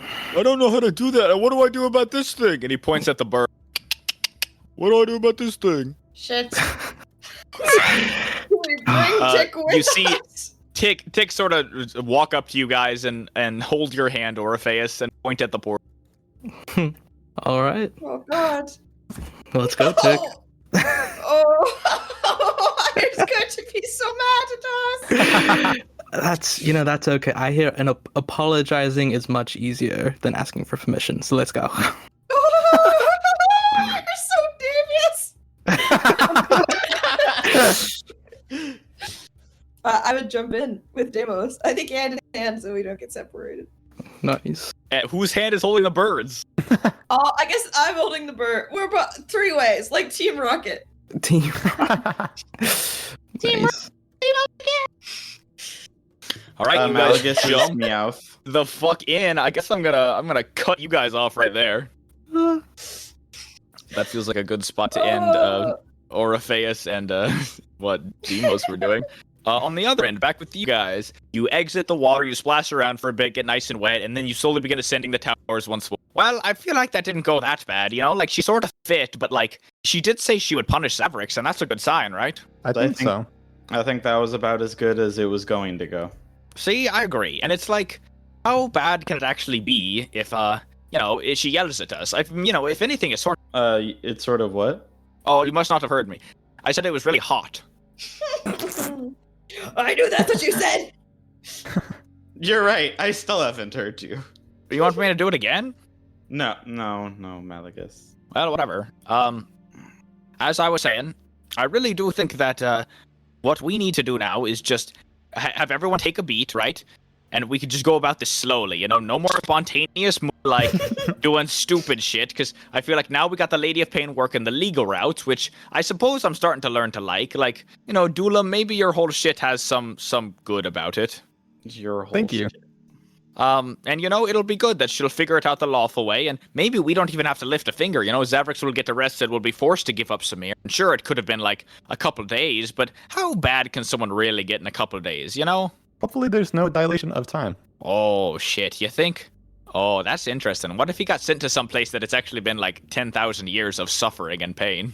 And That this would be is- unfortunate. I know. I sure wouldn't fucking want to go there to save him. And this is exactly why we now need to use our non-legal route, Blixie. Yeah, okay, this is a good point, because he might be able to drop the hammer on Zabrix faster, or at least pull him out of hiding, because that's what we want, really. We want him out of hiding, and that could be good. In the meantime, though, I feel like maybe we should reconvene with the rest of the group, tell them what we found, you know? Just because, like, they were sitting there with Red Hands, and Red Hands is smart enough, but if he did figure out how to find Samir, and, you know, it was this plane that, you know, seconds are actually years of time, then I feel like it would be no good if they went there. I disagree. I think our job was to go out and seek help, and I don't think we've done that fully yet. You want to hit both, really? But I'm tired. I want to eat dinner. I think it would be wise to check in on them. What if Red Hands did deceive us and it was Zabrix? Oh, shit. Exactly. And you know who else is probably tired? Samir. Yeah, that's why we need to go check in. Zach. Wait, He's I'm playing confused. both sides. He's Do you playing want to both go? sides. Okay, he's playing both sides. All right. I know that. I know it. I believe we should go check on Flixie, so maybe we just check in with the group and then go back and find Flixie. I agree. I don't think we should. Team. Do you think we should waste time checking in with the group? Wait, what? Whose side are you on? You're the one to the sides. Ah. I don't even think we should go to our group. I think we should go straight to Blixie. Okay, who's Blixie? What the? Isn't that the fucking devil's name? Blixie. Everyone at home, I believe that is the devil's name from Has Been Hotel. No, it's not. It's Blitz from Has Been Hotel. Oh no. You cannot keep calling our characters from Hasbin Hotel. That's a Oh, no. completely different name. Vagatha? Okay, no. that one. That one. I still listen to you say the word Bagatha, and 9 times out of 10, I hear the word Bagatha come out of your mouth. Bag is in the name. You can't keep doing this. Xavier, have you seen Hasbin Hotel? Maybe. Who do you think made me watch it? I'm so None sorry. of the rest of us know when he's doing this. You need to stop him. It's a tough world out there, you know. I mean, it's obvious, you know. Mason got some inspiration from Hasbin Hotel. And... Pivot. That's so fucking funny. God. Okay, wait. So, Hire, do you want to go find Has Been Hotel, or do you want to go see our friend? Dulam, what do you think? I say friends. Okay. Leave no one Yeah. behind, like you said. Yeah. All right, so you guys slowly return to, but not slowly, medium speed, return to Flixie. To Zabrix's house. It takes a bit of climbing. As you recall, Zabrix is on the top floor of his tower. And there's no elevators here. You guys are really working on your calves. I'm feeling it in the armor suit. As you arrive at the top, I want both of you guys to give me a perception check, please. Okay. That's cool. Okay, cool. Nat 1. Totally. I got a 19. 19 was my DC. Oh my god. Damn. Dulam, as you guys are ascending this tower, you pass one of the floors that has the many bridges to the other towers. You know, one of the complicated floors. And you seem to catch out of the corner of your eye someone slinking by the edge of the other side of the tower with what looks to be a giant plank of wood. Ah! It's the door thief! Holy.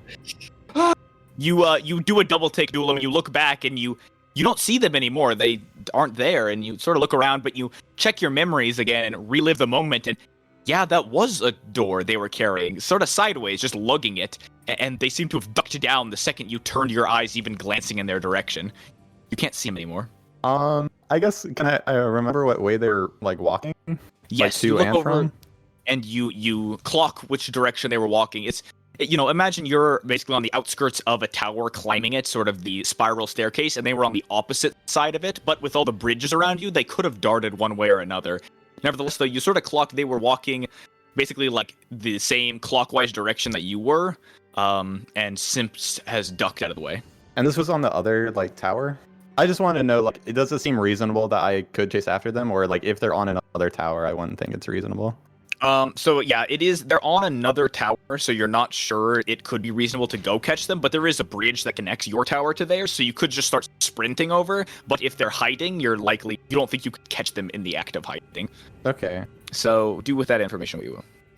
I'll turn to my my friends. I'll meet up What? with you in a minute. Weren't you the one who wanted to fucking You're whatever? doing this on your own? You're kidding me. You're kidding me. What the party? The I personally, I fucking hate when we're all in the same place. I I hate just it. over here don't like I'm not going to definitely- that fucking plane. I won't see you guys ever. Dulum, I now won't is do not the time to be wandering off. It Did should you only not take go? a second. I'll catch up with you. Did you I won't not go. say yourself that we have to stick together as a party? You don't just have to worry said about that. me. You hear Dulum say this higher. Any response? Not letting Dulum walk off. Wait, I don't want to. Fuck. Should I go back? No, I promise it will not take longer than a minute. Okay, I'll just walk back then. Sound good? Yes. All right. See ya, guys. And Dulum, you go trotting off. Higher, you follow Dulum. Hire's mad at you, but says, consider this faith of trust, and wanders back with Malgus. I nod and run away. Okay, Dulum runs off. Man, that robot's so fucking weird. Do you think he's doing like drug dealers on the side or something? I want to have faith in Dulum. Why are you getting so fucking sensitive on me, Higher? Let out the beast inside. Where's that dragon, that went crying? Rah! I just wish Dulum trusted us to help in whatever his goal was. Or You're so serious, Higher. Can't you just be like, man, Dulum's a fucking bitch sometimes? I wish. I'm gonna tell him you said that. I'm gonna tell him you said that. You fucking idiot. You should have never told old Malagus that. Old Spiller's Guts Malagus. I give Malagus a friendly, jab in the arm. You'll stay quiet, no worries. He playfully punches your shoulder back and goes, listen, I miss this Higher. I like that I always got you and you always got me. You know that? Even when people are being weird, I feel like I'm on your level. Thank you, Malagus. I know it's been tough, but we've certainly done a lot to get here. Why are you appreciate getting your all trust. serious on me again? Just be a friend, Sorry. Yeah, fuck you, man. There you go. Fucking kick Oralface's ass or something. Kicker, yeah. See, there you go, Higher. You're so serious all the time. I know you have a whole rest and your people are exploding and all that. It's okay to lighten up a little bit. I'll work on it. Attaboy. And you guys walk up. In the meantime, though, Dulum, you race across the bridge, I assume. Yeah, I want to dash across the bridge, and as I cross the bridge, I would like to pull out my stopwatch and start timing exactly 1 minute. Okay, you start timing exactly 1 minute. It starts clicking. Oh god, those seconds are so fucking fast. God. As you start dashing across the bridge, you run across now. You circle around the other tower off to the opposite side, very far away, just out of eye shot for the average person, but for a robot, you saw him from this distance, no fucking problem. You run over now, and you come to where the person had ducked behind the banister, basically, that was blocking your view from them earlier. You see it now. You don't see they're here anymore, and you look around. You don't see them immediately, but give me a perception check. Using Built for Success, I got a dirty 20. Nice, okay. You look around. Dirty 20 is really good. But right now, you do not see the figure anywhere. In fact, this whole area is pretty empty. You see a couple stragglers walking around at the lower levels further away, but you're sure no human could get that far this fast, i.e. jump down 5 floors and then run an extra 100 feet. But nevertheless, you're sure they were standing right here, and you look down at the spot that you thought that they were standing, and you're thinking to yourself, it's really hard to hide with a door. So they can't be hiding that well, but nevertheless, you just can't spot them. So what would you like to do? In quick thinking, I'd like to pull out my bag of sand that I got earlier and then throw it around to see if I can catch anything invisible. Okay, you start throwing it around, toss, toss, toss, and nothing invisible here. It doesn't land anywhere.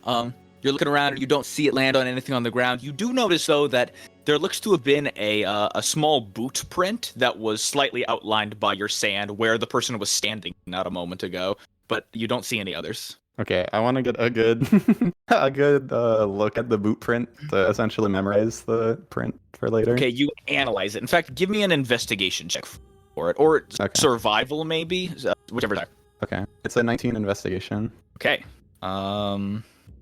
You look at it and you investigate it and you measure it and lengthen it and you go, okay, I know what this is. This was some sort of climbing boot or hiking boot that's used likely for somebody who does a lot of adventuring or maybe does a lot of climbing, specifically up buildings perhaps or up rocks. You look at the tread pattern, very worn. This is somebody who spent a lot of time outside working on this. You even find there's little bits of scraping on the ground where there was likely rocks embedded in the bottom of the boot that scraped ever so slightly against the stonework. However, what stands out to you most about this boot print is that it is kind of small. It's not fully like halfling size or dwarven size, but this is like a you would guess, I don't know, woman's shoe size, like 5. Nice. Seeing that it's a climbing boot, I'd like to look up on the buildings. Okay. You beautiful Goodness. bastard. Duelam looks up. Duelam looking up. Give me a perception check. Oh, I'm sorry. I know. I'm such an not counting check for. It's okay. Say it. Say it. Using one luck point, I got a 23. Okay. You look up 23. That is a roll that does beat this person's stealth check of 22. As you look up and spot hiding on the very tippy top of this spire, basically. You sort of have to stick your head out over the edge to see even above you up the roof, and you see there is some figure hunched up against the roof, hanging onto the top of the spire with a giant door in their other arm. They seem to be looking at you right now. Their head is turned to where you came from, way across at the other tower where Zabrix's house is. They seem to just be watching Zabrix's front door. They don't seem to have noticed you.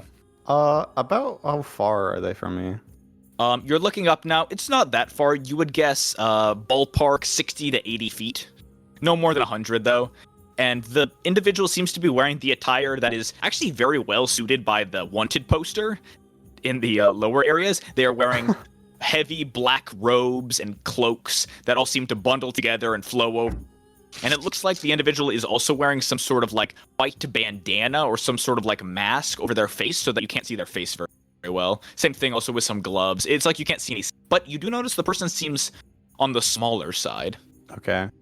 With them being about that distance away, can I cast Vortex Warp to teleport them right next to me? Oh god. Okay, what's the save? It's a con save, and I will use sorcery Can I points to assume make that them we're disadvantage. yeah, great. Awesome. Oh my god. Okay. First roll was a 16, second roll was an 11. Okay, they fail. All right. Pop. You look up, you're watching this individual. You sort of turn toward them, raise your left hand and shake some magic out of your robotic arm. And then you look down right across from you on this level, and all of a sudden you see the person sort of pop into existence here and fumble for a second as their footing just above you was sort of haphazard, leaning against the spire. But now on solid ground, the individual sort of clatters and doesn't drop the door in their hand, but sort of takes like a nimble fall, sort of like an acting fall, stumbling forward a bit. You make very clear note that the fall is pretty quiet. If you weren't right next to this person, you probably wouldn't have heard. Nevertheless, so the fall is quick. They look around in every direction and then see you, make eye contact with you, and they turn and try to start running. When they made eye contact with me, was I able to like see their face? Yes, their face looked to be, in fact, with the afterglow off of your body, you even got a bit better look right at them because you've got the fucking light, the cop light right in their eyes. And this person's face seems to have been absolutely covered in wrappings, like like a mummy almost, bandage wrappings, like gauze stripped over and over and over the forehead and face and nose. You saw the 2 eyes that the person had was sort of sticking out. They were human looking. You saw the whites of their eyes, and they looked to have sort of like large brown eyes that looked at you with sort of a horrified look. Their nose also sort of pokes out from underneath the wrappings, but you don't see any mouth at all. The mouth seems to be completely covered over these white bandaged wrappings. The person seems to be of a fairer skin tone and had these really surprised eyes when they saw you. Okay, cool. I'll look down at my watch and see it's probably been about a minute and then start walking back. I'm gonna give those police sketch artists something they never see. Cool. All right, you start walking off. The figure darts in the opposite direction, running as fast as they can, which you notice seems to be pretty fast. You think at your fastest you would just be keeping up. Yeah. But nevertheless, they dart off. You see them run to one of the edges, jump down toward a bridge lower, and run across the bridge to a freeway tower toward where the Ghost District is, much further away and deeper Circad. They run and run and run and do not turn back to see you at all as you sort of meagerly walk back toward the Zabrix's shop. That's really good. Okay, back at the shop. Higher, you are arriving with Malagus. As you arrive, you see the following sight. Inside of Zabrix's shop, there is sort of a whirlwind of wind, literally. There's like a tornado carving through this place. You see papers scattered everywhere. Some of the smaller trinkets that you were almost going to buy earlier today are thrown up and down in these violent windstorms as you see lightning crackles around an open portal in the mirror across the way. Holy shit, what happened? You see Cross, Red Hands looks out at you all. He seems to have wedged himself inside the mirror, about halfway. He's trying to hold it open with his hands and legs, and horrible red gashes across his arms as the glass seems to have been cutting deep into him. He's pushing against the edges of the mirror as hard as he can, trying to hold it open, but it looks like cracks are forming in the glass, cutting deep into him. He turns back and goes, well, your friends went through here. You should really go after them. They were waiting for you, but I don't know how long I could hold it. Shit, Higher, what should we do?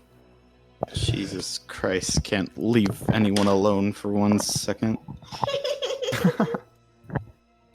I guess we should go in after them, but should we wait for Dulam? We probably should. Fuck, what, Red Hands, what's going on? Are you trying to hold it open? Yeah, I'm doing my best, but it's really hurting. Another drop of blood shoot down from him, and he winces under the pain as you see the cut in his arms grows deeper and deeper. It looks to be pretty bad. Shit, I think I need to help him, Higher. Yeah, can I try to take his spot in holding open the portal? Yes, I'll help, Higher. Let's go do it.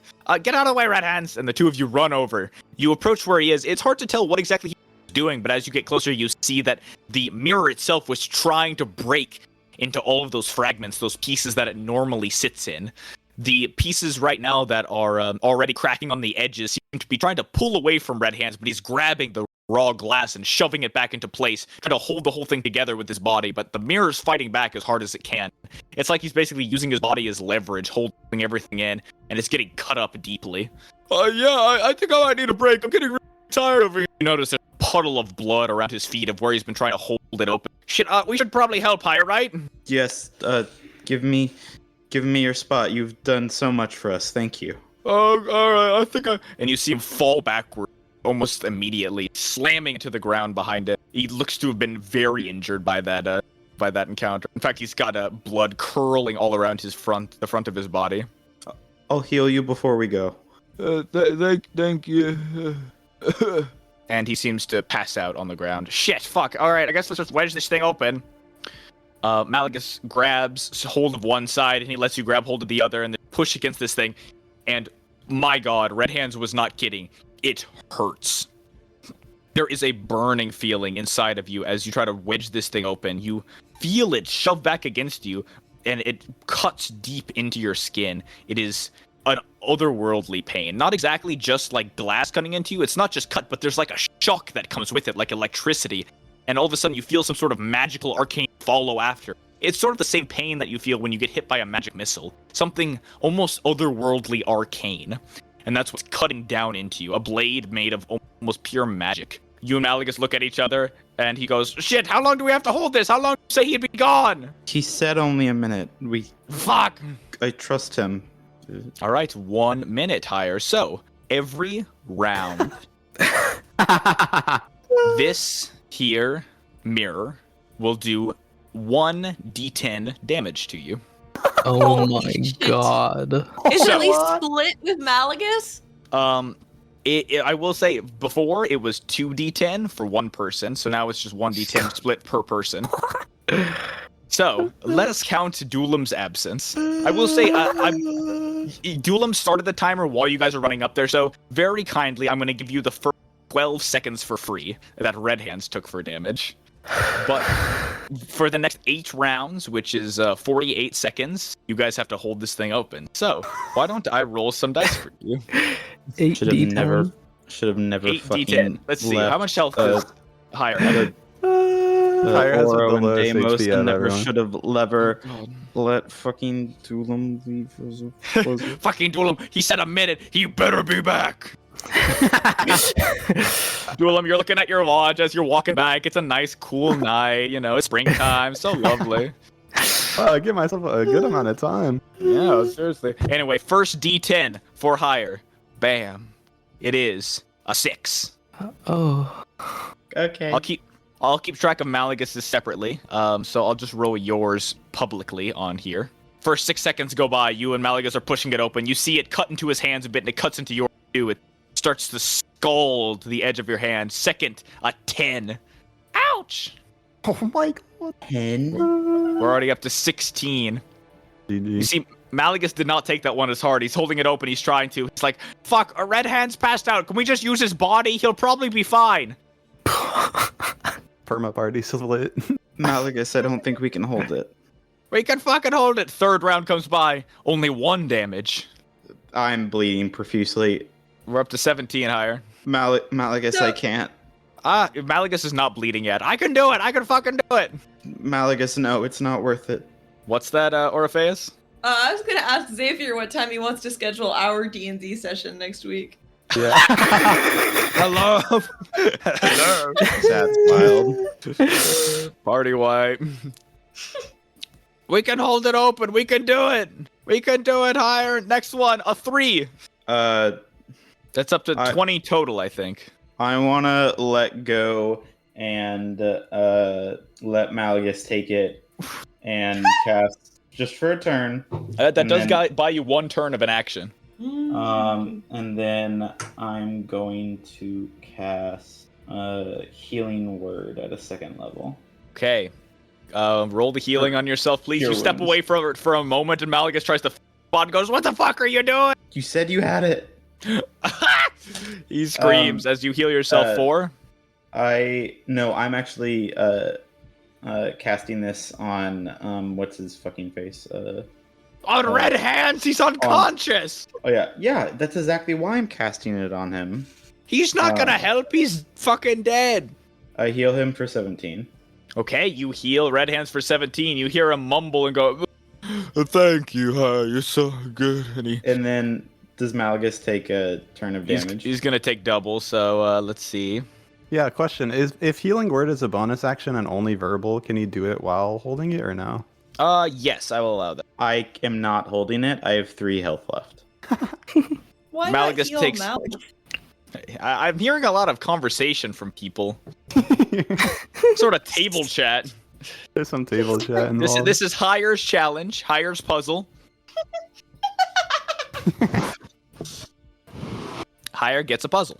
Okay, so excuse us. Anyway, as I was saying, Hire, holy shit, I'm gonna fucking die! You see Malagus spit up blood out of his mouth as he's now bleeding, having taken 15 damage from that last hit. Ah! You are now 5 in, you only have 3 left. I'm not sure I could do another one by myself, Hire! He's bleeding. He's bleeding. Can't we just you just healed Red Hands, right? Can I drag him in here and just body? He's fine! I don't want to waste so Waste many what? spells. He- I'm dying! Hire will always choose to heal someone random instead of Malagus. Dulam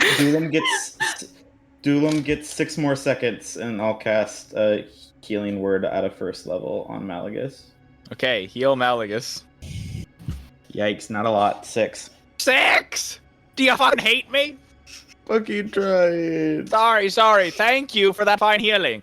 Let's see, I have 18 health. Great. I could take another. Let's do it. Yippee! No, Malagus, it's not worth it.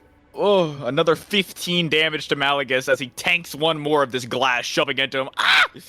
He screams out. You guys are both at the same health. You have 2 more rounds before Dulam arrives. Dulam, you're just turning the last corner on the staircase, making your way up. See, but I feel like I don't know how many rounds Dulam has left. It's your choice. He did say he'd be gone a minute, and you can sort of guesstimate what a minute is in your head, but that's your choice. Malagus is hearing... Malagus told me to call Dulam a bitch, and it's just so much worse. Say it! Just scream it! Maybe it'll make you stronger! And then the last time, I'll cast Healing Word again at a 2nd level. Oh. Hopefully the jungle dimension isn't too scary. Yeah, I fucking need my spells for then. You know what I can cast on a bonus action higher? Magic fucking stone. Look at me. You love giving NPCs magic stone. Fuck you, I love magic stone. Specifically, my brothers are always fucking warlocks with magic stone. Huh. Don't say huh like you're surprised. Huh. Malagus heals for 20. Oh. Oh. Thank God fucking higher, Jesus. Alright, 20. Nice. Okay, one more for Malagus as he tanks it solo. As he tanks... Oh, fuck! 20 up, 20 down. Your dice are weighted. That was crazy. That was... I think almost all of my rolls have been above average. This is grim. I want you to know that I don't believe Higher should continue holding open this portal, but it's happening. It's me and you, Higher. We've just... he's surely right around the fucking corner, right? Let's just do one more, alright? One more. You have to do 8 in total. There's one fucking more. Alright, Just hold it up with me. We can do it together. Oh my god, but I have to use my action to hold the portal. Yeah, you'll be fine. Oh my god. Come on, just hold it with me. Oh god, oh fuck. Okay, one sec. Okay, I'll cast my spells. Me and my Malagus. How bad is And my Mally. how bad is Malagus bleeding? Mally is cut up into strings. Mally does the sexiest of things. No. He's spitting. Higher, I can't wait, I'm dying. I can't use another 3rd level spell. I really do think this is a big encounter. And don't let me pressure you, but I don't know how much you to worry about. Alright. Mass Healing Word.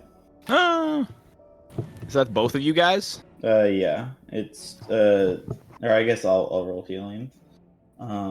It's 6d4 plus 4. Wait. 6d4? Wait, no, Holy. sorry. Sorry, that's Healing Word. This is Mass Healing Word. This is 2d4 plus 4. Okay, and that goes to both of you guys, right? Yeah. 4. Huge. So, heal for 12. Heal for 12. Okay, so both of you guys are up to 15, right? Oh. He's also yeah. at 3? Mm-hmm. That's crazy. You guys were both at 3. And that Okay, was a we're bonus brother- action, right? Or is that an action? Yeah, that's I believe that is a bonus action. Let me double check. That is a bonus action. All right, so the last round comes through here as Higher, you get hit for a mere 3 points. Oh. And just as this strike hits you and you, sort of dig deep into yourself Higher and you're like, God, I don't have fucking spells to go around anymore. Dulam, you turn the corner, sort of whistling to yourself. You feel your little clock ping as its minute exactly goes by and you're like, yep, right on time as you and you hear the screaming of Malagus and higher. I'll start running over. Okay, you dash all the way over, and it takes your full movement to get to where they are, but you arrive, and you see Malagus and higher shoved up against this thing. They are both bleeding profusely. You see glass shards embedded in them, and then glass shards that were healed over with magic that are still embedded in them. It looks nasty. Are we going in? Get in! Will do. I'll jump in. Pull me in! Okay, I'll go to pull Mally and higher in.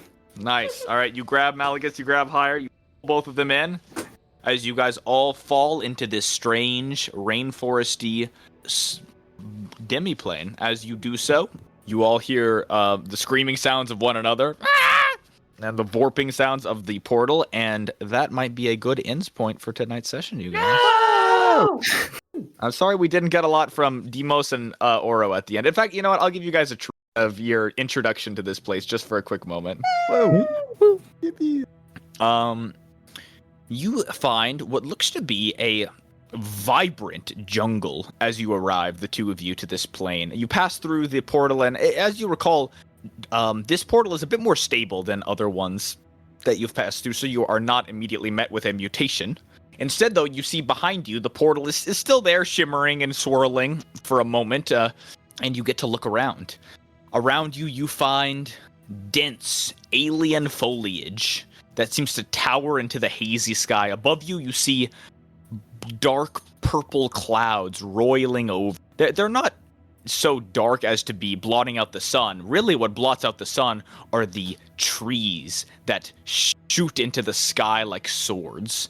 There's sort of a soft emerald glow over the entire landscape as the trees seem to blot out every single aspect of the sun above. You look around you at your feet, and you seem to be stepping on beds and beds of moss. You sort of look down and you don't even see the dirt beneath your feet. In fact, it seems like you're just stepping on plant life, vegetation, through and through. You sort of dig through it and you just find more and more bushes and flower plants beneath that, and beneath that you find old tree logs that seem to be resting on more bushes. It just seems to be plant life all the way down. The air here hums with the constant rhythm of life. There's flies and bees and beetles and butterflies. You hear birds. There are bugs all along the ground, and there are all manner of small mammals chittering around you. You find lemurs. You find ocelots. It's just like Minecraft. You find little capuchin monkeys running around, and as well sort of ground squirrels and marmots and all manner of little creatures dancing around. No predators per se. It's all small mammals. There's also seemed to be the faint rumble of distant waterfalls. The ground is very lush and springy as you sort of walk over it. And what really stands out to you guys is the cacophony of guttural roars that seem to come a ways away. Guttural what? Sorry? Roars. Roar. Towards the roars or away? Demos? I don't think I like the sound of those roars. But No, but we are here to save Samir, and if he needed saving, he'd probably be near the roars. all right. Let's go cautiously towards the roars. I can do cautiously. Okay. Orifice is comedically bad at speaking. No. Crunch, crunch, crunch, crunch. Damn it, crunch. You guys begin walking through the foliage here, and it is sort of difficult terrain, but not quite in the way you're used to. It's like so spongy as to be difficult. Each step sort of sinks in like you're sinking into mud, but you can pull it out just fine. It's like walking on a trampoline, you know? And every once in a while you'll hit a hard root that doesn't bounce back as hard, and it sort of sends a shockwave through you, and it takes you guys a little bit more time than you expect to navigate in the direction of the roars. As you move, you find that the terrain moves up and down as a jungle might, and you see that you're sort of on the top of a hillside.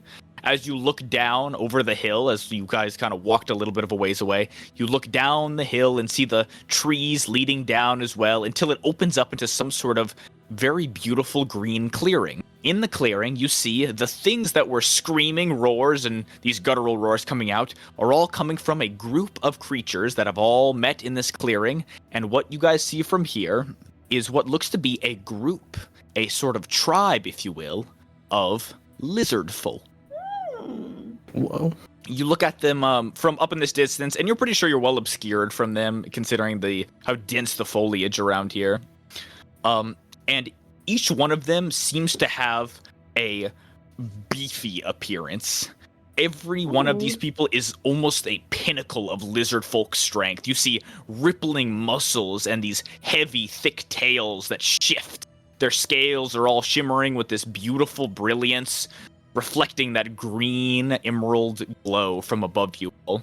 All of them have glowing patterns on their scales, sort of what look to be tribal patterns in a way, like tattoos.